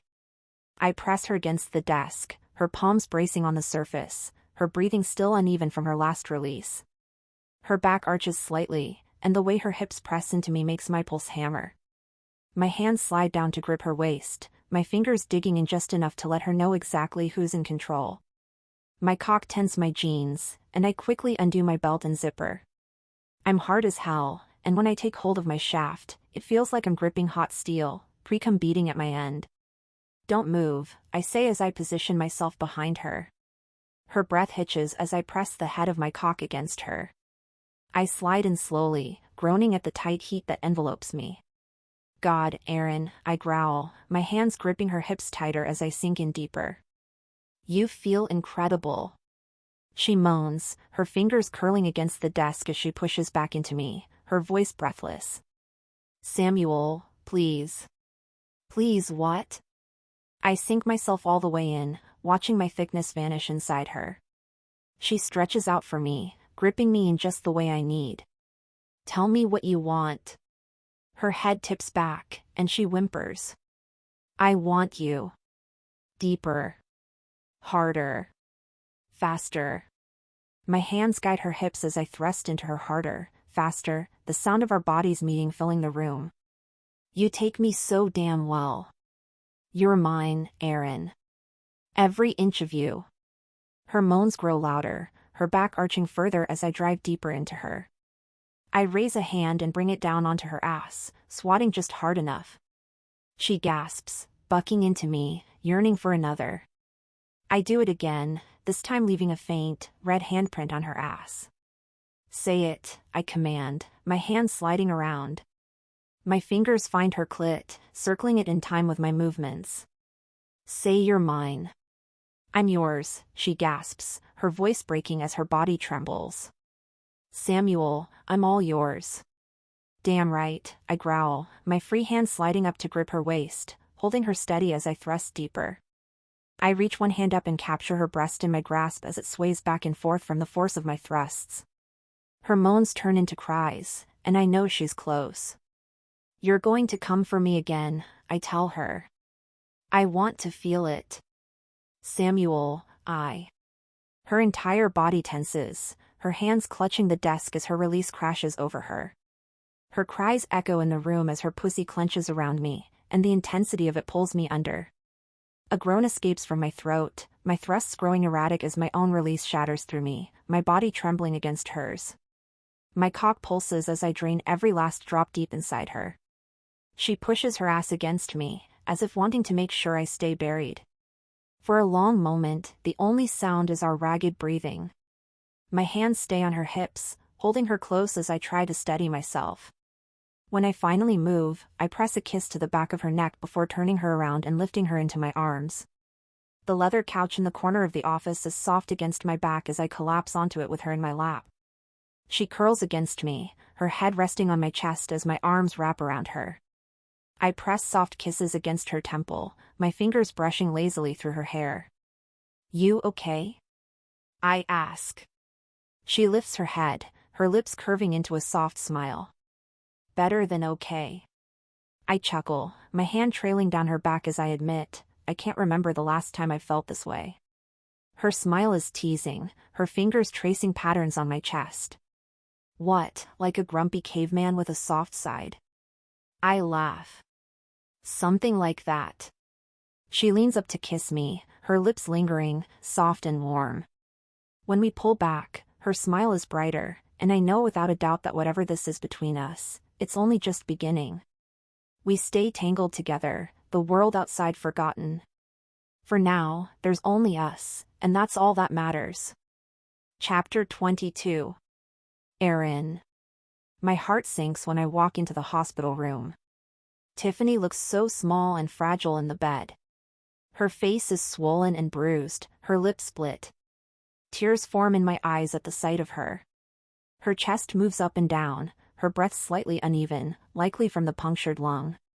I notice the bruises covering her arms and any other skin peeking out from the blanket. My knees feel weak, and I grip the edge of the chair to steady myself. Tiff? I whisper. She's going to be okay, says Dr. Patel, the attending physician. She's a petite woman with sharp, thoughtful eyes. We've stabilized her. It'll take time, but she's young and strong. She'll recover. Are you sure? I manage to ask. Yes, she replies. She's on the mend. Tiffany's parents, Linda and Frank, are sitting by her bed. Linda grips Tiffany's hand like she can protect her just by holding on. Frank's broad shoulders are slumped with worry, but he stands as I enter. Has she said anything? I ask Dr. Patel. Just a few words. The punctured lung isn't making it easy. Can I talk to her? She nods. Just don't push her too hard. I nod and approach Tiffany's parents. I've only met them once before now, but the looks on their faces make it clear they're both glad to see me. Thank you, Erin, Linda says quietly. We're so thankful you were there for her and able to get her to the hospital quickly. I shake my head. It's not enough, I whisper, looking at Tiffany's battered face. This is my fault. I should've. Erin, Frank interrupts gently but firmly. This isn't your fault. Don't carry that. I wish I could believe him, but I feel so goddamn guilty. After all, she's here because of me. Because Misha wanted to send me a message. Thoughts of Misha flash through my mind, and a fresh wave of regret crashes over me. How am I supposed to explain everything to them? I sit next to Tiffany, carefully taking the spot Linda offers me. Tiffany stirs, her eyes fluttering open for a moment. They're hazy, her smile faint and dreamy from the pain meds. Sorry I was such a mess out in the lobby, Linda says with a smile. You've got nothing to apologize for, I say. She takes my hand and gives it a squeeze as I turn my attention back to Tiffany. Hey, Tiff, I say softly.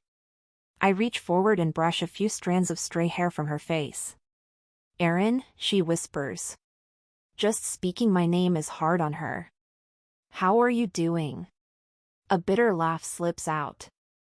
I should be asking you that. I pause, blinking back tears. How are you?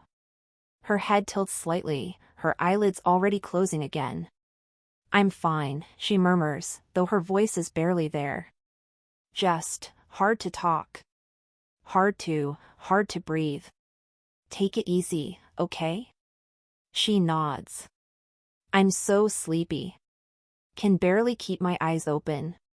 That's the medication, Linda explains. The doctor says she'll only be awake for short bursts at a time. I nod, swallowing hard. My eyes dart between Tiffany and her parents. I'm so sorry.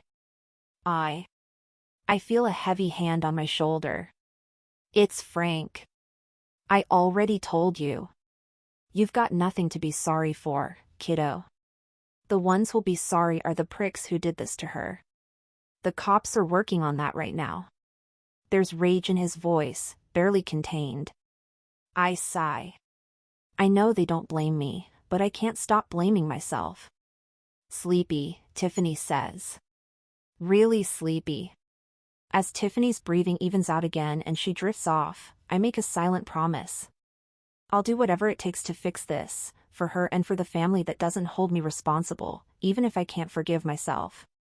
She'll be better when she gets home and has a chance to get some more rest, Linda says, her eyes on her sleeping daughter. I'll just be glad to get her out of that shitbox apartment. She'll be safer in Boulder with us. Frank talks about the apartment like it's the most horrific, disgusting thing he can think of. Then his eyes flick to me. No offense. None taken.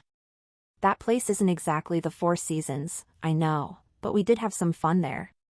When she's recovered, she can move back to the city if she wants, Frank says, though his voice doesn't hold conviction. Do you want me to go to her apartment and pack her things? I offer. Her dad speaks up. No need, he says in a father-knows-best tone. She's got plenty of clothes and things at home. We'll sort through her apartment later. I nod, my chest feeling a little tight.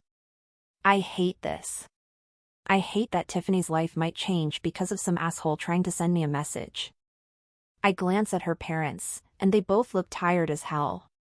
It's already been a long day for them. Why don't you two head to your hotel? I suggest. Get some rest, freshen up, maybe get a quick bite to eat. I'll stay with Tiffany. Linda hesitates. Are you sure? You've already done so much. Positive, I say. I'll call you right away if anything changes, I promise. They exchange a look, and finally, Linda sighs and nods. Thank you, Aaron. For everything. I don't know what we'd do without you. I smile. Go. She'll be fine. I've got this. They leave, and the room falls into silence, the only sounds the steady beeping of the monitors and Tiffany's steady breathing. I flop into the chair next to her bed, grabbing a magazine from the side table. It's one of those gossip rags with headlines screaming about who's dating who and what the most popular actress wore to the latest red carpet. Normally, I'd roll my eyes and devour the drama, but right now, the words blur together on the page. My mind's too busy racing with a million what-ifs.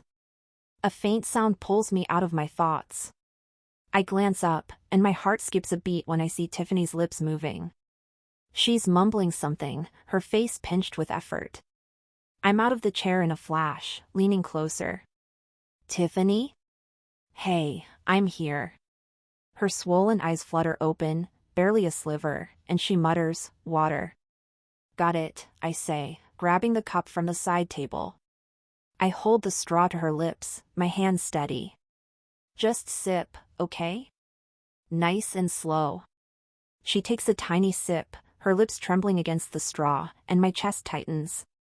Her lips are cracked and split, and she can barely hold her head up. She looks so fragile and it pisses me off. This isn't Tiffany. This is so unfair, she didn't deserve this. Tiffany's hand trembles as it reaches for mine, her grip weak but insistent. I lean in closer. Tiff, what is it? Her swollen face twists with effort as she struggles to speak. I couldn't talk about this with Mom and Dad here. It's paining her to speak, and part of me wants to tell her to save it for now. But she goes on. You're in danger. What? I breathe. Tiff, what are you talking about? The question sounds so dumb. I know exactly what she's talking about. Her grip tightens slightly, surprising me. Misha, she whispers. He told me to give you a message. Fear washes over me, freezing me in place. My mouth goes dry, and all I can manage is a quiet, oh my God. Tiffany, I'm so sorry. She shakes her head. No, she rasps. Listen. You need to listen. I bite back the flood of apologies threatening to spill out and focus on her. Okay. I'm listening. Her breaths are shallow, her face pale, but she doesn't stop. He said, he knows where you work. Knows you're shacking up with your boss. The words hit me like a slap. My heart pounds, my mind racing. And he said, she swallows hard, her voice faltering. Kaylee and Erica are next if you don't pay him a visit. I can barely breathe. My stomach twists painfully at the mention of Kaylee and Erica. No, I whisper, shaking my head. No, I can't let anything happen to TH. Don't, Tiffany interrupts. Don't go to him. You need to warn them. Protect yourself. Tiffany, my voice cracks as I try to form a coherent thought, but her fingers squeeze mine, stopping me. Promise me, she says, her words slow but insistent. Promise, you won't go to him. I nod. I promise, I whisper. I'll warn Kaylee and Erica. I'll do whatever I can to protect them. And yourself, she speaks the words with too much intensity, wincing after they come out. And myself, I tell her. She lets her head fall back onto the pillow and takes a few slow breaths. My heart hurts seeing her like this. Good, she says. Good, she closes her eyes and is asleep in seconds. Her hand goes limp, and all I can do is sit there, staring at her as tears blur my vision. I want to scream, to cry, to hit something, but instead, I sit frozen, my mind replaying her words over and over. Misha knows about Samuel. He's targeting Kaylee and Erica. Another wave of guilt crashes over me, threatening to drown me, but I shove it down. This isn't my fault. Misha did this. He's the one who crossed the line, the one who's hurting innocent people to send some stupid message. I didn't cause this. But still, the weight of it feels unbearable. I'm at a loss. I have no idea what to do. Part of me wants to call Samuel this very second and tell him what I've learned. But I know him well enough to understand what that would mean. He burned the city down to protect me, even if it meant putting his own life in danger. I have no doubt that Samuel's stronger than Misha. But Misha fights dirty. I bury my face in my hands, my breath shaky as I try to think clearly. One thing is certain, I need to warn Kaylee and Erica before Misha can get to them. But after that, I'll need to decide if I'm ready to let Samuel in on just how deep this mess really goes. Chapter 23. Erin. I spend the evening pacing around Samuel's home, barely able to hold a single thought in my head. No matter what I do, the image of Tiffany lying in the hospital bed keeps flashing in my mind, bruised, broken, barely able to speak, painfully uttering Misha's threats in an attempt to protect me. I poured myself a glass of wine, hoping it might take the edge off, but after one sip, I'd set it down. I eventually try putting on some random show for background noise, but my eyes keep darting to the clock, counting the minutes until Samuel gets home, late as it might be. By the time I hear the door, I'm practically vibrating with pent-up energy. He steps inside, looking like he's been through the ringer. His shirt is wrinkled, his shoulders slumped, and his hair's a little mussed, like he's been running his hands through it all day. Exhausted as he appears, the second his eyes meet mine his gaze softens. And damn it, even at his worst, this man is stupidly handsome. All the worries I'd been freaking out about for the last 10 hours vanish, if only for just a moment. He's kind of magical like that. Hey, I say, crossing the room quickly. He places his hands on my hips in that way I'm starting to love, holding me in place. His touch is perfect. Then he pulls back and looks me up and down. Why the hell are you still up? He checks his watch. Got a lot on my mind. That's barely the half of it. He nods. Yeah, you're tense. How are you holding up? I brush off the question with a quick smile. I'm fine, I lie. But you're not. You look wiped. Let me draw you a bath. He looks me over again, suspicion in his eyes. No doubt he knows I'm hiding how I really feel. Only if you're getting in with me. His words hit like a jolt, sending my mind straight into a fantasy that's impossible to shake.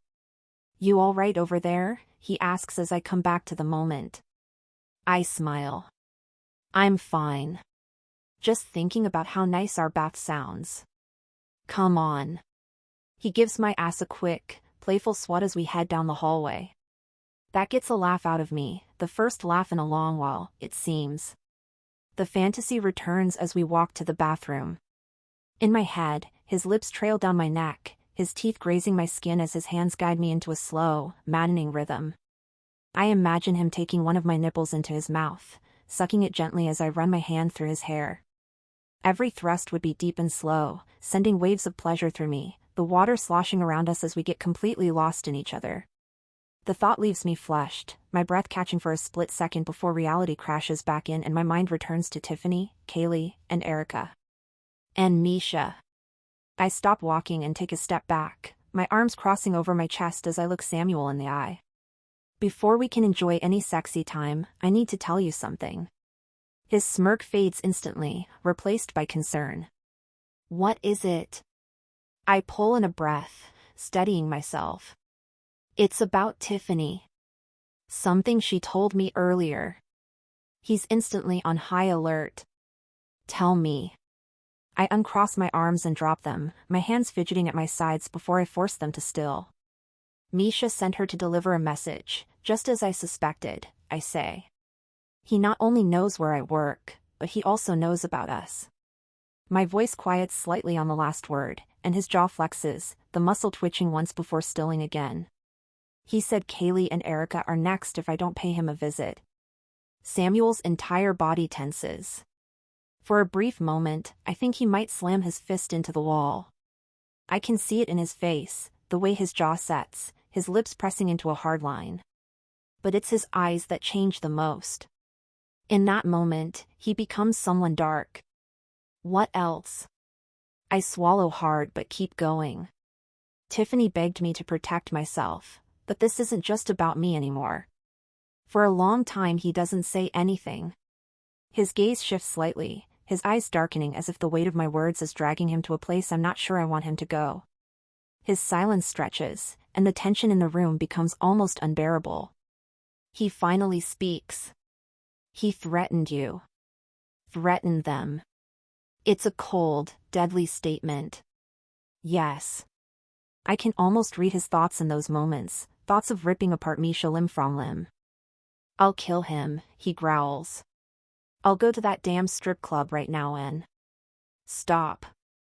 I cut him off before he can finish. I place a hand on his arm, forcing him to look at me.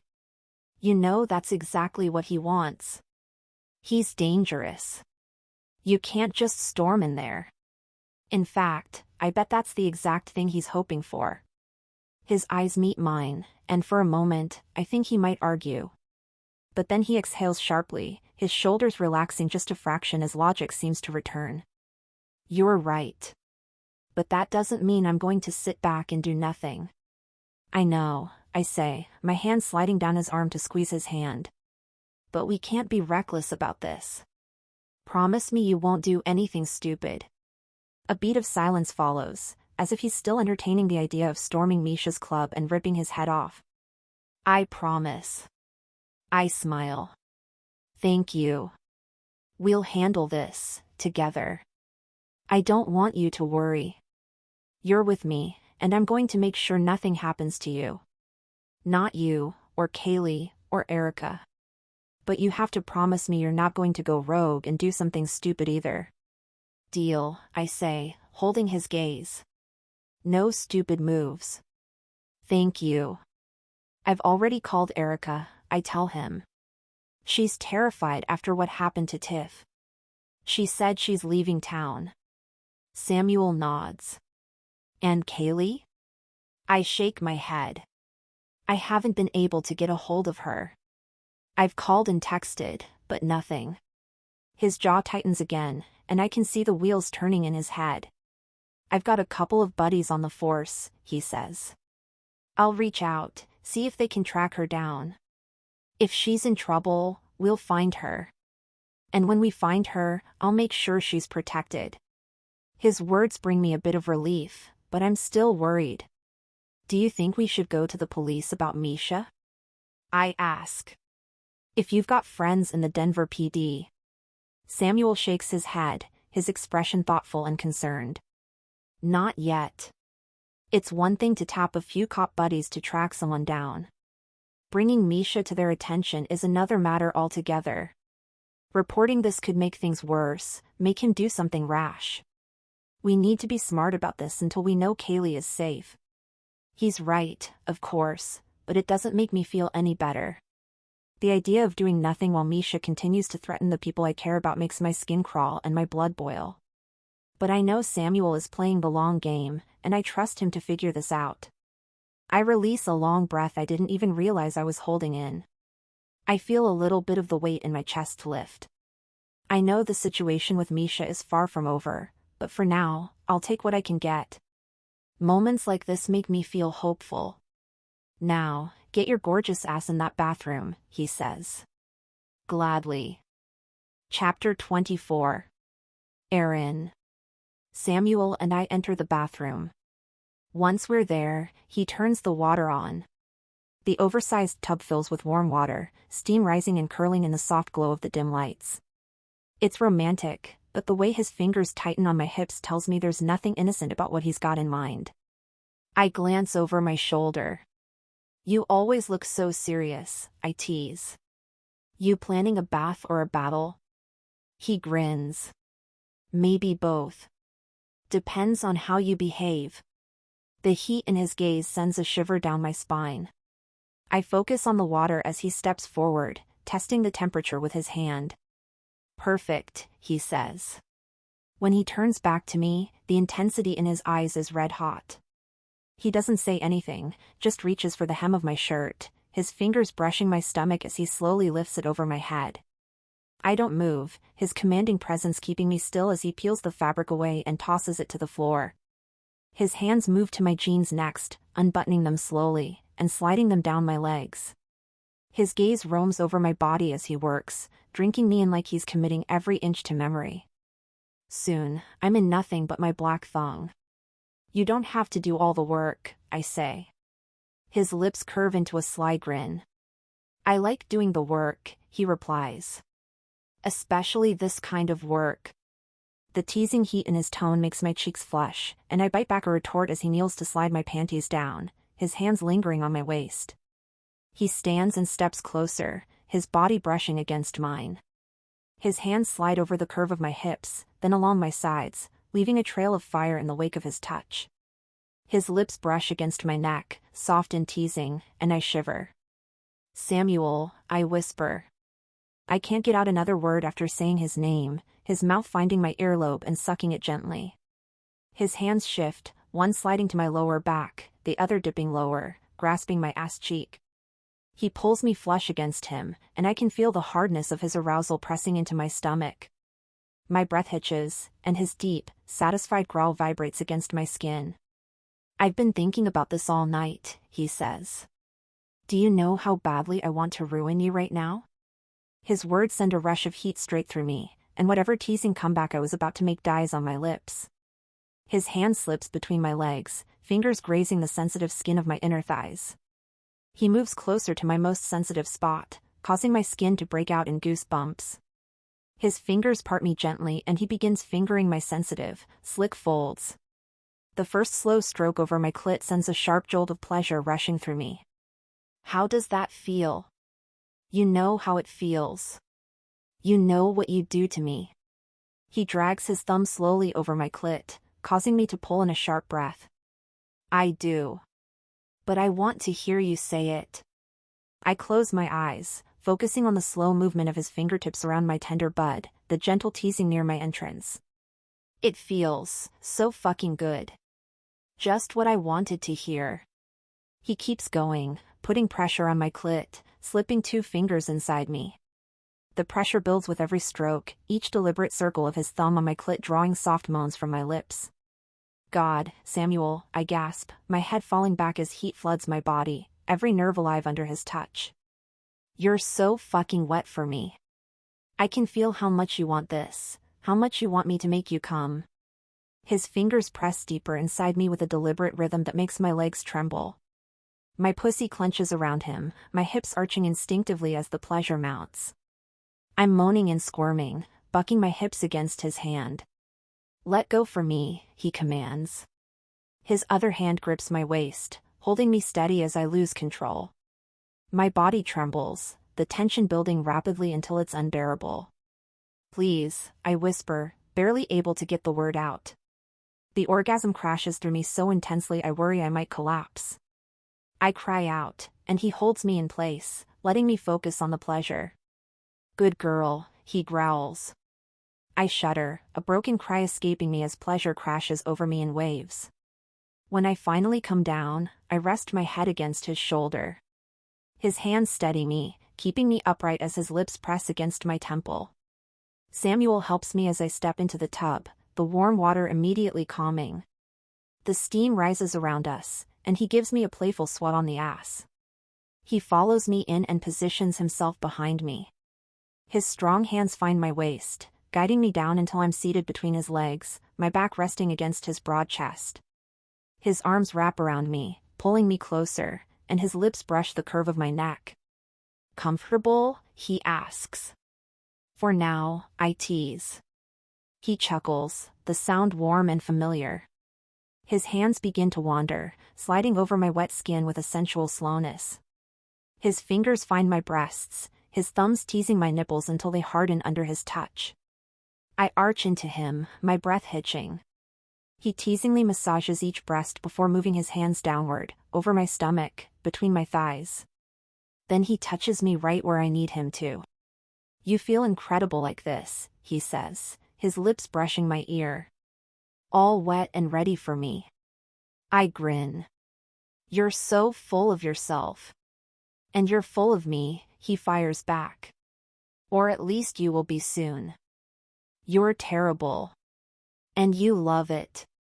The heat pulling in my core flares, and I shift slightly, pressing myself closer to him. His hands move lower, holding me firmly against him as I begin to move. The friction, the feel of him hard against me, has my breaths coming faster. Grinding on him in this way is almost enough to make me come. But he stops me, placing my hands on his thighs and holding me still. Not yet, he says. I have other plans first. Before I can protest, he guides me from his lap to the edge of the tub, sitting me down on the cool porcelain. The water ripples as he shifts into a kneeling position. His lips trail down my neck, his stubble grazing my skin as I lean back. What are you? I start, but my question dissolves into a gasp as he slides down, his mouth finding me. The first stroke of his tongue is slow and deliberate, his mouth perfect and warm, his stubble grazing me just enough to tickle. I grip the edges of the tub, my head falling back as he works me with devastating precision. His hands grip my thighs, holding me steady as his tongue moves in methodical circles, teasing and tasting every inch of me. God, you're fucking delicious. Samuel, I moan, my voice breaking as the pleasure builds rapidly. He doesn't stop, his pace steady, his mouth sending me higher and higher until I'm trembling against him. He slips a finger inside, curling it and hitting my G-spot in just the way I need. I open my eyes just enough to take in the perfect sight of him between my legs, his tongue dancing over my pussy. My breath catches and my body snaps as a second orgasm crashes through my body, pulling a sharp cry from my lips. He lingers, coaxing every last tremor from me before finally pulling back. His lips curl into a satisfied smirk as he sits back, his hands trailing back up my thighs. Insatiable, he says. I can barely catch my breath, my body still trembling, but I manage a small laugh. And whose fault is that? He chuckles. I suppose we're both guilty of being a little insatiable. When you look as good as you do, how could I be anything else? I grin. Samuel moves until he's sitting back against the tub, pulling me back in and positioning me so I'm on top of him. He pulls me down, his chest pressing against my back as his hands slide up my arms, wrapping around my wrists and pulling them behind me gently, holding me in place. You're mine, he growls, his voice rough, his lips brushing the shell of my ear. All yours. His grip tightens slightly as he positions himself at my entrance. The anticipation coils tight in my belly, and I gasp when he thrusts into me. God, Aaron, he groans. You feel so damn good. So do you. He sets a slow rhythm at first, each thrust deep and controlled, sending jolts of pleasure through me. His free hand moves to grip my hip, holding me steady as he begins to move faster, the water rippling with each powerful stroke. You like this. He's not asking. The way I take you. The way I own you. Yes, I gasp, my head falling back against his shoulder. God, yes. His hand slides between my thighs, his fingers finding my clit again and circling it in time with his thrusts. Please don't stop, I moan. Please. You're close. So close. Come for me. Right now. I can't resist. I shatter, a cry escaping me as my orgasm takes over, my pussy clenching around him. He groans, his thrusts slowing for a moment as he lets me catch my breath. But he doesn't let go of me. Instead, he pulls out and turns me around in the water before guiding me back onto his lap. Ride me. I lean forward, bracing my hands on Samuel's chest for balance as I begin to move, the warm water sloshing around us. His skin is hot under my palms, the ridges of muscle flexing with every shift of my body. He guides my rhythm, his fingers digging into my skin just enough to remind me who's in control even when I'm on top. The connection in his gaze is raw and electric, making me feel both powerful and utterly undone all at once. Look at you, he growls. His hands glide up my body, his thumbs brushing the underside of my breasts. You're fucking perfect, Aaron. I quicken my pace, closing my eyes and focusing on the sensation of his thick cock inside me. He cups my breasts, his thumbs teasing my hardened nipples, sending jolts of pleasure shooting straight through me. My moans get even louder, breathless and unrestrained. The way his lips curl into a wicked grin tells me he loves every second of it. You feel so fucking good. He grips me tightly, holding me in place as his hips thrust upward, meeting my movements. I cry out, my nails biting into his chest as I struggle to keep up. My thighs tremble as the pressure builds, the steady rhythm of our bodies becoming more desperate. His hands slide to my lower back, pulling me closer, forcing me to take him deeper. The intensity is almost too much, and I throw my head back, my hair spilling over my shoulders as a broken moan escapes me. God, you're gorgeous. There's not a damn thing sexier than watching you come. His eyes rake over my body, watching every move, every reaction, like he can't get enough. Don't stop. Don't you dare stop. I can't. Yes, you can, he commands, his grip tightening, his thrusts becoming harder, faster. You're going to come for me again, Aaron. I want to see it. I tense as the climax rips through me, crying out and gripping his shoulders as wave after wave of pleasure crashes over me, leaving me shaking and breathless. Samuel doesn't stop. He holds my hips, keeping me steady as he thrusts into me one final time, groaning as he comes hard. The heat of him filling me sends a final shudder through my body, and I collapse against him, my head resting on his shoulder as I try to catch my breath. He wraps his arms around me, pulling me close, and I feel the press of his lips against my temple. You're unbelievable. I smile against his neck. So are you. Chapter 25. Samuel. James bursts into the office, his expression grim. Without a word, he drops into one of the chairs on the other side of the desk and regards me with a look of total seriousness. We're not knocking anymore? I ask, kind of joking but kind of not. 2 barbacks and a bouncer quit, he says. The hell? I straighten in my chair, my jaw tightening. When? Before their shift tonight, he replies. They called in one after the other and said they weren't coming back. I pinch the bridge of my nose, fighting the surging wave of frustration. Why? James hesitates, which only pisses me off more. I'm not shy about hearing bad news. When it comes to matters like these, I want to know the facts, and I want to know them ASAP. Come on, I snap. Out with it. He sighs. I think they were threatened, he finally says. None of them said it outright, but you could hear it in their voices. They're scared. I slam my fist down on the desk, the sound sharp in the quiet room. God damn it. I knew Misha wouldn't back off, but this. James doesn't say anything, just watches me with a steady, assessing look. He knows better than to tell me to calm down. This week's been a fucking nightmare, I mutter, pushing back from the desk and standing. I pace the room. Wednesday, the front of the club gets tagged, and I have to scramble to get someone here to clean it up before opening. Friday, we're walking half the staff to the subway because they're scared out of their minds after what happened to Aaron and Tiffany. And now this? 3 quitting without notice? It's Misha, James says simply. You know it is. Of course it's him, I snap. A man like Misha doesn't let go when he wants something. And apparently he really fucking wants Aaron. James shifts. So what's the plan, boss? Because this isn't going away on its own. I know that, I bite out, but the frustration in my tone is more at the situation than at him. He's pushing, trying to rattle us. And I'll be damned if I let him win. James nods. We've got staff quitting, people scared to come to work. He's hitting us where it hurts. I'll find replacements, I reply defiantly.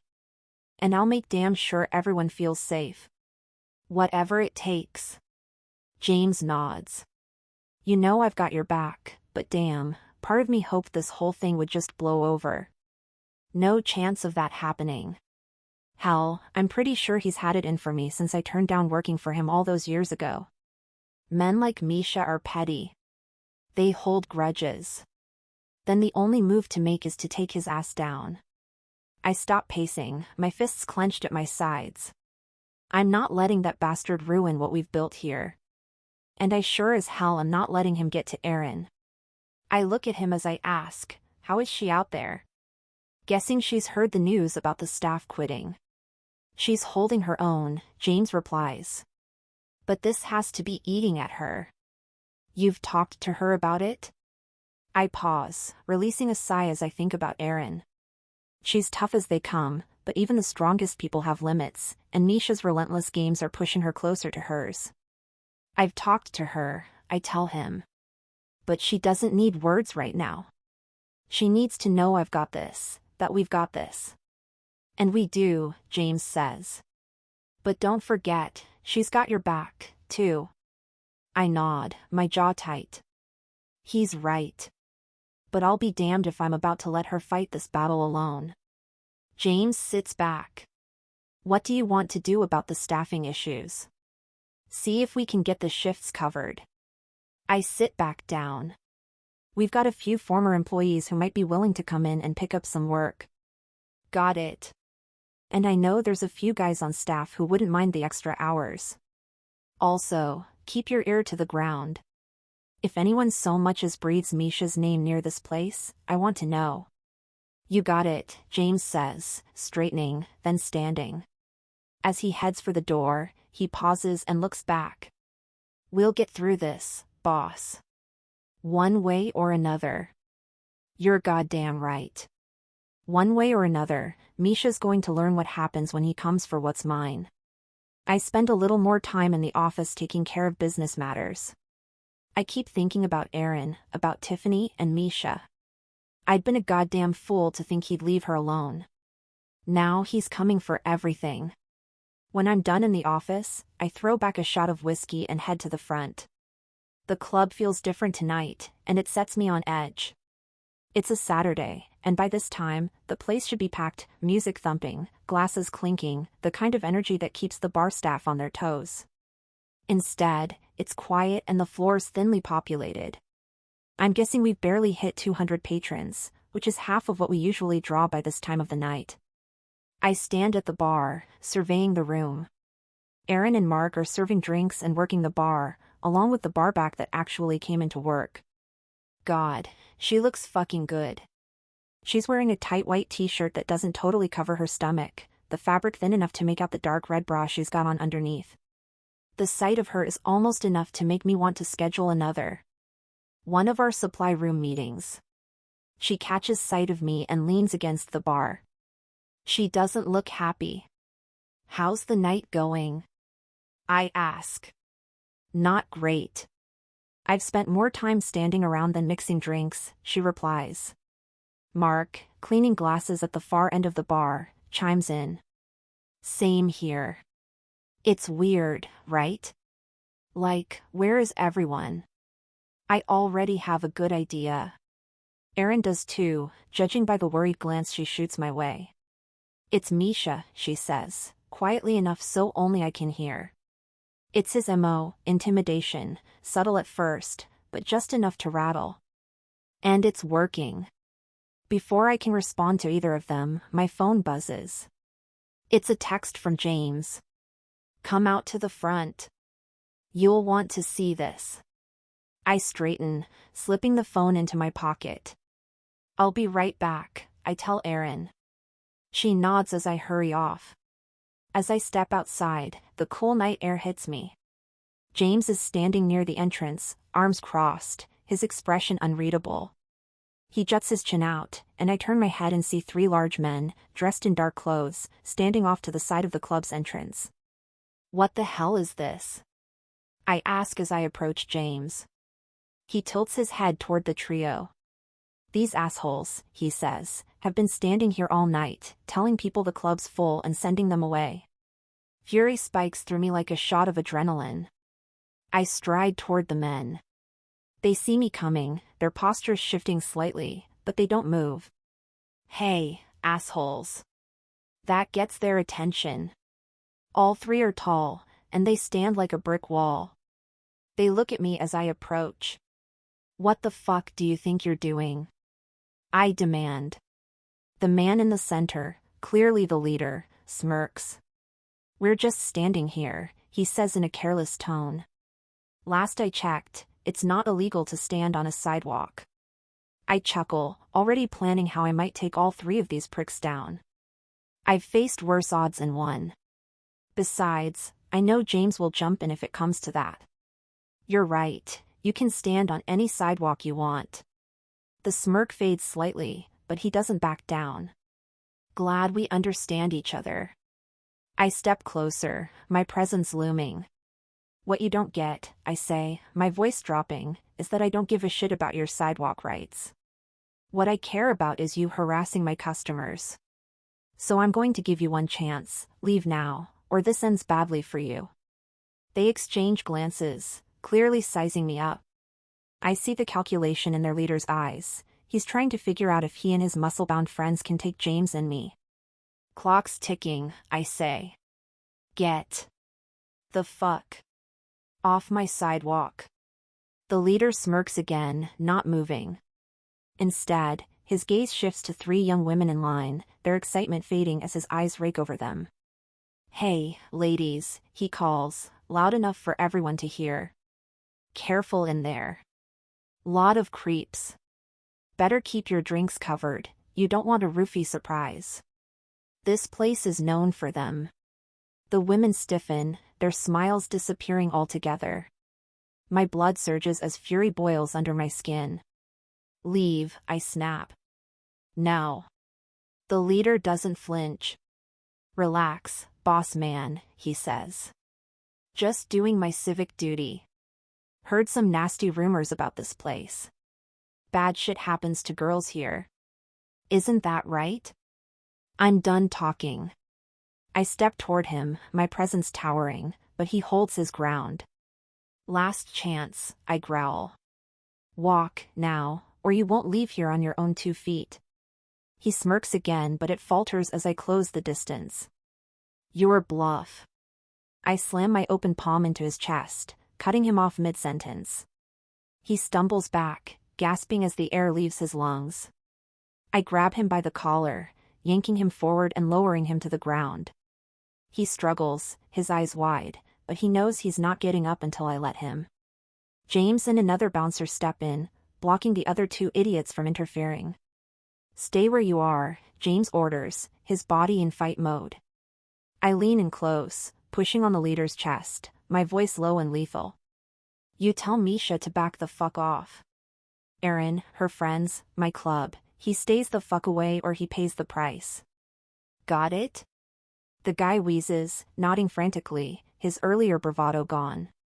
His eyes are filled with panic, and I hold him there a moment longer to make sure the message sinks in. Then I release him, stepping back as he collapses onto the pavement, coughing and clutching his chest. The other 2 goons help him up and hurry out of there. First smart thing they've done all night. The 3 women are still standing nearby, their eyes wide with shock. Not one of them says a word. I'm sorry you had to deal with that. They were from another club trying to poach my business. None of what they said is true, I assure you, I explain with what I hope is a disarming smile. I run a clean establishment. Drinks are on me tonight. They nod excitedly, heading toward the entrance. The bouncer at the door glances at me and I jerk my chin toward the line. Keep it moving. James claps me on the shoulder as we head back inside. You didn't have to put him on the ground. Yes, I did. Guys like him don't listen to words. They need a reminder. James chuckles, his tone grim. Well, he got the message. I nod. My fists stay clenched as we walk through the doors. This isn't over. Misha's pushing, testing how far I'll go. He'll find out soon enough. Chapter 26. Erin. I'm sitting on the couch, one leg tucked beneath me, when my phone buzzes. I glance at the screen and immediately smile. It's Tiffany. Swiping to answer, I bring the phone to my ear. Hey, stranger. How's it feel to be home? A soft laughter fills my ear. Damn, it feels good to hear that sound. Like I got hit by a truck and then forced to sit in my dad's recliner for a week straight, Tiffany says. Her voice sounds a little strained, but better than I expected. I laugh. Recliner life not your thing? Boulder is kinda dull compared to Denver, she mutters, but I can hear the faint smile in her voice. I'm getting stronger every day. The doctors want me to come back in for a checkup a few weeks from now, and if all's good, I can go back to my normal life. That's great news, I reply, leaning back into the cushions. You had us worried there for a bit. I know. There's a slight pause, then she asks, any word on Kaylee? My stomach knots and I sit up straighter. Unfortunately, no. I've called, I've texted, but still no response. It's like she's vanished. I was hoping you had heard from her. Not a thing. It's scary. Tiffany sighs heavily. She doesn't have any family, right? No one we can check in with? Not that I know of, I say, the knot in my stomach tightening. You get any leads? No. Kaylee's weird. She's got this fun, party girl thing going on, but when it came to personal life stuff she was always, I don't know, closed off. It's part of her charm, I guess. Never had to hear about drama from her. Charm isn't going to help us find her, I say, running a hand through my hair.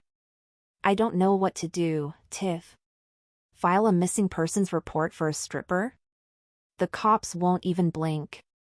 Tiffany groans. You're right. They'd file it and forget about it. It's fucked up, but people don't really give a shit about sex workers, unless they want one for themselves. But we give a shit about her. And we need to keep trying, I say. We keep calling, keep texting. Maybe she's just laying low, waiting for the heat from Misha to die down. And if she's not? Tiffany asks quietly. I swallow hard, the question hanging heavy in the air. We'll figure it out. We're not giving up on her. Damn right we're not, Tiffany says with some fire back in her voice. I like it. She's one of us. Exactly. Now, tell me how you are. Your mom still shoving food down your throat? Oh my God, kill me. And just like that, the mood lightens. I don't think I've gone this long without eating takeout in years. Her cooking's great, but I'd kill for a slice of pizza. Well, don't get used to the home-cooked stuff, I tease. Once you're back on your feet, I expect you to show up at my door with greasy burgers and a six-pack. Deal, she says. Another pause. Erin? Thanks for everything. Thanks for visiting me at the hospital, for having my back. Always, I say simply. Now rest up. I need you back to normal as soon as possible. She laughs again, and after a few more minutes of chit-chat, we hang up. I sit there for a while, staring at my phone. Kaylee's face appears in my mind's eye. Where the hell is she? I knock on the office door with the toe of my shoe, balancing 2 steaming mugs of coffee in my hands. Hey, boss man, I call out. You decent? Samuel's voice comes through the door. Come in. I step inside, the door slightly ajar. It creaks slightly when I close it behind me. He's leaning back in his chair, his sleeves rolled up, his tie loosened. His suit jacket is neatly draped over one of the guest chairs. A glass of whiskey is close at hand. There's a faint shadow of stubble on his jaw, and even though he looks tired, the sight of him still makes my heart skip a beat. My gaze lingers on those sexy forearms, toned and taut. I figured you could use this, I say, setting the coffee down on his desk.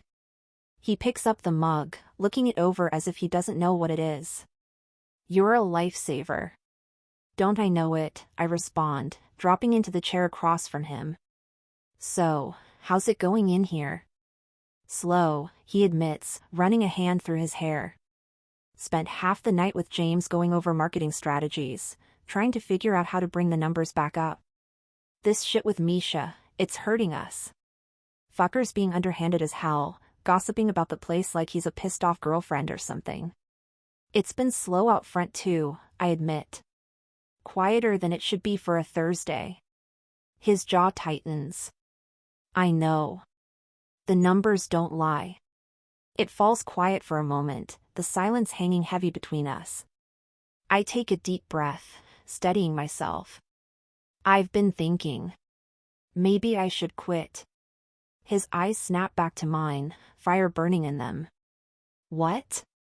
What the hell are you talking about? I raise my palms defensively. Misha's coming after your business because of me, I say. If I leave, maybe he'll back off. Absolutely not, he says. There's not even a beat of hesitation in his voice. He leans forward, resting his elbows on the desk as he glares at me. You're not quitting, Aaron. Samuel. No, he interrupts. Quitting is not an option. You're not running because of him. This is your home, your job. Hell, it's your life we're talking about. I'm not going to sit here and let you back away from something you're damn good at because that prick scared you away from it. For a moment, all I can do is stare at him. Then he stands up, making his way over to me. He leans down, capturing my lips in a hot kiss. It's not soft or tentative, it's fierce and possessive. When he pulls back, my heart's pounding. The word falls out of my mouth dumbly. Truth is, I've got no idea what to say. Gently, he pulls me to my feet. I'll handle Misha, he says, crossing his arms over his chest. One way or another. You'll handle him? What does that mean, exactly? He steps back, crossing his arms over his chest. It means James and I have some ideas. I narrow my eyes at him, crossing my arms to match his stance. Ideas that are going to get you in trouble? He chuckles. I like that you worry about me. Someone has to, I shoot back. Are you going to tell me what these ideas are? Not yet, he says. He steps close again, his hand sliding to my waist. But I promise you, Aaron, we're going to be smart about this. Safe. I search his face, looking for any hint of doubt, but all I see is determination. You'd better be, I say finally, my voice firm. Because if you're not, you'll have to answer to me. He leans down to kiss me again, softer this time. Understood. I smile against his lips. Then I rest my head against his chest, his arms wrapping around me, holding me close. I realize that's all I'd really wanted from the moment I walked in. Good. Now, finish your coffee. You've got a business to save. For a moment, the tension is so hot between us I think he might take me right there in the office. I sure as hell would let him. But the phone rings, cutting through the moment. Samuel plants a quick kiss on my lips, then reaches over to hit the speaker button. "What's up?" Mark's voice comes through, sounding upbeat. "Looks like we're getting a rush. Could use you up here, Aaron." "On my way." Mark hangs up, and it's just me and Samuel again. "Duty calls," I say. "It would appear that way." I bite my lip. "I'll see you later in the shift, yeah?" "Yeah." I turn to leave, but Samuel pulls me back, turning me toward him and pulling me into a slow, deep kiss. His tongue probes my mouth, and I moan into his lips.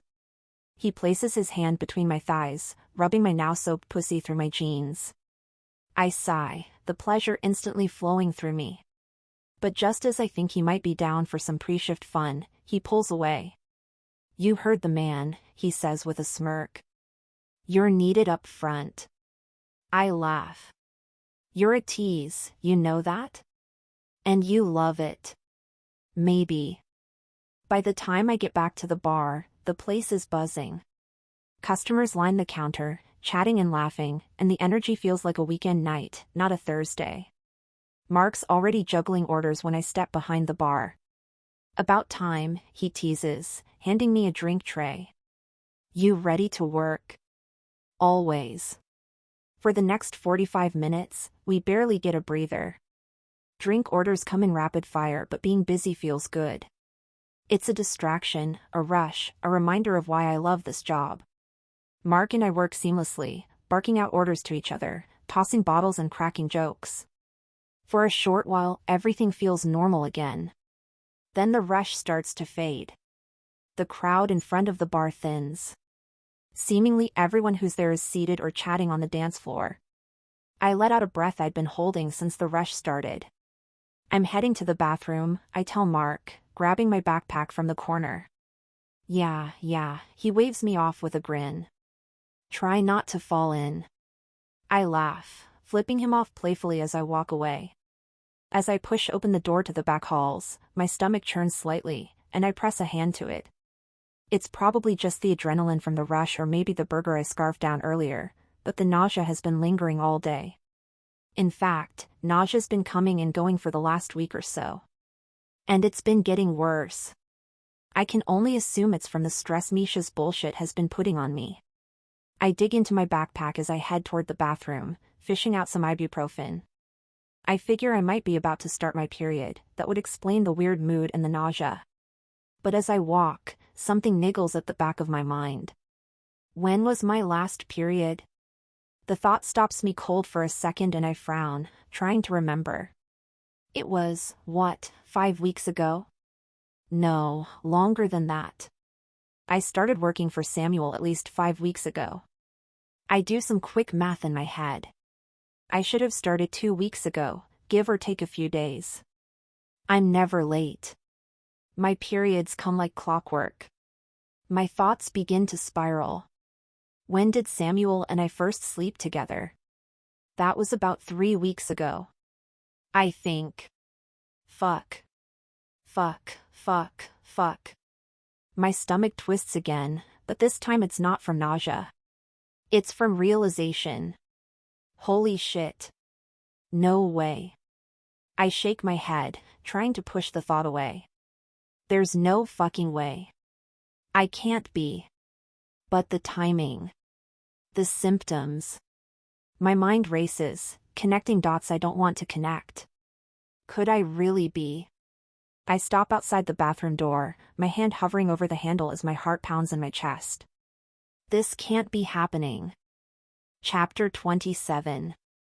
Samuel. The kiss is still lingering on my lips, even an hour later. If there hadn't been a rush, I wouldn't have let Aaron leave so easily.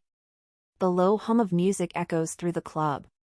Today's been better, business-wise. That's a good thing. Not a chance in hell I'm going to let Misha fuck up what I've built. It's getting late, but I'm nowhere close to tired. My mind is spinning, as it has been for a couple of weeks, searching for solutions to the Misha problem. I glance at the desk where a folder sits with a resume on top. I've hired a marketing manager. I needed someone with a fresh perspective and a decent track record. It's a step in the right direction, a legitimate way to get the club's name out there and bring the crowds back. If it works, great. If not, well, I have a backup plan. It might not be as clean, but I've been collecting evidence, documents, records, everything I can find about Misha's operations. Drugs, trafficking, money laundering, it's all there. I'll take it to the FBI if I have to. A knock sounds at the door. Come in. James steps into the office, interrupting my thoughts. He looks tired but satisfied, a faint smirk tugging at his lips as he leans against the doorframe. What's up? I ask. Got some better news for you, he says, crossing his arms. We didn't hit capacity, but the numbers were solid. A little better than a typical Thursday. It's the first decent news I've heard in a while. I grab the bottle of whiskey from the shelf and pour each of us a glass, sliding one toward him. About time, I say, raising my glass. Maybe we need to beat up one of Misha's goons every night, a good luck charm kind of thing. James smirks, clinking his glass against mine. Cheers to a decent night for once. We sip, the whiskey burning just right. Another knock. Yeah. The door creaks open. This time, it's Mark, a tool tucked under his arm. Hey, boss, he says, giving us a quick wave with his free hand. What's up? I ask. Just wanted to let you know, Aaron, and I already counted the tips and split them between the front of the house staff. He comes over to the desk, setting the drawer down. I lean forward and give it a quick glance. Everything's in order. Appreciate it, I say. But why didn't Erin come back? This is usually her job. Mark shrugs. Said she wasn't feeling great. She said something about it being her time of the month. That gets a bark of a laugh out of James and me both. He flashes a small, sheepish grin. Figured I'd leave that one alone. Good call. Thanks, Mark. See you tomorrow. He waves one more time, flashing his easygoing smile before disappearing through the door. As the sound of his footsteps fades, I glance at James. He's solid, a good kid, James says. Reliable. Doesn't miss a beat. And it's good to have a friendly face among a full line of mean mugs like us. Yeah, I agree. Hopefully, he sticks around for a while. James finishes his whiskey, setting the glass down with a soft clink. So, what's the next move with the Misha bullshit? I glance at the folder on the desk, then back at him. We play this smart, I say. Keep the heat off ourselves while we rebuild. Marketing step 1, so we can undo the bullshit slander he's been putting out there. Step 2, I trail off, the thought of Misha's empire crashing around him satisfying. Let's just say, if Misha doesn't back off, I've got a way to make him regret it. James grins. You always do. I nod, finishing my drink and setting the glass down. Damn right. For now, the club's steady, and the pieces are falling into place. But Misha's not done, and neither am I. James lets the comment sit for a moment, then shifts gears. The numbers seem to be creeping back up. They are, I say. Tonight was better than this time last week. Solid for a Thursday. But let's see how the weekend shakes out. You think Misha's backing off?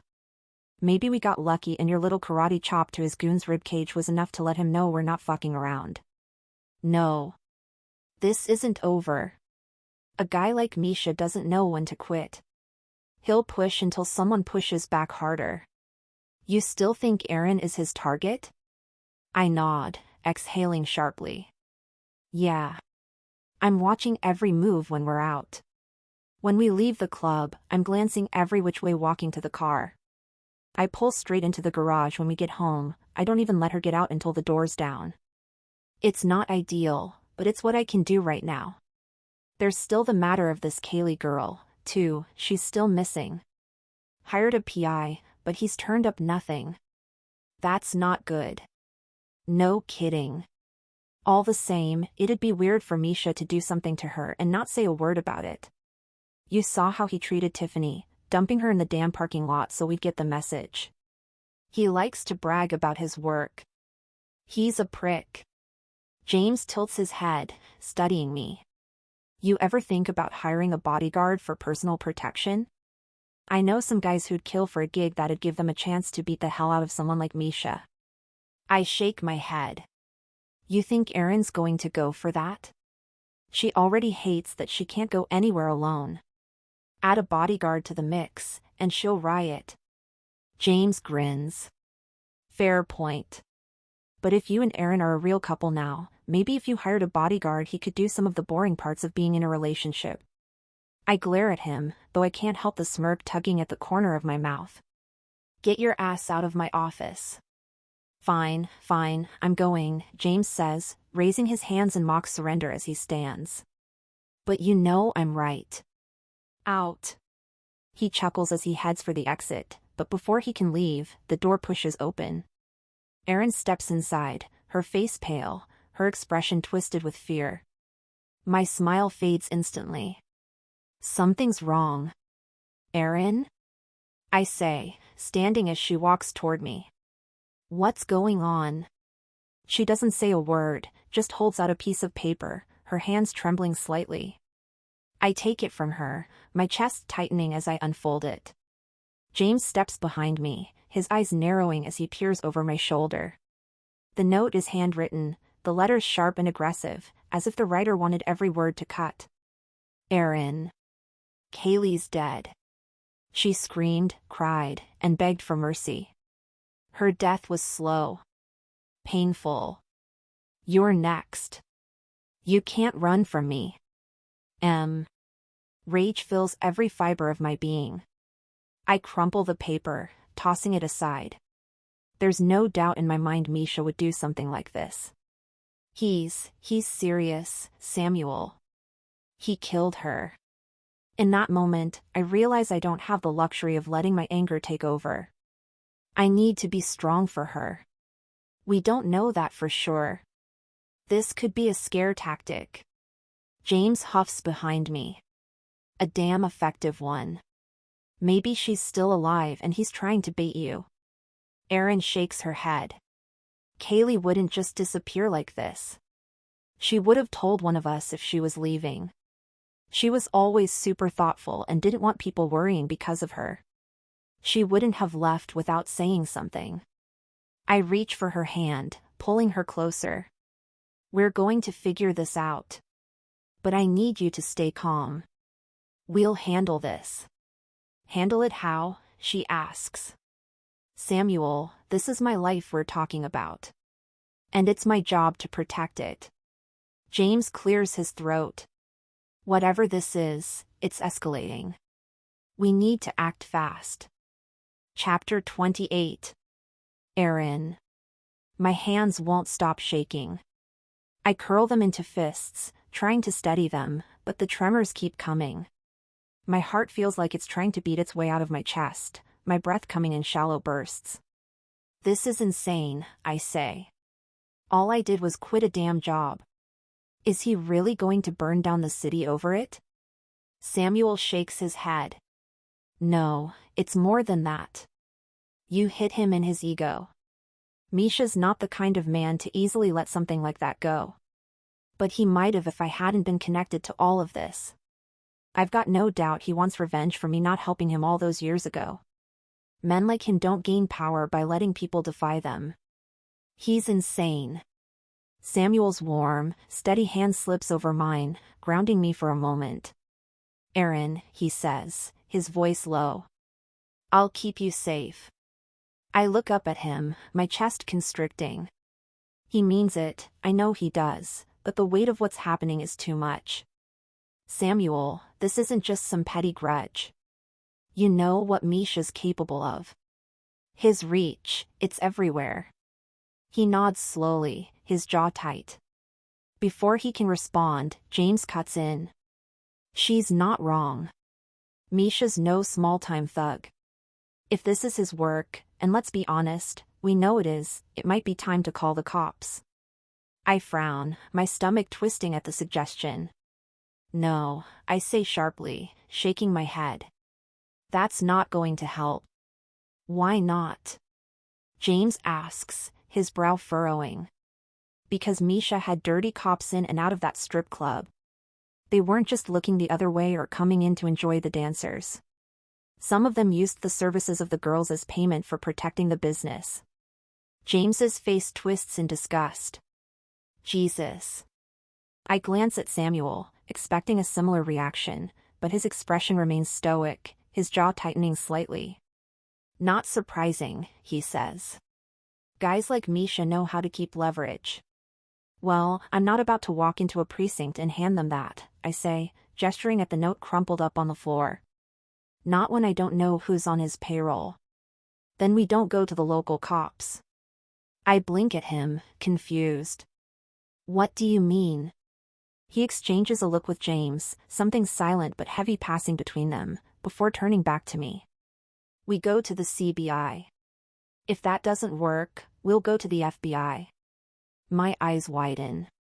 The FBI? Samuel, why the hell would the FBI care about some piece of shit gangster threatening a bartender?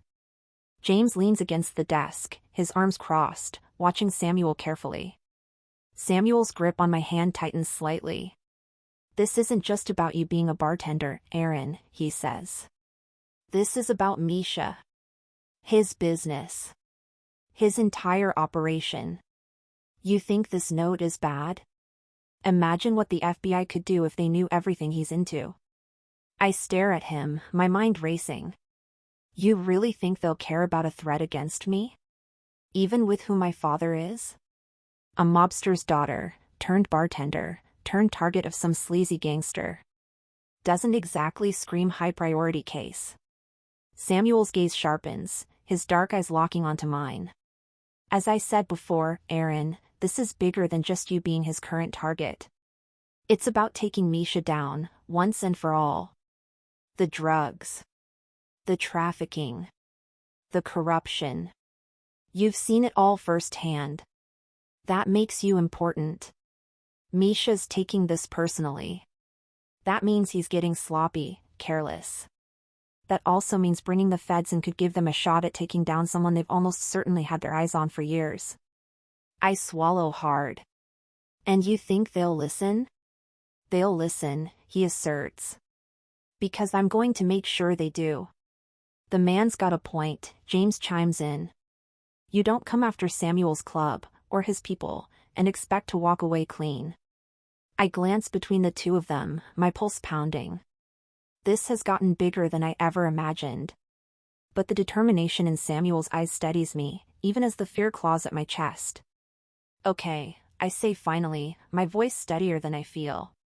Let's talk to the CBI or FBI or whoever. I want you to know something, Samuel begins, taking my hands. You're more than just a bartender or a mobster's daughter, more than just a target. You're special. And all of this bullshit will have been worth it if it's what brought you into my life. There's nothing about his tone that makes me think he's anything less than serious. Tears form in my eyes, a smile spreading across my face. One tear trickles down, and he quickly places his thumb on my cheek, catching it and wiping it away. You're an amazing woman, smart and beautiful. And I'll do whatever it takes to keep you safe. I can't resist him any longer. I forget James is standing just a few feet away as I close the distance between Samuel and me, stepping up on my tiptoes to kiss him. He wraps his arms around my waist, pulling me close and kissing me back. I don't know for a fact that I'm pregnant, but I do know I feel different. I want to tell him and share my joy, worry, or confusion, or whatever the hell it is I'm feeling. Then James clears his throat, reminding me we're not alone. Sorry to interrupt the moment, but we've got a problem to handle. There'll be plenty of time for lovey-dovey shit once Misha's taken care of. Samuel leans in and kisses me one more time, a small smirk on his lips. Yeah. Got to get this sorted out. Chapter 29. Samuel. I glance at James, my senses on high alert. I thought everyone else was gone. Mark was the last to leave, James replies. The place should be empty. My gut tightens. Go check it out. James nods and quietly slips out of the office, leaving me alone with Aaron. The moment the door shuts behind him, I reach for her, pulling her close. She doesn't resist, letting me hold her. I need it as much as she does. I kiss her, not soft or fleeting but deeply. Her lips part beneath mine, her taste washing over me. I pull back but keep her close, my hands resting on her waist. We're going to be all right.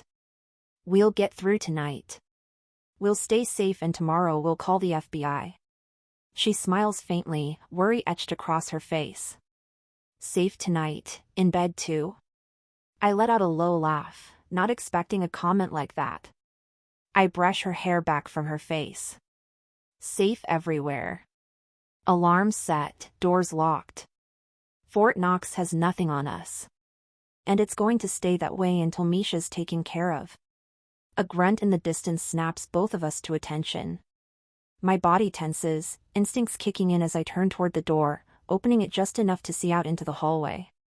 James? I call. Nothing. My chest tightens as I guide Erin behind the desk, keeping her close. Stay with me, I command. I crouch, unlocking the bottom drawer of the desk and pulling out my Glock 17. My movements are quick and precise, the weight of the gun familiar in my hand as I slide the magazine in and chamber around. Erin watches me with wide eyes. I tuck the Glock into the back of my waistband and move toward the door, Erin tightly gripping my arm. Stay close, I whisper. Footsteps echo in the hallway, slow and heavy. Every muscle in my body coils tight, ready for whatever, or whoever, is about to come through that door. The footsteps grow louder, closer. Erin's hand tightens on my arm. I slip the gun out of my waistband, keeping it pointed at the floor. The door creaks open, and a figure steps into the frame. Relief floods me as I recognize the familiar face. It's Mark. He stops short, his expression shifting to confusion as he takes in the scene. Whoa, what's going on in here? He asks, glancing at the gun in my hand. What's with the firepower? I was thinking of asking for a raise, but maybe another night. I exhale slowly, lowering the gun but keeping it at my side. Jesus, Mark. Thought everyone had gone home. Mark shrugs, flashing an easy grin. Forgot my wallet, he says, patting his pocket for emphasis. Heard something on my way back and figured I'd check in. Didn't mean to scare you. I study him for a moment, my gaze narrowing. He looks relaxed and casual. Too casual. His eyes flick to Erin, who says nothing. I can feel her body tense up. All good, I say. Just being careful. There's cash back here and robberies aren't exactly a rare occurrence in the city. Erin exhales beside me, her tension easing slightly. You scared the hell out of us, she says. Mark raises his hands in mock surrender, his grin widening. Didn't mean to. Next time, I'll knock louder. He takes a step back toward the door. Anyway, I'll grab my wallet and head out. See you tomorrow? Yeah, sure, I reply. See you tomorrow. One more quick wave and he's gone. I stick my head out into the hallway and watch him walk toward the front of the house. Satisfied, I shut the door again and let out a sigh. A few minutes later I hear the back door open and close. Quiet fills the space but not my mind. I set the gun on the desk, my hand brushing Erin's arm as I glance at her. We're okay, I say softly. But I'm going to have a conversation with Mark tomorrow about coming in the back door and sneaking around like that. Then, something occurs to me, James. Where the hell is he? I'm going to look for James, I say. Stay here. Okay. Gun in hand, I make my way through the dim halls toward the front of the club. No sign of James anywhere. It's unlike him to just vanish like that. I hear a noise behind me. I pause, gripping my Glock with both hands as I turn, gun raised.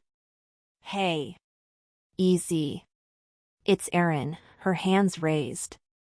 I sigh, lowering the gun. Didn't I tell you to stay in the office? It's safer in there. Come on, you should know better than to think I'd let you wander around out here alone. And what were you planning on doing to help? Run behind the bar and whip bottles of Jack at any intruders? She shrugs. I'm quick on my feet. And I'm not going to sit around and wait. No sense in arguing with her, that much I've learned. Come on. Stay close. I want to check out the front of the house and see where the hell James got off to. Together we walk toward the bar. The main floor of the club is on the other side. At first, all seems quiet. Too quiet. Mark stands near the entrance, but something about him is off. Gone is the easy, affable grin he usually wears. His face is hard, his eyes cold, and the shift sends a jolt of unease through me. Mark? I thought you left. He shrugs. Something else I forgot. Man, I need a little list or something to check off before I head out of here. Aaron steps close to me, sensing something's wrong. Where's James? I ask. Mark shrugs again, his expression unreadable. Don't know, he says simply. Just then, two large men emerge from the shadows behind him, their presence sucking the air out of the room. Both are built like linebackers, their sharp eyes scanning as though sizing up the space, and us. The larger of the two, bald with a jagged scar running along his jawline, steps forward. My hand tightens on the Glock as I lift it, aiming directly at the larger man. Get the hell out of my club. Before I can move, the second man raises his weapon, a sleek black pistol, and trains it on Aaron. Put it down, he says, his voice calm and cold. I'm a crack shot at 50 yards. 50 feet? She won't feel a thing. My blood turns to ice as I glance at Aaron, her face pale but her expression hard. I lower my gun slowly. Now, Mark says. Set it on the bar. I clench my jaw hard as I comply. The larger man steps forward, taking my weapon and tucking it into his belt. I turn my attention back to Mark. You traitorous son of a bitch, I spit. I trusted you. Mark just shrugs, his demeanor maddeningly casual. My loyalty's always been with the man who pays me the most, he says, his tone almost apologetic. His gaze shifts to Aaron, softening slightly. Sorry, Aaron. Really? Fuck you, Mark. He raises his hands in mock surrender, stepping back with a smirk. Fair enough. Anyway, as you guys can see, you're not in a good spot. Misha's 5 steps ahead of you, as always. So I guess all I can say is good luck. He makes his way around us, stepping into the back halls and disappearing. The larger man gestures with a jerk of his head. Let's go. Both of you. I glance at Erin, her hand trembling slightly as it brushes against mine. I lower my voice to a whisper, leaning in close. Stay behind me. She nods, her eyes locking onto mine. I take her hand, gripping it tightly. Turning back to the men, I utter, after you. The larger man chuckles, a low, guttural sound. Smart. The other gestures toward the bar. Go behind it. And put your hands on the counter. Erin flicks her eyes to me and I nod. Together, we make our way around the bar. Try anything cute, one of the men says, and I'll kill her right in front of you. My mind races, cataloging every detail, the placement of the smaller man's gun in his belt, the way the larger man holds his weapon, the distance to the nearest exit. I'm calculating, planning, waiting for the moment when the odds tilt in our favor. But for now, we walk, step by step, around the bar. Once there, we place our hands on the smooth wood. I glance at Erin, her chin lifted in defiance. Whatever happens next, I know one thing for certain, I'll do whatever it takes to protect her. The front doors of the club open. Footsteps sound, 2 more hulking guards flanking a shadowy figure. My blood runs cold when I realize who's with them. Hey, Misha says, opening his arms. What the hell does a guy gotta do to get a drink around here? Chapter 30. Erin. Misha. The word comes out of my mouth dripping with venom. I want to smash a bottle, leap across the bar, and stick the pointy end into his fat neck. One of the guards, sensing the shift in mood, raises his gun. "Keep your palms on the bar," he says. "Or your brains will be decorating those bottles behind you." Misha, a pleased smile on his face, waddles over to the bar and plops onto one of the stools. His girth spills over the sides in a way that would be funny if it weren't for the disgusting grin on his face. The sight of him sends a cold rush of anger through me, but I straighten my spine, refusing to let him see how rattled I am. "All right," Misha says, scanning the bottles as he drums his sausage fingers on the bar. "What sounds good tonight?" As he looks around, I think about Mark. What a total prick. His betrayal completely stunned me. Misha's gaze shifts to me, and my skin prickles under his attention. His smile becomes more cruel, more calculated, as he gestures toward the bottles. "You," he says, his little piggy eyes locking onto me. "Make us some drinks. You are the bartender here, aren't you? Let's see what you've got." I freeze, my heart thudding painfully in my chest.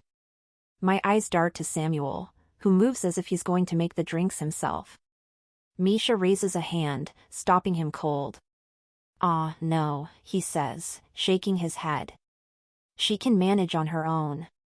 I swallow hard, every nerve screaming at me to stay by Samuel's side, but I know what Misha's doing. He's trying to separate us, to prove he's in control.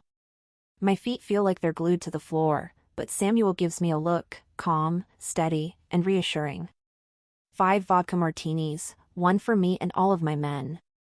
Nice and cold, too. Lots of olives. Get to it. With a shaky breath, I force my legs to move, walking toward the bottles as Misha's eyes follow me.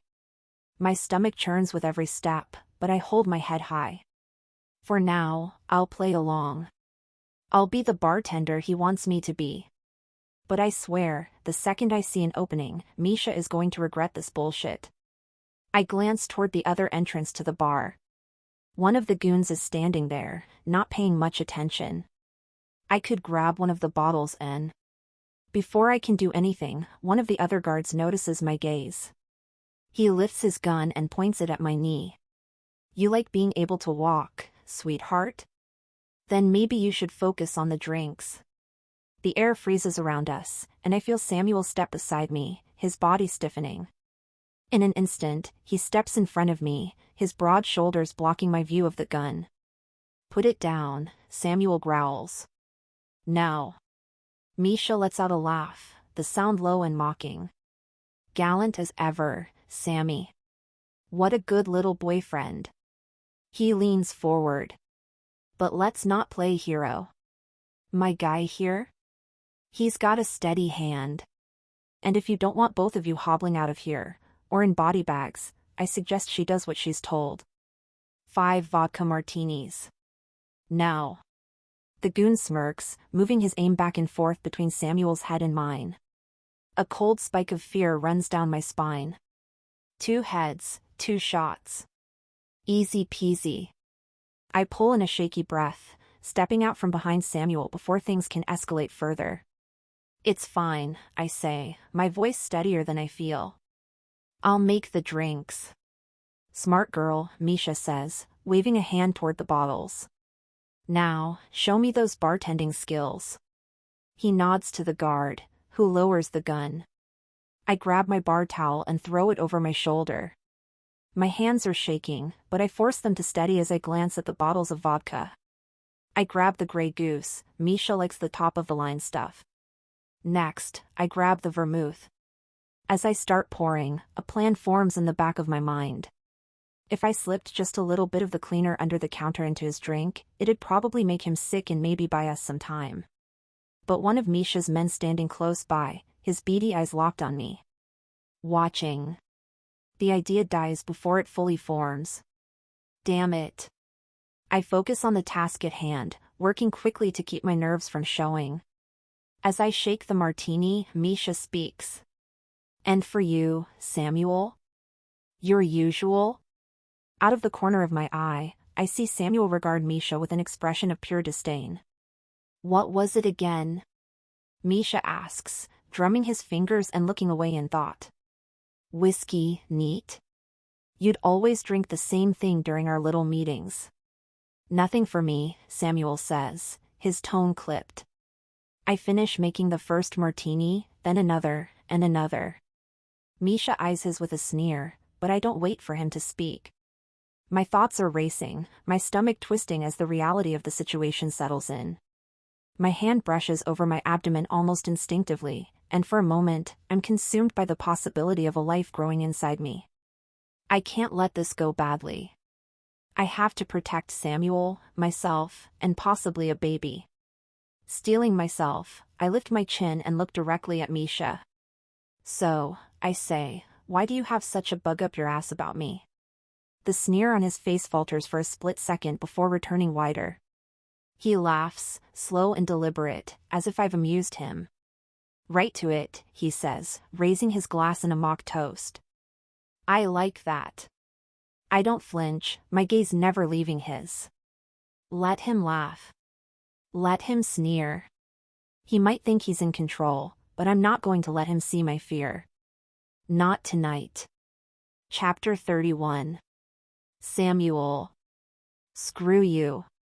Aaron snarls the words. I raise an eyebrow at her.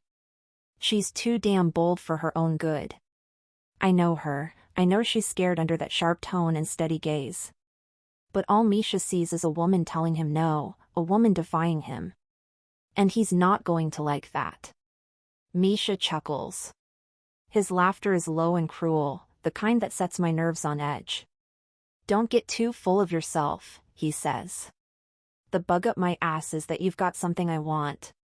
And you know what it is. He takes a sip of his martini.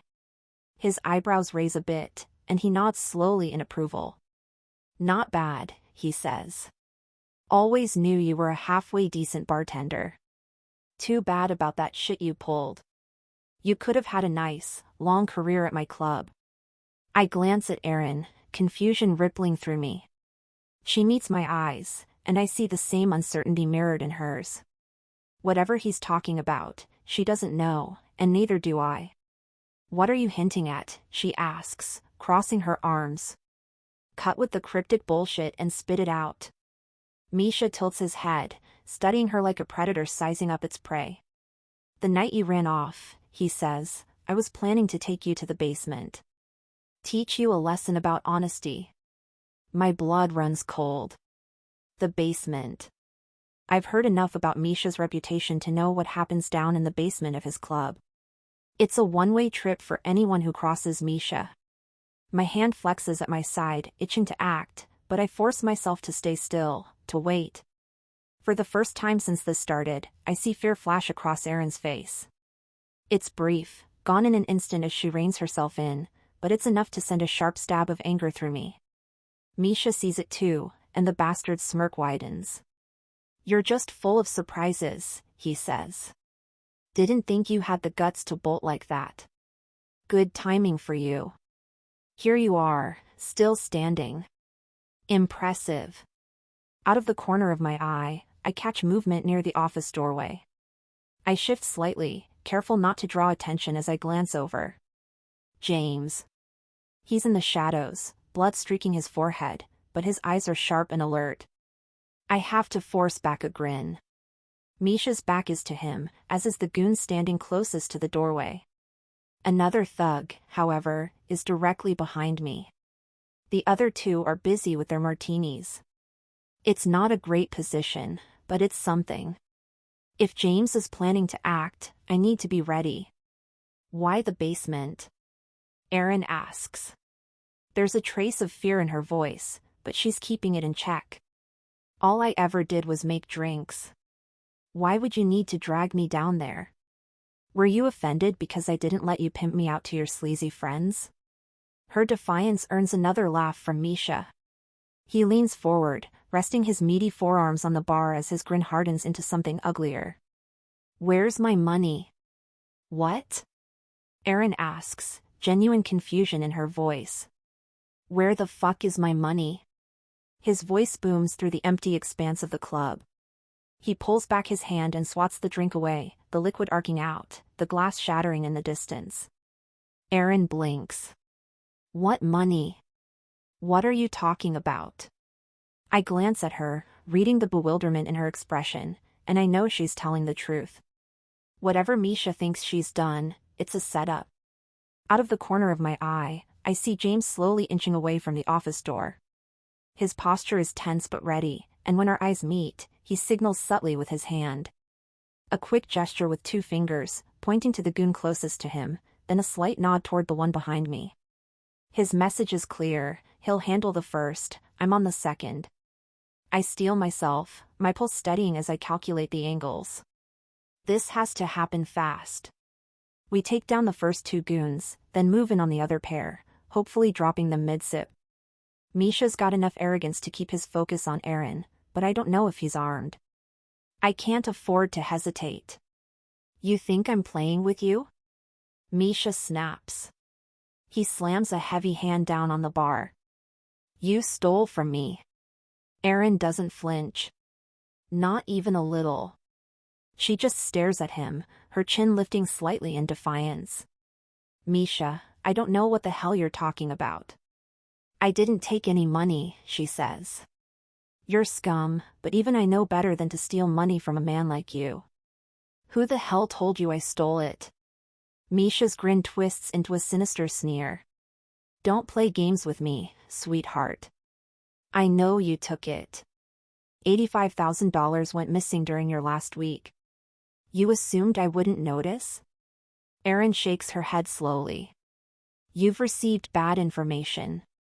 Check your sources. I didn't take anything. I feel a swell of pride at her unwillingness to back down. She remains steady and collected, even in the face of pure evil. Misha narrows his eyes at her, his lips curling in disgust. You've got some nerve. He places his hands on the bar and heaves himself out of his stool. He nods to one of the guards, who sets down his drink and points his gun at her. Where the fuck is my money? Rage echoes in his voice. If there's a time to move, it's now. If he doesn't get what he wants, he's going to kill her. I nod to James. The pipe in his hand catches the dim light as he swings it with precision. It connects with the goon's head, a sickening crack splitting the air as the man crumples to the ground. The room explodes in chaos. I spin toward the closest guard behind me, who's already reaching for his weapon, and grab his wrist. Twisting sharply, I force him to drop the gun, the clatter of metal against the floor barely registering as I slam his head into the edge of the bar. He struggles, but I'm stronger, and the adrenaline coursing through me makes my grip unbreakable. Samuel. Aaron's voice cuts through the mayhem. I turn my head just in time to see Misha gesture to the 2 remaining guards, positioning himself between them and James and me. He signals to one of the guards to point his gun at Aaron. She moves, you kill her, he says. Don't, I growl, my voice low and dangerous. Unless you want this to end badly. Misha's eyes dart to James, who's already moving toward us, the pipe in his hand dripping blood. The tables have turned, and he knows it. The room has become still and silent, the only noise the groaning of the guard James brained with the pipe. My focus narrows on Misha, and I take a slow step toward him. Now, I say, my voice icy, you're going to tell me exactly who fed you that lie about Aaron. And you're going to tell me now. Chapter 32. Aaron. Where were we? Misha sits on the bar stool like he owns the damn place. His guards flank him, there's a gun trained on me, and he's clearly feeling a hell of a lot more confident. He reaches to the bar, taking the martini one of his guards abandoned when James hit the first goon. He brings the glass to his mouth for a slow sip. That's good stuff. He turns to me. Are you sure you don't want to come work for me again? He laughs at his own joke, shaking his head. The smirk on his face is infuriating. He's so full of himself, so sure of his men, and so certain this fight is already over, that he didn't even flinch when the fight broke out. Tell me, Samuel says. Who gave you this information? Misha shrugs. Doesn't look like you're in any position to make demands, he replies. And it doesn't matter. I know what she did and I want my money. You're not getting shit. Misha narrows his eyes. I'm getting exactly what I came for. And if you don't give it to me, what happens next happens fast. I grab one of the bottles from behind the bar, throwing it with all my strength at the nearest goon. The bottle connects with a thunk, and he stumbles backward. That's all Samuel needs. James, move. I jerk my head to the side just in time to see James swing the pipe. It cracks against the other goon's head, sending him stumbling but not dropping. My gaze snaps back just as Samuel spins, his fist connecting with the second goon's jaw. The impact is brutal, the sound of it ringing in my ears. The room explodes again, a blur of fists swinging and the sound of sharp grunts as the fight begins again in earnest. My heart hammers in my chest, but no one's paying attention to me. I duck under the bar, my fingers scrambling for the panic button. It's hidden beneath the counter, a small, inconspicuous switch that I press hard. I don't know if it even works, I've never used it before, but it's my best shot. If the cops show up, this could end without anyone else getting hurt. If they show up and aren't working for Misha. Peeking over the bar, I assess the fight. Samuel is holding his own. He doesn't need my help. James, however, is in trouble. The guy he hit, the biggest of all the thugs, isn't down, and now they're both staggering. James is injured, his movements slower, less effective. I feel a surge of panic watching him struggle, but I force myself to stay put. I'm not a fighter, jumping in won't help anyone. Is this really the best you guys can do? Misha asks, watching the brawl. Come on, I expected better than this. He takes another sip of the martini, watching the fight like it's a show put on for his entertainment. Samuel takes a hard punch to the face, and my heart leaps into my throat. He counters with a jab to the goon's nose, followed by a roundhouse punch that sends the guy crumpling to the floor. One down. James is still struggling. He and the other thug are both woozy, their fight dragging on in a messy, desperate way. Samuel doesn't hesitate. He rushes over to help. Misha's smirk falters as he realizes his men are losing. He sets his drink down and rises from the bar stool. The sight sends a chill down my spine. He turns toward me slowly. Stay the hell away from me. I take a step back, but he keeps coming. I glance toward the front of the club. If the panic button worked, the cops should be on their way. If I can get to the door, I can let them in and end this. To do that, though, I have to pass Misha. He's slow, I remind myself. His size will work against him. I can make it. I dart toward the front, but Misha surprises me. Despite his bulk, he moves fast enough to grab my hair. Pain shoots through my scalp as he yanks me back, making me stumble. Where do you think you're going? He snarls, jerking me around like I weigh nothing. Let her go. Samuel's voice is a roar, and I can see out of the corner of my eye that he and James have just dropped the final guard. Misha ignores him. His hand fists in my hair, and before I can react, his other fist slams into my solar plexus. The pain is blinding. I double over, gasping for air. My legs give out, and I would fall to the floor if Misha weren't holding me up by my hair. Freeze, he yells at Samuel and James. One more step, and I'll beat her to death myself. Tears blur my vision as I struggle to breathe. My mind races, but through the haze of pain, I realize something. Misha doesn't have a gun. My stomach cries out in pain from the punch. The baby. Just the thought of it is enough to ignite a rage in me I didn't know I was capable of. With every last bit of my strength, I slam into Misha. He lets out an oof of pain, and this time, his size works against him. Misha topples over, his hands still fisted in my hair, pulling me on top of his sweaty bulk. Samuel is there in an instant. He forces Misha to release me, then helps me up, setting me on a bar stool. Then he plants his boot on the center of Misha's chest, pinning him to the ground. Don't move, Samuel growls. The deadly calm in his tone makes me shiver. Or you're fucking dead. Misha doesn't respond. His smug smirk is finally gone, replaced by a flash of fear. For the first time tonight, he doesn't look so certain. Chapter 33. Air in. Breathe in. Breathe out.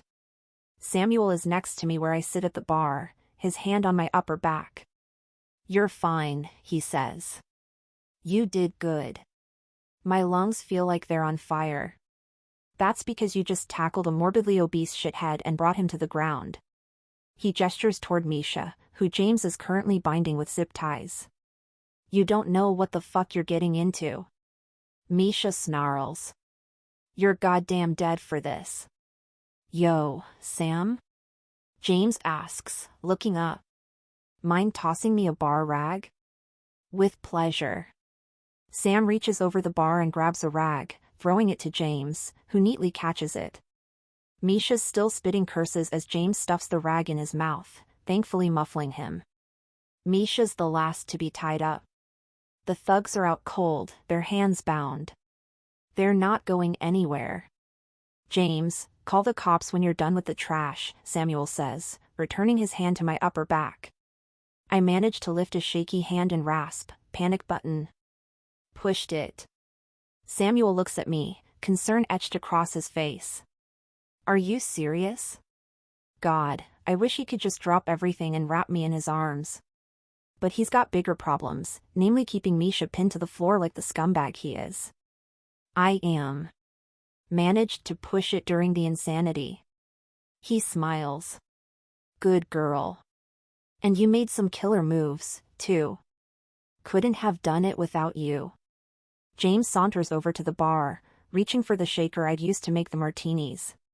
He looks inside, sees there's a little left, and tosses it back. Never been a martini guy. But that's damn good. Misha's still struggling and yelling against the towel stuffed in his mouth. Samuel saunters over. You'd better shut the hell up, he says, before I decide to toss you in the storeroom while we wait. Misha spits out his gag. Try it, he shouts. Whatever you do to me, I'll do to you 3 times over. You and that fucking bye. Samuel doesn't wait a second to respond. He reaches down and slaps Misha across the face, shutting him up and leaving a red palm mark on his cheek. Don't even think about finishing that sentence, Samuel warns.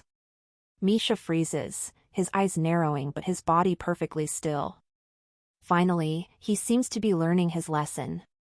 And God, does it feel good to see that prick squirm. Suddenly, the front door to the club opens and 2 Denver PD officers burst in, their eyes widening as they take in the scene: broken furniture, blood streaked across the floor, 5 men tied up, 4 of them unconscious. What the hell happened here? One of the officers demands, his hand already moving toward his radio. Before I can open my mouth, Misha's voice fills the air, shrill and accusatory. Came in and they were all punching and hitting one another. I tried to break it up, but they attacked me. I blink, stunned at the sheer audacity of his lie.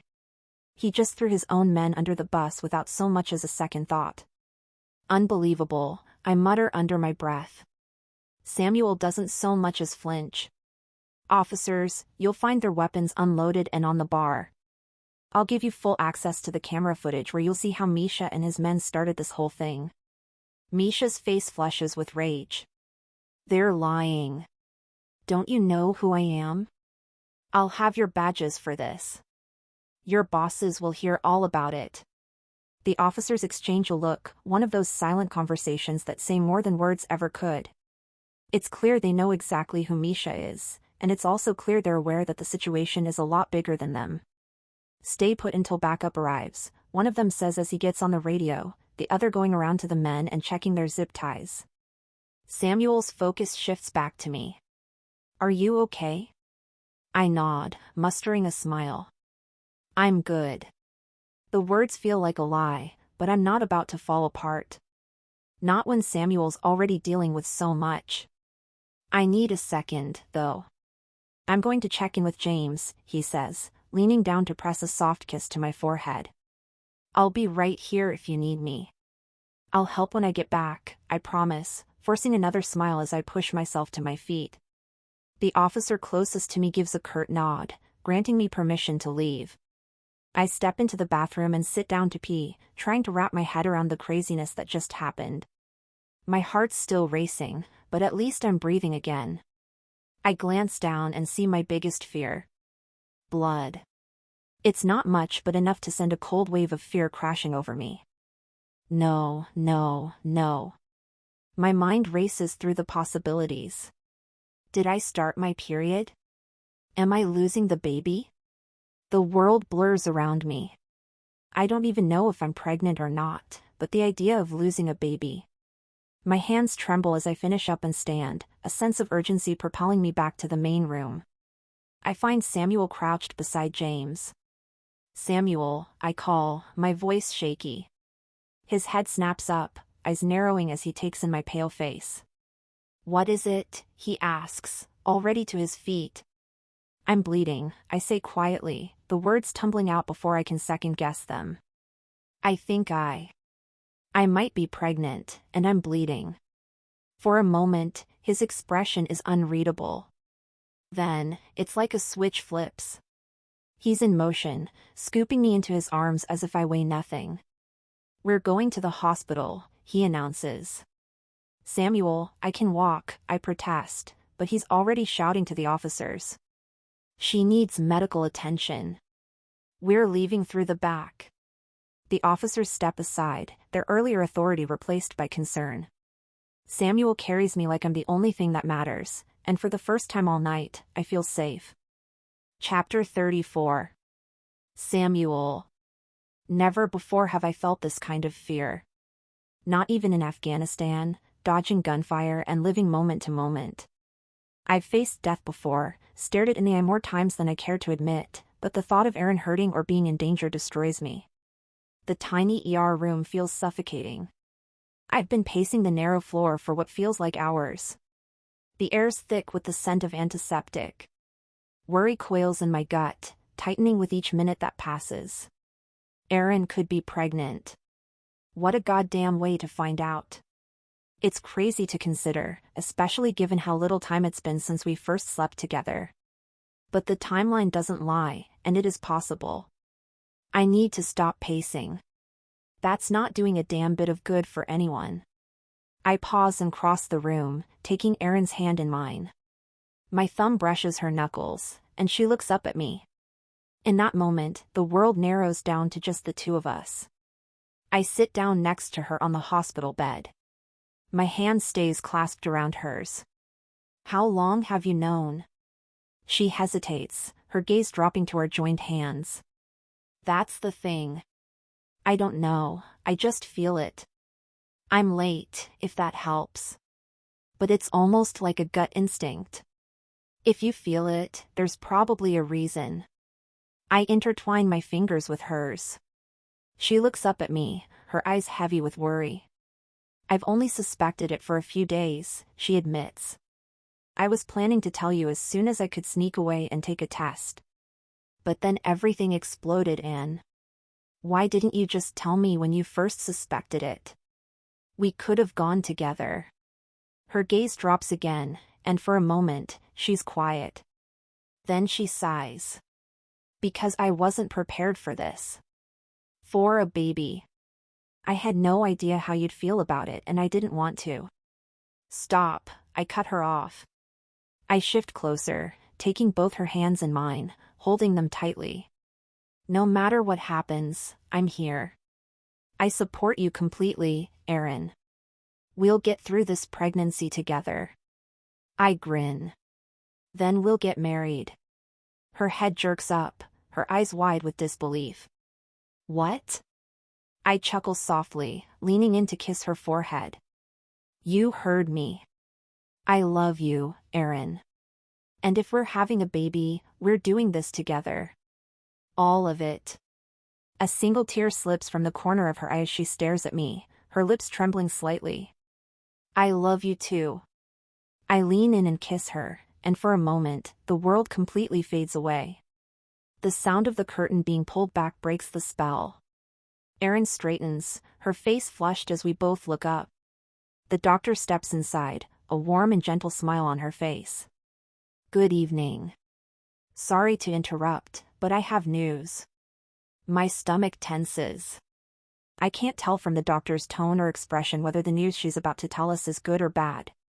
All the joy I've been feeling from the idea of having a baby could be swept away in seconds. Erin's hand squeezes mine so hard I worry for a moment she might break some bones. What kind of news? I ask. The doctor folds her hands in front of her.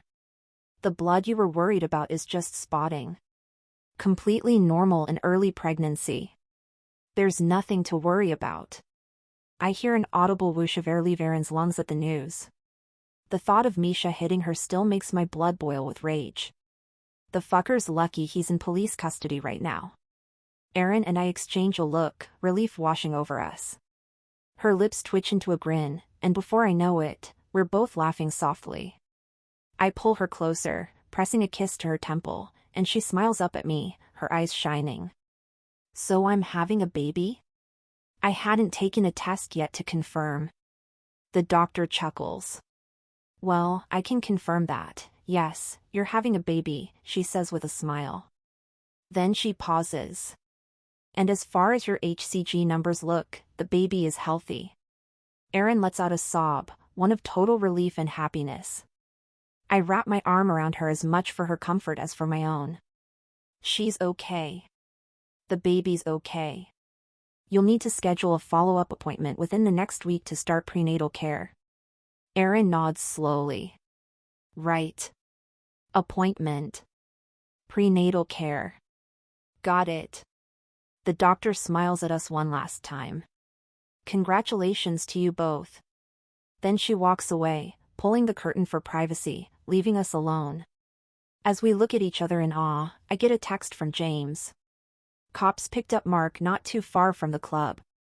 Little shit's not getting away with what he did. They got Mark, I tell Erin. Good. That's all she says, her tone cold. I text James back. How are you? Fine. Just some stitches. Good. Drinks are on me for the next week. And maybe a raise while you're feeling generous. I laugh out loud before responding. We'll talk. I sit still and quiet for a time, the reality of what's happening dawning on me. You all right? She asks. Just thinking. The good kind of thinking, or the bad kind of thinking? I'd been so wrapped up in the worry that something bad had happened to her that I hadn't processed the actual news. Now it's hitting me. She's pregnant. I reach for her, cupping her face in my hands as I pull her in for a kiss. When we pull back, her forehead rests against mine. I love you, I whisper, my voice rough with emotion. I love you too. Despite everything, the fear, the worry, the danger, in that moment, everything's perfect. Epilogue I. Erin. 7 months later. Jess, clear table 7 and reset it. I shout over the music. Logan, we need another round of martinis at the VIP table, and don't forget to make the one for the guy in the red blazer extra dirty. Danny, refill the garnish trays, we're running low on limes. Hell, we should have been stocked up before the shift started.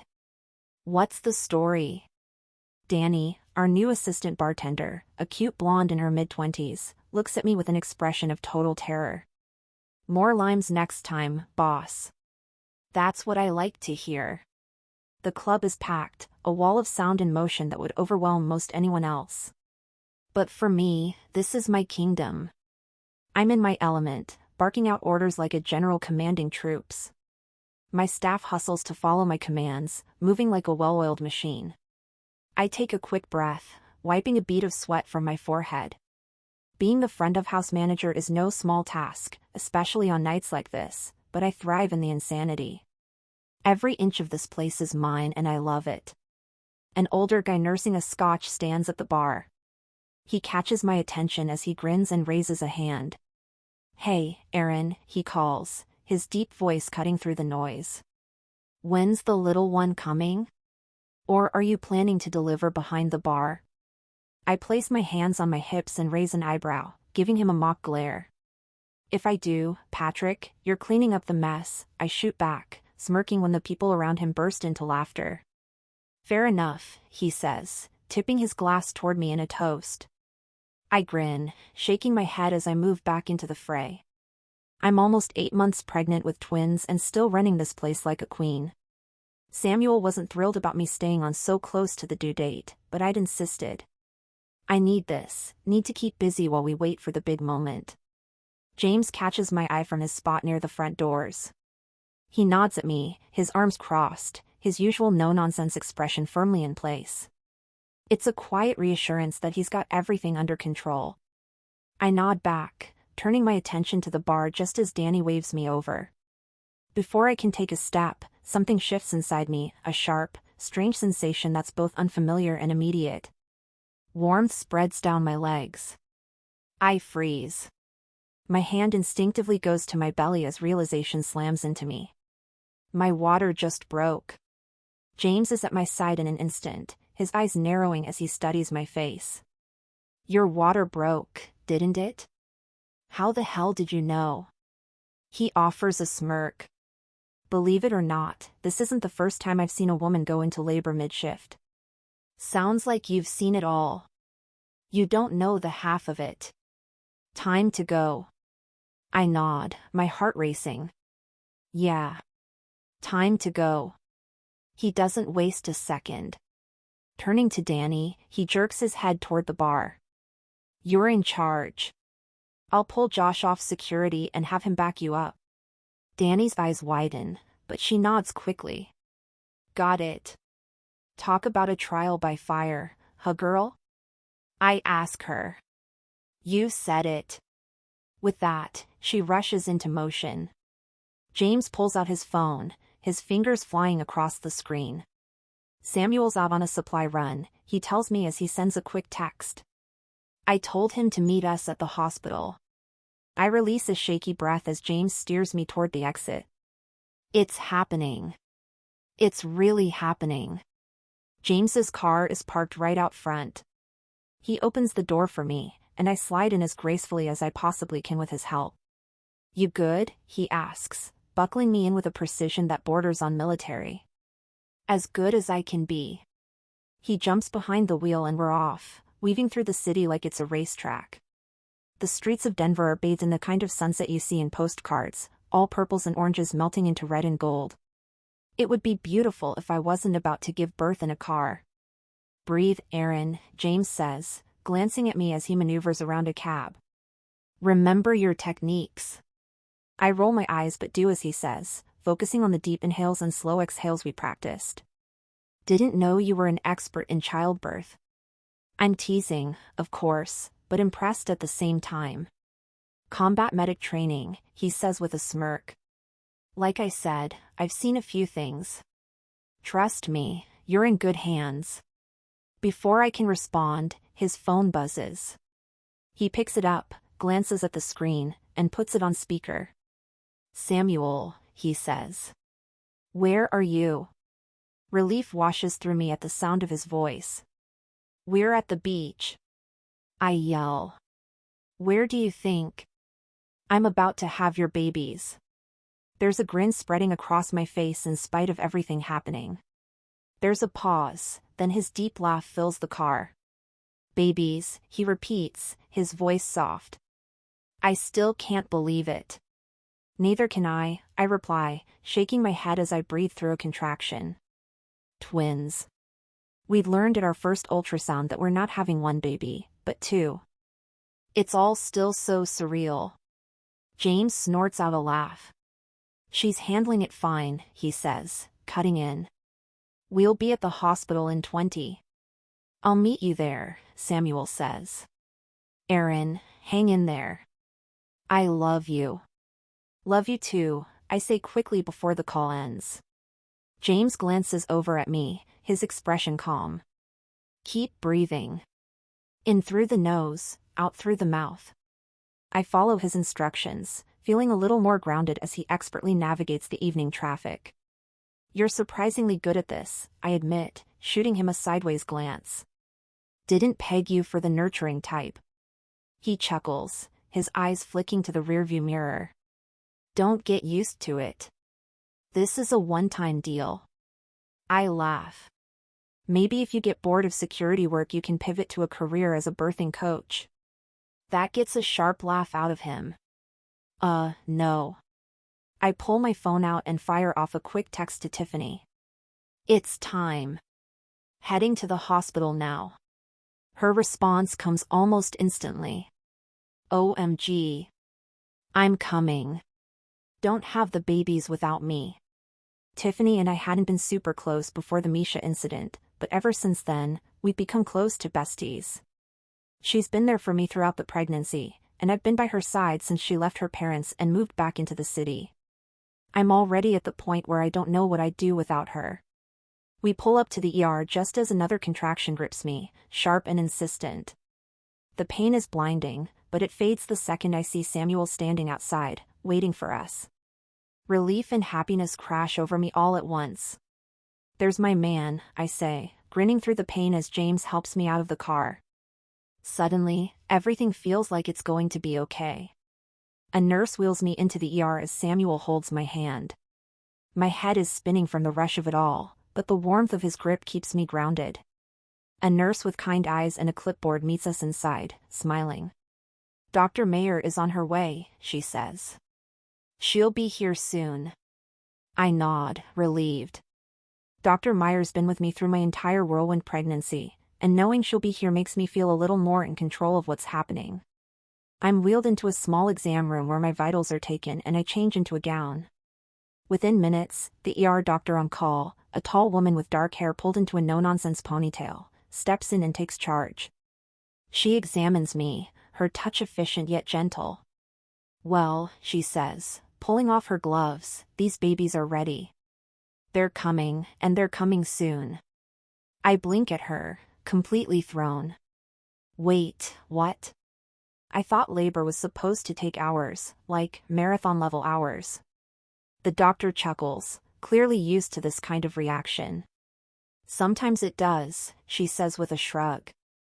Sometimes it doesn't. You're one of the lucky ones. Or unlucky, depending on how you look at it. Lucky, Samuel says, giving my hand a squeeze. Definitely lucky. Another contraction rolls through me. Lucky. I bite out. They transfer me to a delivery room, the sterile white walls and beeping monitors adding to the surreal nature of the experience. I'm settled into the bed, and Samuel stays glued to my side, helping me breathe through each contraction. He's calm and steady, the rock I need right now, and I'm so grateful I could cry. James, on the other hand, is on a mission. He's darting around the room, grabbing water bottles, extra pillows, and anything else he thinks might help. At one point, he even checks the thermostat, muttering something about it being too warm. James, Samuel says, shooting him an amused look, you don't have to stay. We've got this. James snorts, crossing his arms over his chest. Not a chance in hell. There's no way I'm missing my godkid's birth. James had already been a rock during this pregnancy, but ever since learning we wanted him to be the twins' godfather, he's gone into overdrive. He goes on. Besides, the security staff can survive without me breathing down their necks for one night. Samuel chuckles and claps him on the shoulder. Fair enough. A flurry of motion near the door catches my attention, and Dr. Mayer finally steps in, her smile reassuring as always. James, seeing that things are about to get real, slips out with a wave.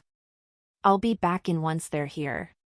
How are we doing, Aaron? She asks, setting her bag down and slipping on a pair of gloves. Ready to get these babies out. She laughs softly. Good, because you're fully dilated and ready to push. Holy shit. It's happening. My heart skips a beat. Fear and excitement flood through me in equal measure. I grip Samuel's hand tighter and look up at him. Here goes nothing. You've got this, he says, his voice steady and sure. The room buzzes around me, voices blending into a hazy backdrop of urgency and professionalism. But my focus narrows to one thing, bringing my children safely into the world. I clench my teeth, gripping Samuel's hand like it's the only thing tethering me to reality, and bear down with everything I've got. Good, Aaron.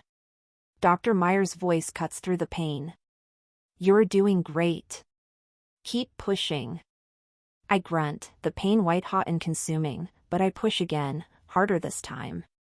A rush of relief floods through me as I feel the shift, and then I hear it, the tiny, piercing cry of my firstborn son. He's here, Samuel says. He cranes his neck to see. Aaron, he's perfect. Tears sting my eyes, but I can't stop yet. My body reminds me quickly that I'm not done. Another wave hits, and I brace myself, already exhausted.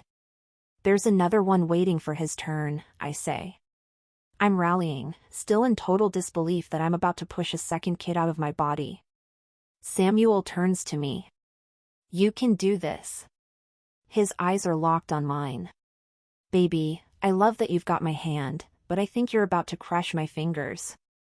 Samuel laughs, a warm sound that cuts through the haze of pain. Sorry, he says, loosening his grip slightly. Better? Much. Good, he says. Now get ready, baby. One more to go. I nod, my breath hitching as I bear down again. But nothing happens. Panic flares in my chest, and I glance at Dr. Meyer. Why isn't this one coming out as easily? He must be a mama's boy, Samuel says. I let out a breathy laugh, but it's cut short as another contraction tears through me.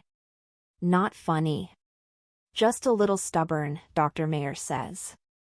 Keep going, you're almost there. Minutes later, the pressure builds to an unbearable peak, and then suddenly, it releases. A second cry fills the air, this one louder but just as heart-stopping as the first. My head falls back against the pillow, the exhaustion overwhelming. Baby number 2, Dr. Meyer announces, her voice warm and happy. Congratulations, Mom and Dad. Samuel kisses my forehead, his lips lingering for a moment before he steps away to see our sons. The ache in my chest isn't from the labor, it's from the love I already feel and the need to hold them. Bring them to me. The nurse gently places one tiny bundle in each arm, and as I look down at their scrunched-up faces, my heart swells to a size I didn't know was possible. Pure, unconditional love floods through me, and I can't help the tears that spill over. Samuel crouches beside me, his hand brushing against mine as he looks down at our boys. I've never seen anything more beautiful. His voice is soft and full of awe. I glance at him and smile. Well, Daddy, say hello to Samuel Jr. and James. My 2 favorite boys named after my 2 favorite men. He chuckles, leaning in to kiss me again, his lips soft against mine. Sammy and Jimmy. Welcome to the world, boys. Epilogue 2. Samuel. 1 year later. You're not going anywhere just yet, buddy, I say to Sammy, smirking as he lets out a determined grunt. Beside me, James is holding Jimmy, who's doing the exact same thing. I glance down at Sammy, who's squirming in my arms, his tiny hands reaching toward the new toy cars scattered across the lawn. The house is alive with laughter. I love it. I don't know how I ever lived without it. Kids dart between clusters of brightly wrapped presents and a bounce house that has become the main attraction. The smell of barbecue wafts from the grill, where one of the neighbors mans the flames, flipping burgers and hot dogs. Please sit still for 2 seconds, Erin pleads, holding her phone up to take a picture. Her voice sounds exasperated, but there's laughter in her eyes. She's standing by the picnic table, which is loaded with food and a cake shaped like 2 race cars, one blue, one red. We're trying, James says, but the grin on his face tells a different story. Jimmy giggles, his little hands batting at James's face. Around us, the sprawling yard of what is now our cabin in the woods stretches out like a dream. The addition of fences and a playground are for the boys' benefit. They have plenty of space to run, explore, and be as loud as they want. Tiffany breezes past, laughing as she tries to wrangle a group of toddlers chasing each other with balloons. She waves a hand at Erin. Good luck getting those 2 to pose. Erin sighs, lowering her phone. Fine, she concedes with a laugh, waving us off. Go ahead. Let them loose. With Mommy's permission, the twins are off, hauling but to their toy cars. The little vehicles light up and make engine noises as the boys clamber onto them, chatting to each other in their secret twin language. Erin laughs, shaking her head as she watches them. The sound of her joy settles deep in my chest. I've stared death in the face more times than I care to count, lived through enough chaos to last a lifetime, but this moment is pure, simple happiness. The kind I never knew I needed. The adults gather around the patio table, keeping a close eye on the kids while casually chatting and drinking. James leans back in his chair, Jimmy's sticky juice handprints still on his shirt. Got some news, he says. Kaylee's been found. Erin stiffens beside me, her hand pausing mid-reach for her glass. What? When? Where? James chuckles, shaking his head. Turns out she was the one who'd stolen the money. Sounds like she hoped Misha would tag you for it. Anyway, she got arrested trying to sneak into Canada. Apparently, she had an unregistered gun on her and what remained of the cash. Erin's jaw drops. Are you serious? Dead serious, James replies.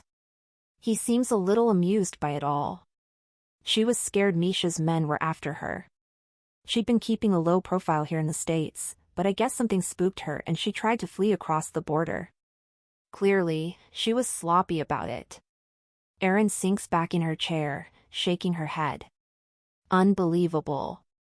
I glance at her, then at the twins, who are happily racing their cars across the yard. Guess that clears your name, huh? Not that I needed any clearing. Misha's long gone, doing his witness protection act or whatever. I'm not exactly concerned with getting back in his good graces. I chuckle, wrapping an arm around her shoulders. It's been a long, but good year since the boys arrived. The club's still making money hand over fist. Erin's back in school working toward her master's in social work. But she still does me the kindness of running a shift here and there at the club. As the last of the party winds down, the remaining guests move into the house.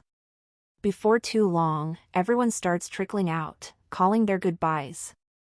Tiffany is one of the last to leave, bending down to kiss each twin on the cheek. Bye, Sammy. Bye, Jimmy, she says. And happy birthday. Erin laughs, stepping forward to hug her. Lunch next week? You bet your butt, she says. Shoot me a text tomorrow and we'll figure out where.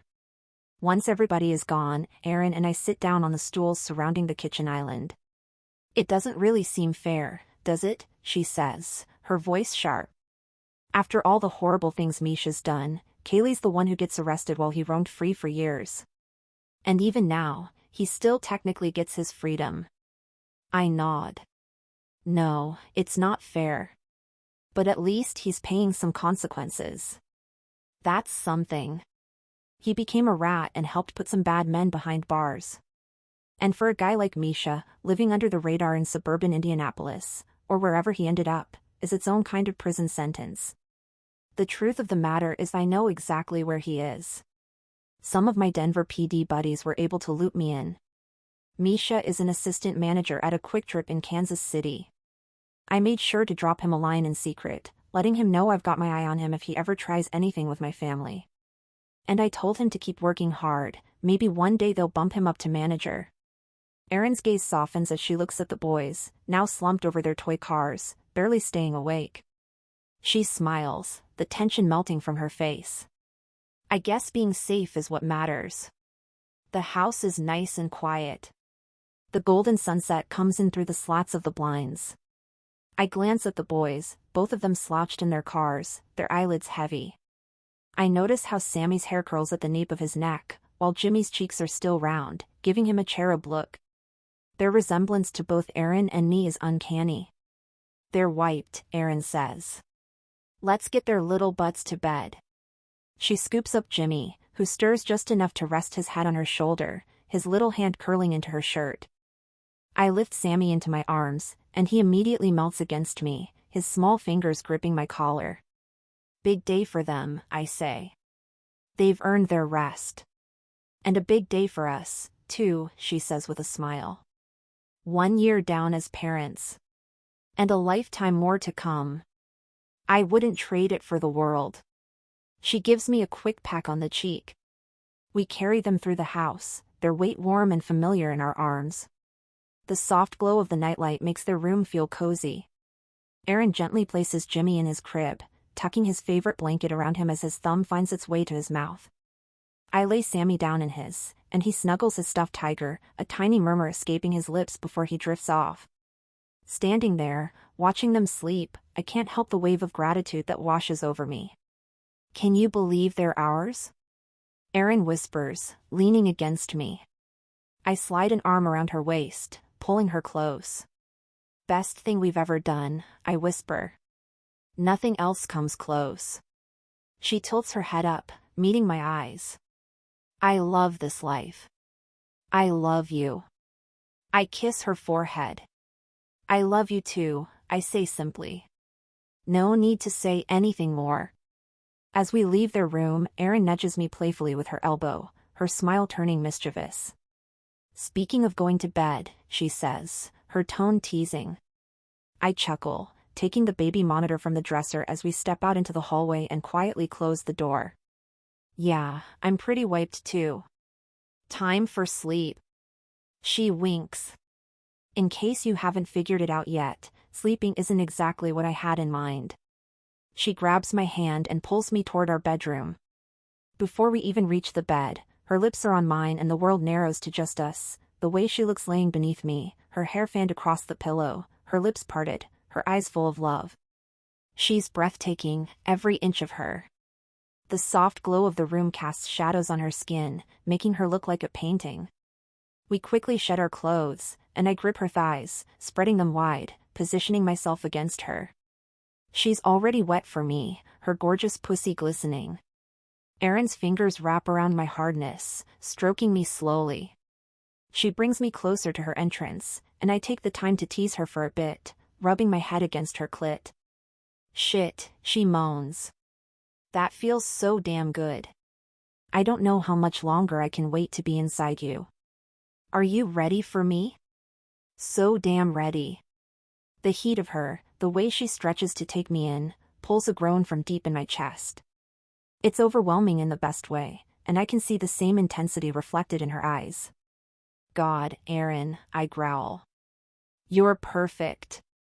Her back arches, her hands clutch my shoulders, and the sound she makes, a soft gasp that turns into a moan, hits me like a shot of adrenaline. I move slowly at first, letting her feel every inch of me. Her body responds instantly, her hips rising to meet mine, and it's almost too much. I slide my hands up her sides, her skin sheened with sweat, warm to the touch. I stop at her wrists, pinning her down and holding her in place. My thrusts get faster, deeper, her moans intensifying. I drive into her hard, savoring the way she grips me. You feel incredible, I say. My gaze locks onto hers, refusing to let her look away. You're mine, Erin. Always. Always, she gasps, her nails digging into my shoulders. The sting of it only drives me harder, the way she clings to me like I'm her anchor, her everything. Her head falls back, exposing the delicate curve of her neck, and I lean down, pressing my lips to her skin. The taste of her, the feel of her trembling beneath me, sends a surge of possessive pride through my body. She's mine in every way, every sound she makes, every shiver that runs through her, all of it. Her cries grow louder, more desperate, and I can feel the tension building in her, the way her body tightens around me, pulling me closer to the edge with her. Let go from me, I say. Now. She shatters, her body arching beneath me as she cries out my name. The sight of her, flushed, trembling, lost in the moment, pushes me over the edge. My movements grow erratic, deeper, as the release hits me, leaving me groaning her name. I thrust hard one more time, draining myself deep inside. She wraps her hips around me, as if wanting to hold me in place as we ride out our orgasms. My body stills, and I rest my forehead against hers as I catch my breath. Her arms wrap around me, holding me close, and for a moment, I can't move. I don't want to. Finally, I slide beside her and she places her head on my chest. I watch her for a long while. Erin has that effect on me, making me just want to stare at her. I can't explain it. We'd better be careful, I say, or we're going to end up with another set of twins. She grins. Wouldn't be the worst thing in the world. For a long moment I just look at her, drinking in her beauty. You're the most gorgeous damn thing I've ever seen. You know that? You're my everything. She grins, planting a sweet kiss on my chin. I could listen to you talk like that for the rest of my life. Then I've got good news. She laughs, and we kiss again. Lying here with Erin curled against me, her head resting on my chest, the world seems perfect. The rise and fall of her breathing is steady and soothing, and I run my fingers lazily through her hair. Her warmth, her presence, it's everything I never knew I needed. I realize there's no moment like the present to give her my surprise, the surprise I've been keeping for weeks. I originally had a different plan in mind. Something bigger, grander. But as I lay there with her, knowing our boys are sleeping soundly in the other room, I realize this is the perfect moment. I take a deep, slow breath. For the first time in as long as I can remember, I'm nervous. Erin. She tilts her head up to look at me. God, where to begin? It isn't like I'd prepared a speech. I've been through a lot in my life. I've seen and done things I don't care to remember. And there have been times when I've been damn sure that what I've been through made me different, took me away from the normal rhythm of life, meant I wouldn't get the things I'd always wanted. I was sure I didn't deserve them.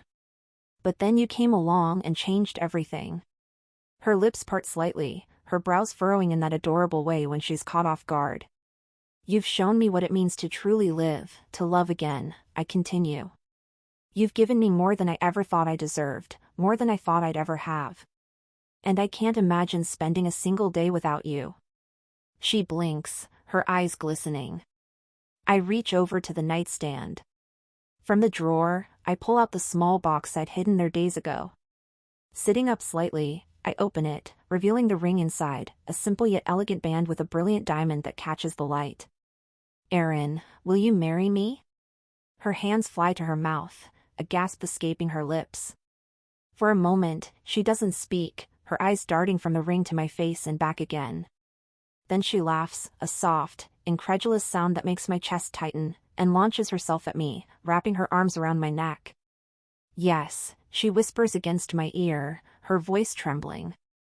Yes, Samuel, of course I'll marry you. Relief and joy flood through me as I pull her closer, our lips meeting in a kiss that's soft at first, then deepens, full of love and promise. We're in love. It's all damn perfect. And I can't wait to see what the future holds. The end.